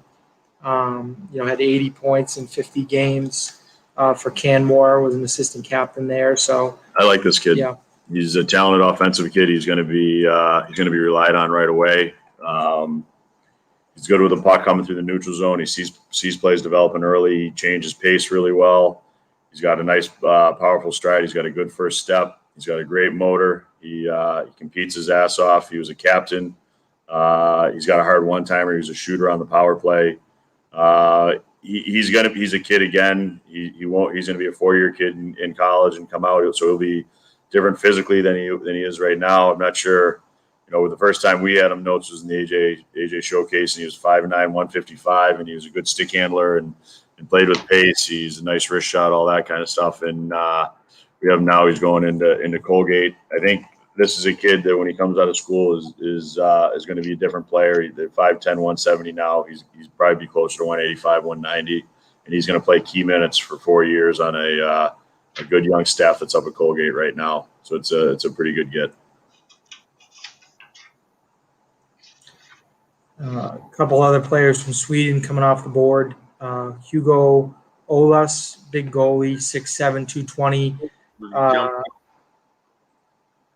And then Elliot Ekmark, 5'9" center, both from Linkoping. Again, another big goalie from Sweden coming off the board. Yeah, I do have Elliot Ekmark. Is a 144th. He played over in the tournament in the Five Nations. He was a kid. He was had the puck on his stick a ton. He's a kid. He's probably going to be more prepared when he comes over physically. He's a couple years away, obviously, but I definitely remember him as a kid who had the puck on his stick and made plays. He put up some points playing for Ian Moran in their under 20 league, and he's in the SHL. He's had a handful of games there. He's played in the Helenka, but again, he's a project, but he's a skilled kid. You take a chance on a kid now. Will he come over from Sweden? Will they come over from Sweden? Who the hell knows? But he falls in that line of a 5'9" Swede who's got very good skills.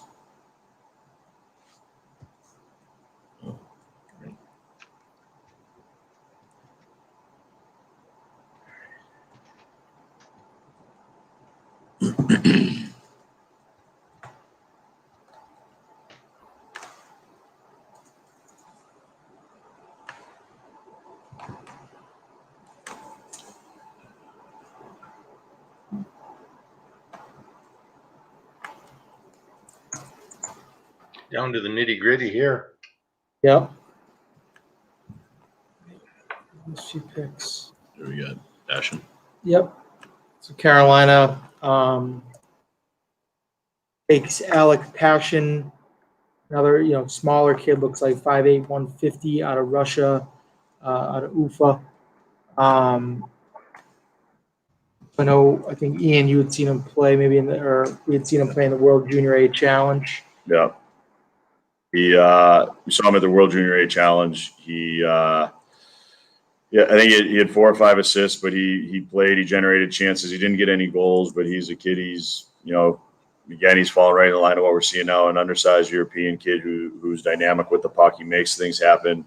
He's playing in the he's not playing in the KHL. He played in whatever's underneath it. Yeah, you have the Russian junior, Russian whatever junior. it would be called, if it's the MHL or whatever it is. But he's got great feet, great hands. He's another kid. Does a kid like this ever come over to play? But he's got the skill set to play at a high level. Really have the mindset to do it. But he definitely at the World Junior A Challenge, he was a dynamic kid and set up some guys, set up some plays. He was great in the offensive zone.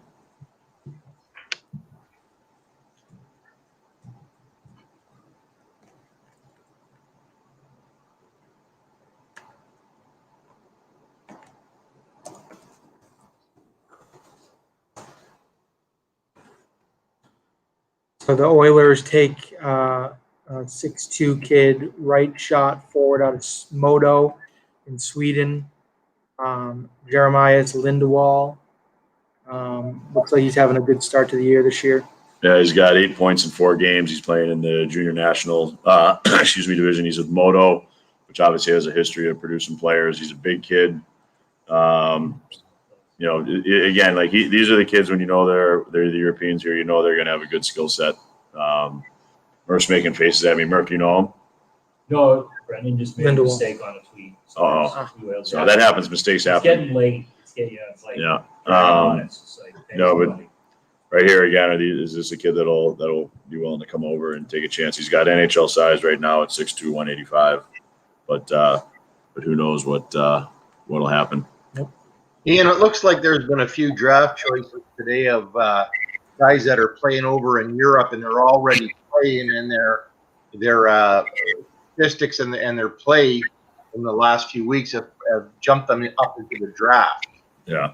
If you're a guy that hasn't played since last March here in Canada because of COVID, are you a little bitter and twisted? I don't know. I mean, right now as a player, do you want to be a late round pick where if somebody controls your destiny, or do you want to be a free agent? I mean, if I'm a kid, as much as it sucks and you got to bite it and take the ego, I don't want to get picked right now. I want to be a free agent. I want to pick the development camp I can go to. And I just don't know if our players here in Canada are conditioned with that about that. You're definitely not. And I've talked to plenty of kids here about being late round picks, and they get pissed off that they're not selected. And, bragging rights and it's a great way to meet girls. My buddies got drafted and I didn't, and where the business of the game dictates, you're better to be a free agent. Oh yeah, but it's a tough thing to swallow to not get picked, especially if you're a kid who has a name and has had some recognition. I think sometimes it's easier for the kids and the parents think that the kid's going to be Johnny Watt coming through and going to end up having a great career, and all of a sudden he's not getting picked. But it's a hard thing for anybody. I know when I was getting drafted, I didn't give a crap where I was. I just wanted to get drafted and go and prove my worth and see what it was all about. But these kids are 17, 18. They don't think like the 30-year-old. Yeah, no. I certainly never thought like a 30-year-old, and I'm just starting to think like a 50-year-old right now. So it's the kids that we're seeing coming off the board right now, just by looking at their size and where they're playing and what's going on, you can see why they're going at the end of the 6th and the 7th round. They're either big kids in Europe who have put up points, and will they come over, will they not? Or you get some undersized kids who are just competitive as hell and fly around. Will the future of the NHL rules and the penalties they're calling, is the game going to open up more and more where you can have guys that are 5'7", 5'8"? You get like the Jackson brothers, you get Gunnar Wolf-Fontaine, or you get those guys that are undersized that skate Mach 10. They drive the net, they're going to draw a penalty in the special teams. That matters. That's something that right now that these teams are looking at. You get a kid going to college at 5'8", he's going to fly, he's going to work his ass off, he's got a great motor. Is he a kid that we can teach to be a penalty killer, and a kid who maybe puts on 10, 12 pounds in college and he keeps his speed and he's still pain in the ass and he's got that skill set, he's put up points in other places. It's interesting to know, like these kids, the Europeans getting picked now, is that they're dreaming to play in the NHL, or do they want to play in the SHL, or do they want to play in the KHL, or you get a kid who's a Canadian who's dreamt his whole life of playing in the NHL, and He's played in the Western League, and this means the world to him. You take that kid right now and you get him on a program and you get him into a development camp and say, this is your chance. We're the ones who believe in you. Fucking earn it, bud. Let's go. Yeah. Probably couldn't have swore there, but it is what it is. It happens. Oh, you were a 7th rounder to Vancouver. Yeah. You were sitting there in your draft. You're in round number 7. Were you hoping your name was called, or were you hoping to stay a free agent? That was back in the day when I think there were 12 rounds, so it was kind of the middle of the draft. If your name gets called, it's great, right? But it's just the start of it. I always tell kids that I deal with these days that once you stop improving, you're kind of done, right? So you're at the level you're at, and you gotta keep up. You gotta improve. You gotta keep working at it. So it doesn't matter. You need your foot in the door. You need to show somebody that you can do it.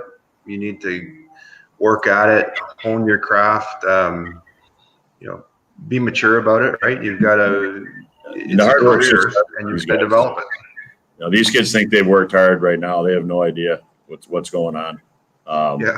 We've got some picks that have come through here that I think all of us can probably talk about. Yep. One is Gunnar Fontaine. We just mentioned is an undersized kid who's going to college, going to Northeastern. You have Chase Bradley, who they haven't listed at 5'11". I think he's bigger than that. He plays hard. He plays tough. He was a stud as a young kid. He had some injuries. He's fought through it and battled through it. I really like how he plays. I think he's competitive as hell, and I think he'll do whatever he can to be a bottom 6 kid, and he understands his role. And the last kid is Ben McCartney, who plays for Brandon, who I thoroughly enjoyed watching play this year. He was a pain in the ass. He gave it every single shift, blocking shots, doing whatever it takes. Like he's a kid who, with Billy Armstrong going to Arizona, picking this kid, he's a kid who's going to come to camp and he's going to light a fire under the veterans' ass because he's going to run somebody and he's going to put some energy into training camp. Ben McCartney. I watched him play. I was watching another game. I forget who I was supposed to be watching that I was told this is the kid you're going to love. And I watched this kid and I ended up writing a report on him alone. And I think he's 6 feet. He's a pain in the ass. He's got a grimace and a look on his face. He's got reddish hair and he had a goatee and he just gave it. And I loved him. And Chase Bradley is a bigger kid who gives it. And I'm a big fan of that kid getting picked too. Murph, anything on Bradley? Here he comes. No mask. He's got the black and gray hat that matches the silver falcon beard. He's coming in hot. Oh, he's putting on the Hannibal Lecter mask. Here he goes. What do we got? Check this out. Doesn't this look like Hannibal Lecter's mask? This is a USHL. Like a fine Chianti. USHL mask. Okay, on NTDC's USHL. So Bradley, as a player I've watched quite a bit, he will have to evolve some, as Ian just hit on a little bit there, to find a niche in the NHL. He's always been someone who's settled into spots and sniped, but his stick is good, his touches are good, and like Ian said, he's bigger, or plays certainly bigger than 5'11". So, I certainly would have thought he was bigger than 5'11". He's a big, strong kid who knows where to go to score goals. So he'll have to learn where to go to prevent goals, and maybe finds his way into a situation where he's scoring a little bit at that level. But he's going to be more of a kid that should prepare to play on a checking line and learn how to grind shifts out and give the superstars a chance on the first group. But I'm happy for him because he's gone through some things, and he played with Alexandros Gaffney on the New Jersey Colonials. They had a great bantam team. And I'm not basing these statements on that, but he was a stud. He was one of the best players at that age, in that age group, and then went through some stuff. So for him to get taken in, he had injuries. It wasn't anything that. Yeah, by stuff I meant injuries. But he's a kid. Like David Wilkie with Omaha. He's the coach there. Those kids play a hard-nosed, demanding. He was 2 years with Wilkie. He had a much better second year than first year. I think he had about 20 points in 35 games. He's going to Sioux Falls or Sioux City next year. I like him. I mean, he's a kid who he's got a good touch, and I think he's understanding what he is. I think Wilkie got it into his head in the first year in Omaha that he is a kid who's going to have to keep it simple and attack the net, and that's what he is. And I'm shocked he's only 5'11" because he sure as hell looks and plays bigger than that. So The kid that the Calgary picked, this Solovyov, he's a 2000 that he fit pretty good into that lineup this year. I saw him a couple times. Yeah, he's older, but it was his first year in the O, so we wrote him up. They had 2 or 3 blue liners on Saginaw that had already been drafted, and he fit right in. He looked as good as any of them. Almost a point a game this year in his first year, and probably needs to get his feet going. Probably needs to get a little bit more pace in his game, but he managed pucks well. And I thought it was a nice addition to their team. I thought Saginaw had a real strong chance to take a run at it this year if the season hadn't finished off. But that's a nice pick. Big project again.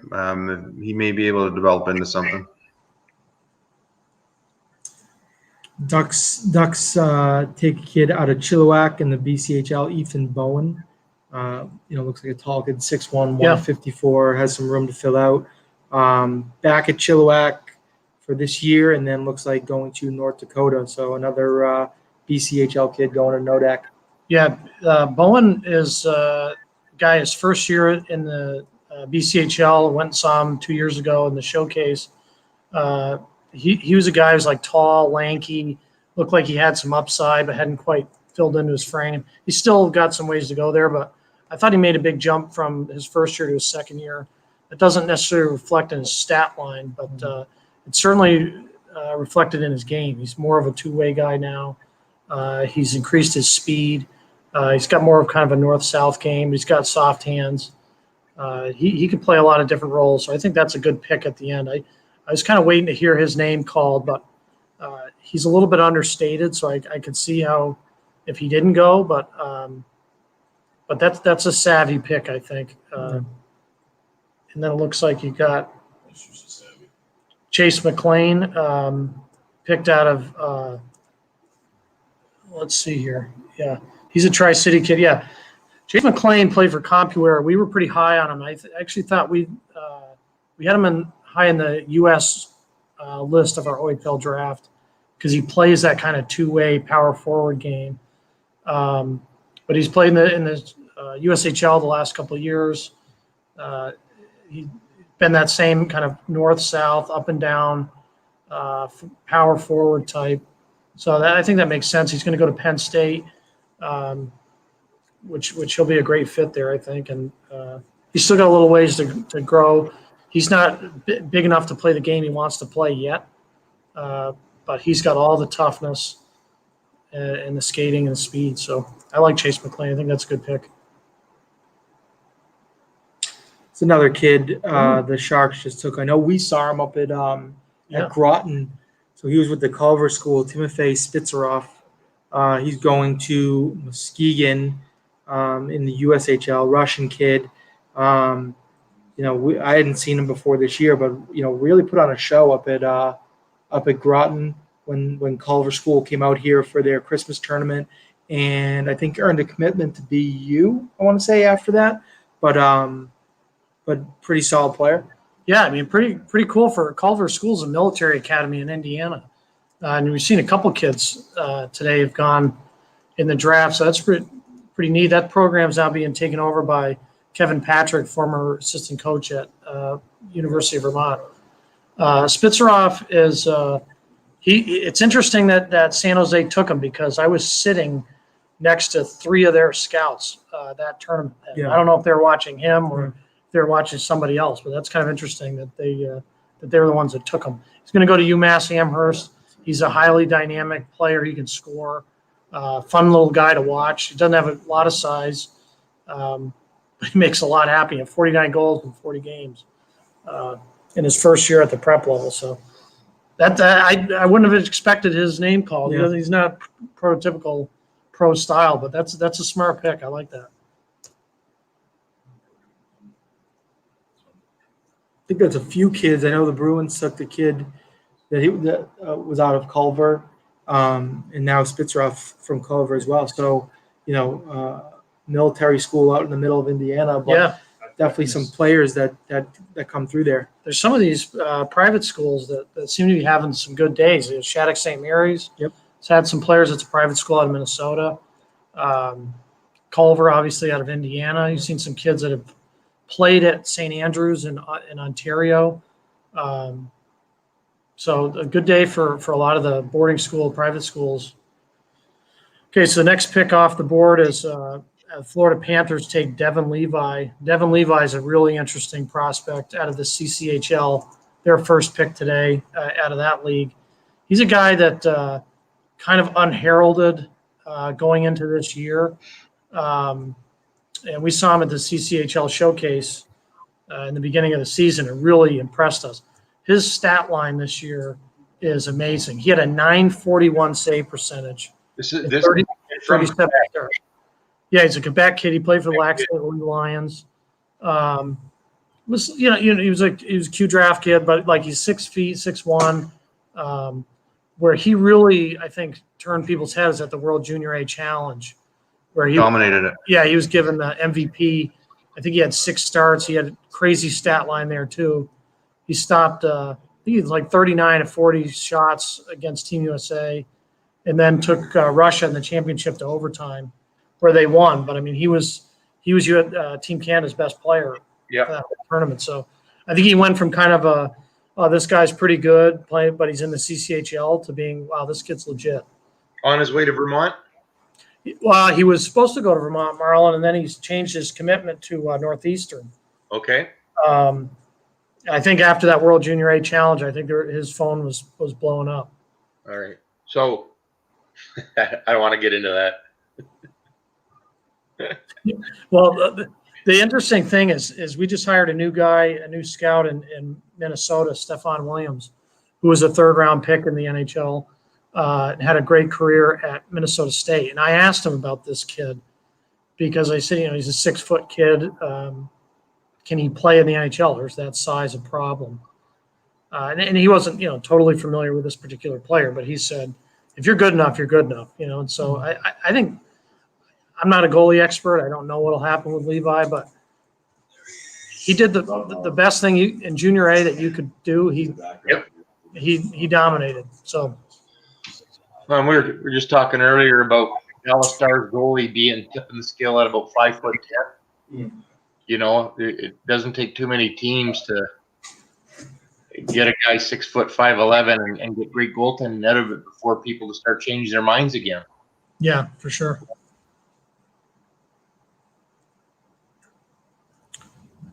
And Levi had a crazy season this year. He really came out of it. They're into his own this year, and our guy up in Ottawa said he was just dominating all year long.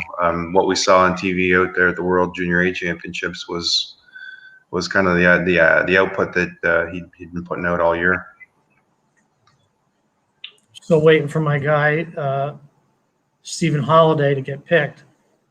He better get picked, or I'm gonna have an egg on my face. So, well, we got 5 more picks to go here. So let's see. Bruins are first up here. I think they've taken NCAA or USA kids with all of their picks today. So let's see if they stay there.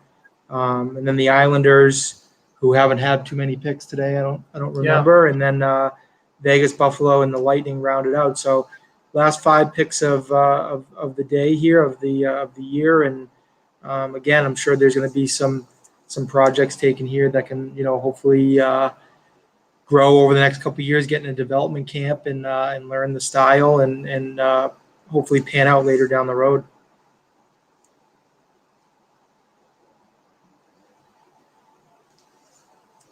Yeah, I mean, you guys spent a lot of time obviously watching in the OHL, but there's, when we had Donald in the WHL and Terry in the Q, one of the things we've been talking about here is it's tough to, we've seen some of these high school kids come out of Minnesota. We've seen some Junior A kids coming from the AJ or the BCHL or the USHL. It's a tough, that'd be a tough game to try to figure out what does a first-line kid out of high school hockey compare to, say, a third-line kid out of major junior who's playing in front of 6,000 fans and isn't the stud. And I think that's a tough tough, thing on any scout. So I would have thought maybe in the last round we'd be seeing a lot of, third line depth guys in the CHL that maybe are this upcoming year are going to jump into top 6 roles or Well, I top. think probably at one point in time you would have, but I think like we've got years and years of data, and we know that once you're not drafted the first round, after that, the chances of you playing in the NHL or having a career are very, very slight. And I think when we get down the road, especially into this round of 5, 6, and 7, there are players being drafted right now that I know are not as good as other players that have not been drafted. However, you've got the luxury of guessing on potential. Right. So you can say, okay, this kid's played in the CHL. We've watched him for 2 years. He's played 67 games a year. And we think we know what he can do. But here's a kid at a high school, and we think he's got a great trajectory. And you can get, Ian talked about it quite a bit today too. A lot of these guys that they got picked out of Minnesota, for example, they got 4 years of runway. Good coaching at Duluth or one of the colleges. They don't have to be signed. They don't have any commitment. The NHL team can go let them develop. Whereas the major junior kids, they've got 2 years. They got a couple years of runway. They got to be signed or they got to move on and be free agents. So Right.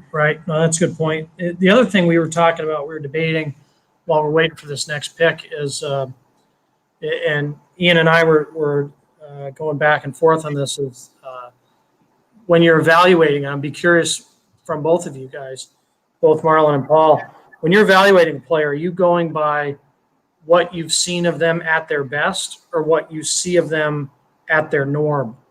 And where Ian was saying, in the NHL, it's so important to be consistent night in and night out that he's kind of taken more of the aggregate. I was arguing the opposite, that if I see something that you do, I'm more gauging you based on what you're able to do at your highest level. What are your guys' take on that?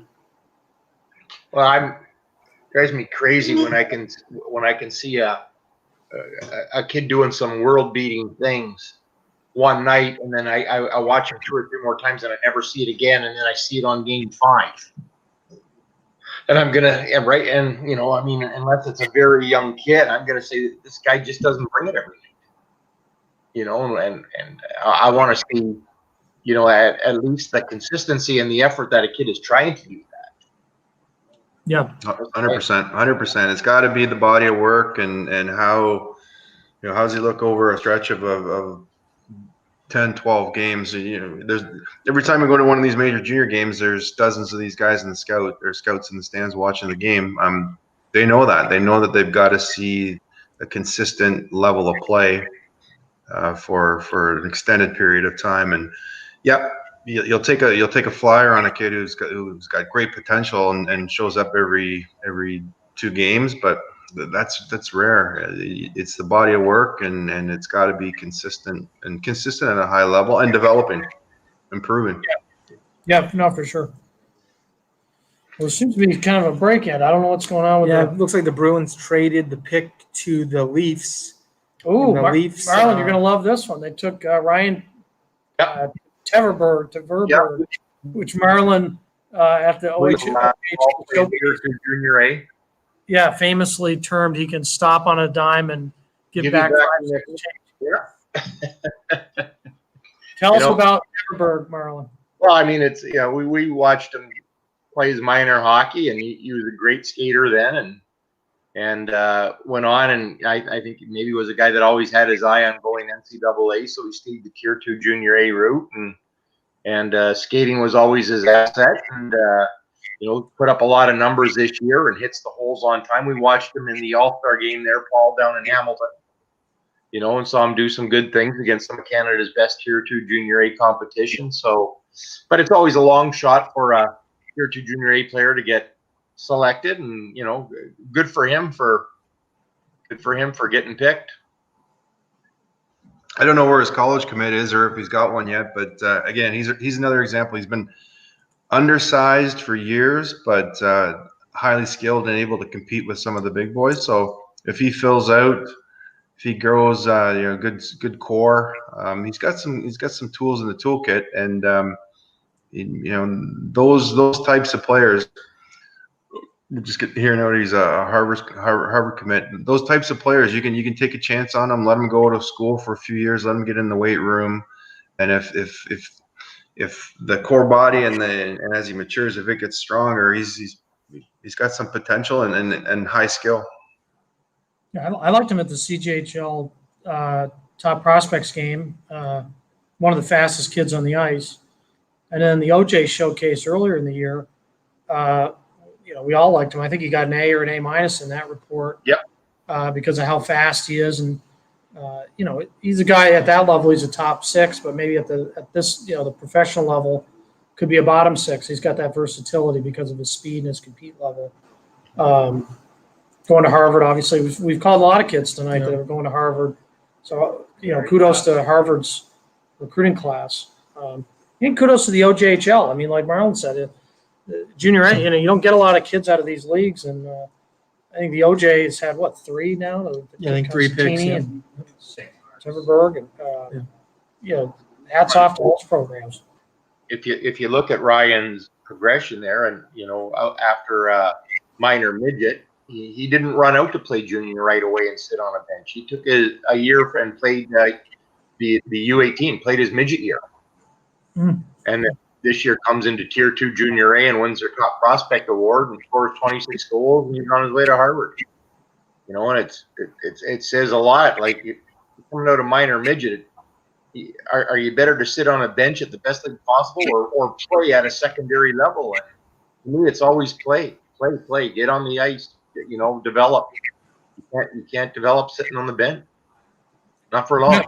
I'm interested too that Toronto traded up for that pick. I mean, you don't hear many trading up in a 7th round, but they traded up to get him. So obviously the local team likes the local kid.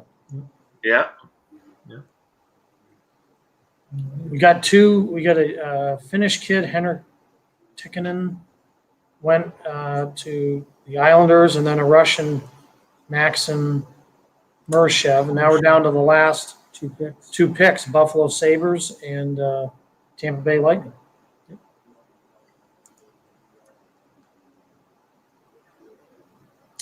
And again, the kid that went to the Islanders there, 6'7" goalie. So I think, like what we've thought, some of these later picks, you can take a shot on some kid that, may have a little bit of a ways to go, but, can't teach size, 6'7", 200. You never know if he figures it out in the net, and it can be a steal. Yeah, for sure. You.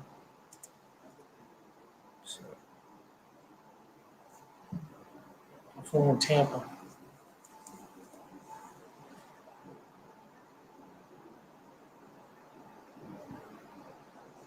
What would your guys be if the question was, what's the biggest surprise you've seen so far in the draft? What would you say?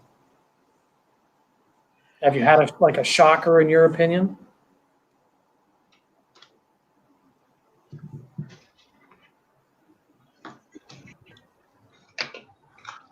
I think the first round was pretty much how it was going to go. Except for Igor Shinnikov. Yeah. The kid, the Columbus pick. That was a surprise. Even if you take a look at the list that we had put together collectively, Brendan, with all of your scouts, pretty tight in the first round. The first few rounds, particularly in Major Junior A and in Ontario, most of the kids that were contributing and adding every night, they got picked up today. There's a few, we've harped on Leighton Moore a couple times, but part of that is just the size and maybe some injuries and stuff. Those kids will have to wait a little longer to prove their value and do that. But I think in general, the first few rounds were to form most of the kids that you thought were going to go. And really, actually, the first 4 rounds. After that, it gets a bit messy. You've got kids that are going to go to college. You've got a lot of Euros coming over that, the guys have gone and found. But I would say probably the first half of the draft was pretty true to form. So the last pick for Tampa Bay, Declan McDonald, we've seen a lot of him, obviously. He was a Buffalo Junior Sabres kid. We had him high in our U.S. rankings for the OHL draft. And then he got picked up by played a little bit in the OJ. I think we had him pretty high there too, and did some in the USHL. But then Kitchener picked him up, and he was an immediate impact guy in the OHL. So really smart player. Tampa's got a background of taking high IQ players, so not a surprise to see McDonald come off the board. What do you guys think, seeing him in your area? Saw him all year long, and early in the year, he was frustrating to watch, to be honest with you. They had him playing on the top line, and I don't think he was quite ready for that. I don't think he had the chops to handle the game with Kitchener's top guys. So he's getting lots of open looks and not scoring.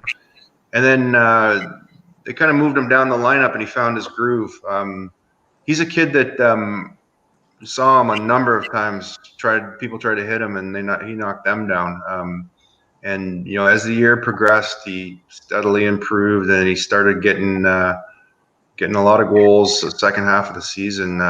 He had a real hot streak actually after Christmas there. So it's nice to see him go. Yeah, for sure. A couple of facts that our producer, Mark Bellotto, has done a great job behind the scenes all day putting this production together. He said that Toronto has picked 12 players this year, and that this is the record number in the NHL for the most trades during the draft. There was 27. I don't know if that's a COVID related, if that's why, but kind of interesting how many trade ups. But to wrap it up here, thanks everybody for participating. Thanks for everybody watching.